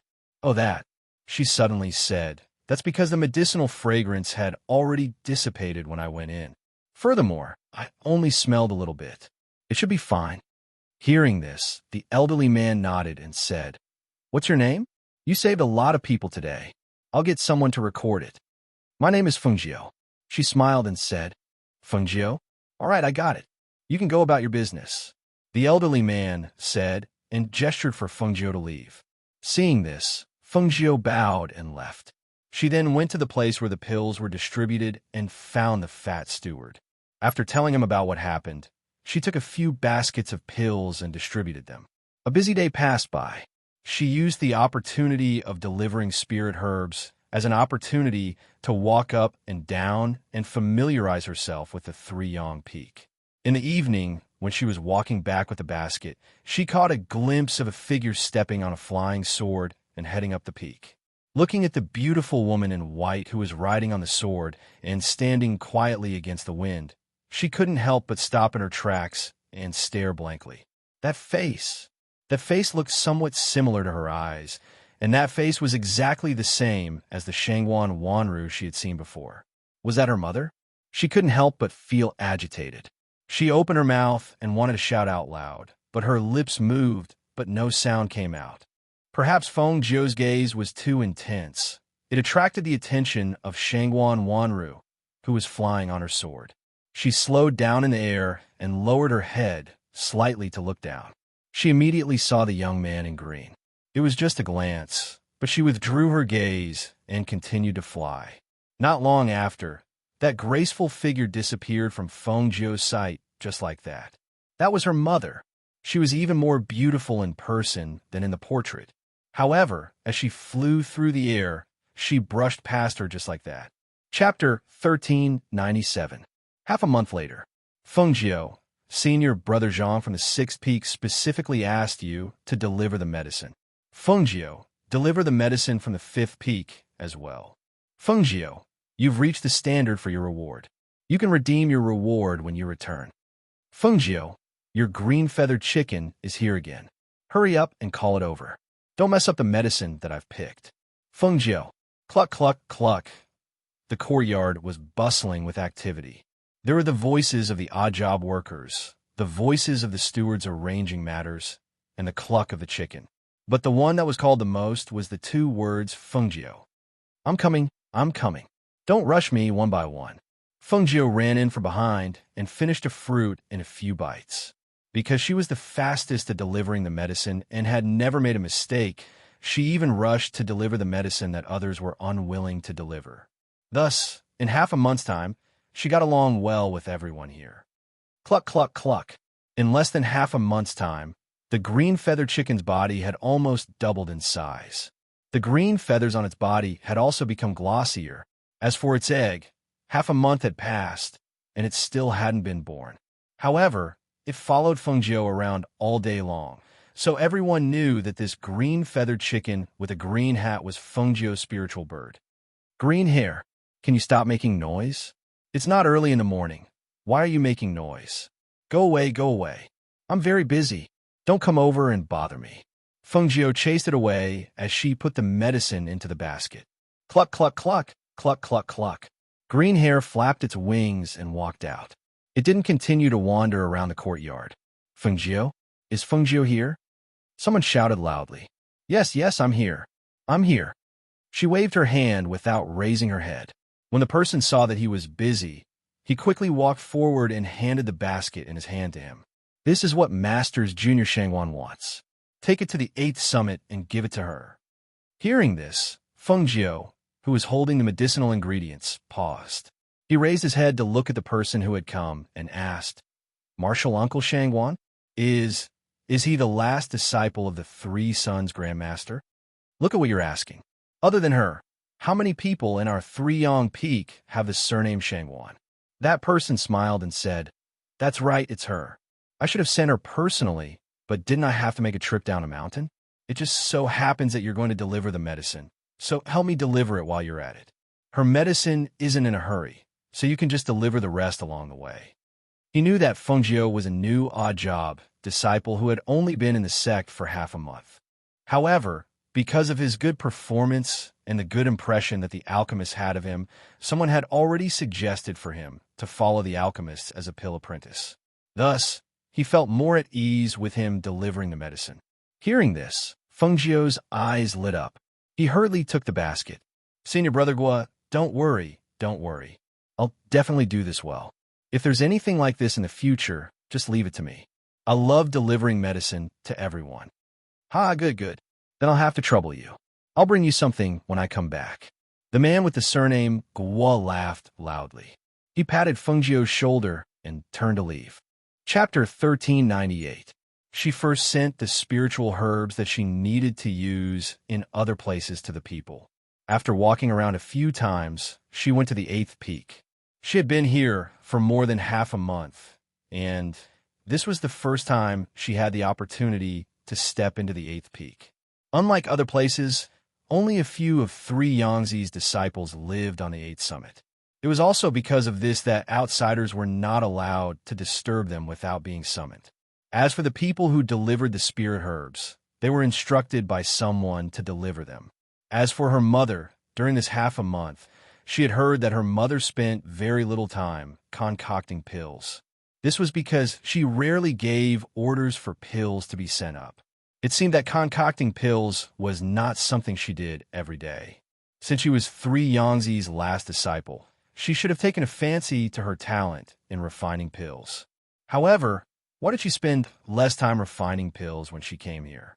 If it was anyone else, they would definitely study the Tao of pills wholeheartedly. After all, as 3 Yangtze's last disciple, she could use the spiritual herbs she needed at will without needing to exchange for them. She walked up the stairs to the 8th peak. As soon as she stepped in, her expression changed slightly. There was a formation and barrier set up inside. When she passed through the barrier, the jade tablet on her waist flashed, allowing her to naturally walk into the barrier. If it weren't for the subtle ripples that brushed past her body like water, she would almost not have felt it. The spirit arrays were distributed around the cave residences on this layer of the mountain. Compared to the cave residences of the alchemists below, the spirit arrays here were much more powerful. In the past half a month, she also found out that other than 3 Yangtze, the peak master of 3 Yangtze, who was a peak nascent soul cultivator, 4 of his 5 disciples, including her mother, were all peak golden core cultivators. It was said that the eldest disciple was a Tier 5 alchemy saint, the second and third disciples were Tier 3 alchemy saints, and the 4th disciple was a Tier 7 alchemy grandmaster. As for his mother, she was only a Tier 5 alchemy grandmaster. Pill masters were ranked from Pill Apprentice, Pill Master, Pill Ancestor, Pill Sage, Dan Wong, Pill Immortal, Pill Venerable, and Pill Deity. They were divided into 7 ranks, and the higher the rank, the harder it was to advance. The Danyang sect was the number 1 alchemy sect in the 8 great empires. The sect master's alchemy level was at most level 5, Dan Immortal Realm.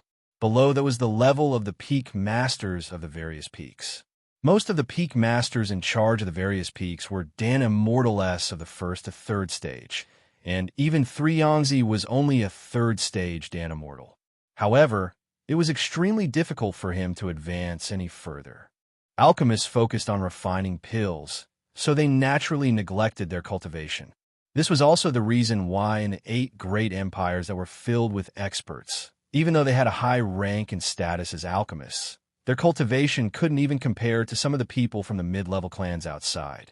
It was estimated that if they didn't know how to refine pills, it would be difficult for them to reach this level in terms of cultivation level. After all, everyone specialized in one area. It would be difficult for them to take care of other areas if they were to achieve good results in one area. Of course, a genius like Fengjiu could only be called a genius. What was a genius? Out of thousands of geniuses, only one could become a ghost. In addition to what she had learned in her previous life, she had also worked hard to learn things that she had never come into contact with before in this life. Otherwise, she would not have been able to gather so many skills in one body like today. Chapter 1399. She raised her head and saw a man in his 20s standing in front of a cave residence, sizing her up. Seeing this, she walked forward and caught a glimpse of an identity jade token on his waist and an alchemist badge on his chest. She then bowed and said, "Greetings, Senior Martial Brother. I'm here to deliver spiritual herbs, but this is my first time here. May I know where Martial Uncle Shangwan's cave residence is?" In the Danyang sect, the disciples all addressed each other as Senior Martial Brother, a Junior Martial Brother, regardless of the level of alchemist. The only difference was that every peak master had to be addressed as Ancestral Master, and the disciples of the peak masters had to be addressed as Martial Uncle. Delivering spiritual herbs? The man stared at Fengjiu for a while and asked, "Wasn't this supposed to be Junior Martial Brother's job? Why did you suddenly change?" "It's like this. Senior Martial Brother had something to do and went down the mountain, so I'm here to deliver the herbs to Martial Uncle Shangwan." Hearing this, the man nodded and said, "And since it's your first time here, don't walk around randomly." Follow this path, and the cave residence at the end will be Martial Uncle Shangwan's cave residence. Thank you, Senior Martial Brother. She smiled and thanked him. The man glanced at Fengjiu and said, However, I just saw Martial Uncle Shangwan being called by the Ancestral Master's alchemist apprentice. Maybe she's not in the cave residence right now. There's a barrier around the cave residence, and Martial Uncle Shangwan doesn't have an alchemist apprentice with her, so I guess you can't go in. Ah, is that so? She was stunned for a moment, then showed a simple and honest smile. It's okay, then I'll wait outside Martial Uncle Shangwan's cave residence for her to come back. Anyway, I've already delivered the herbs from other places, so there's nothing urgent now. Hearing this, the man coughed, and his eyes flashed. He said, Actually, you can also leave the herbs here. When Martial Uncle Shangwan comes back, I'll bring them to her for you. Hearing this, Fengjiu's eyes moved slightly. He felt strange, but he didn't show it on his face. He put on a simple and honest smile and pretended that he didn't understand. It's okay. I have nothing to do anyway. It's okay to wait for a while. If I let Senior Brother do it for me, it would be my fault. If this delays Senior Brother's matter, or if Senior Brother knows that I asked Senior Brother for help, he will definitely scold me. The man tried to say something, but he was interrupted by Fengjiu. Martial Brother's cave residence. Martial Uncle's cave residence. She looked curiously at the cave residence behind the man and said, It's so big. My master's surname is Duan. He's the eldest disciple of Ancestral Master Three Yangs. When he said those words, a hint of arrogance appeared between the man's brows. So it's Martial Uncle Duan's cave residence. No wonder it's so extraordinary. She immediately said with admiration, I heard that Martial Uncle Duan's pill rank is the highest among Martial Uncle Shangwan's disciples. So amazing. Since Martial Uncle Duan is your disciple, your pill refining talent must also be at the level of a prodigy. All right, I'm Fengjiu. How should I address you? Hearing Fengjiu's words, the man became even more proud, and the corners of his mouth couldn't help but curl up. He glanced at Fengjiu and coughed, then said modestly, Our Danyang sect is the #1 pill refining sect in the 8 great empires. There are many prodigies in the sect, and I'm not worthy of being called a prodigy. He paused and continued, When you see me in the future, just call me Martial Brother Hu. Yes, Martial Brother Hu. Chapter 1400. Her eyes flickered, and following his gaze, she saw a white figure riding a flying sword towards the cave behind. That figure was graceful and delicate, and her white clothes were elegant and serene. Coupled with her outstanding appearance, she could not help but make people's eyes light up. Martial Aunt Shangwan is back, she said in surprise. After seeing that the figure had disappeared, she came back to her senses and looked at Senior Brother Hu in front of her. A dark light flashed through her eyes, and she said, Senior Brother Hu, I have to go deliver the herbs. Let's have a good chat when we have time.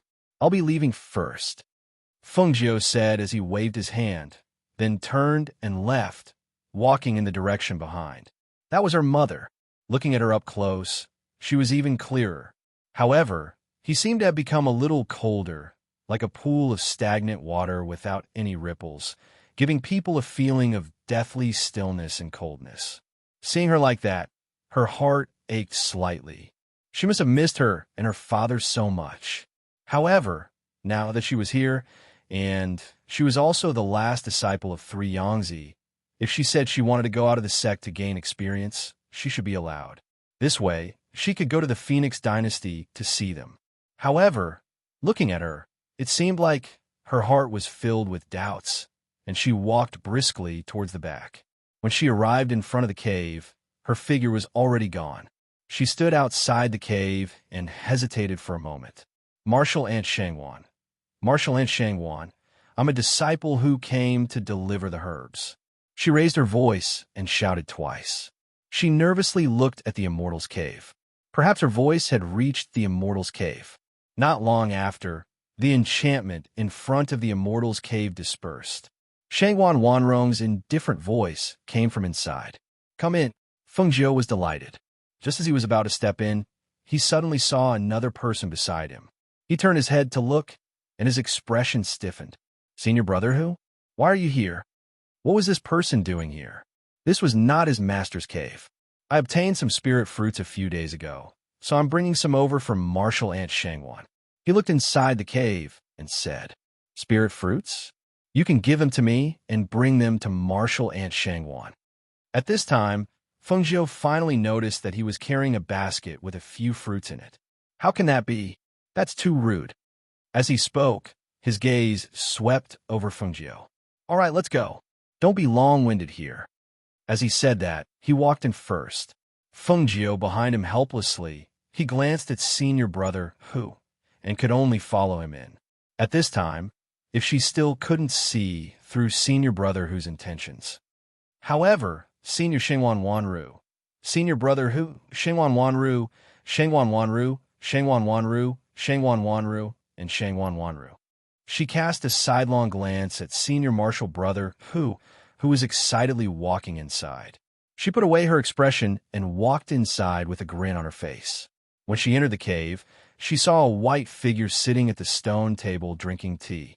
Her expression was indifferent, as if she didn't care about anything. Even when they came in, she didn't raise her eyes to look at them. She only indifferently said, Just put the spirit herbs on the shelf. Greetings, Martial Aunt Shangwan.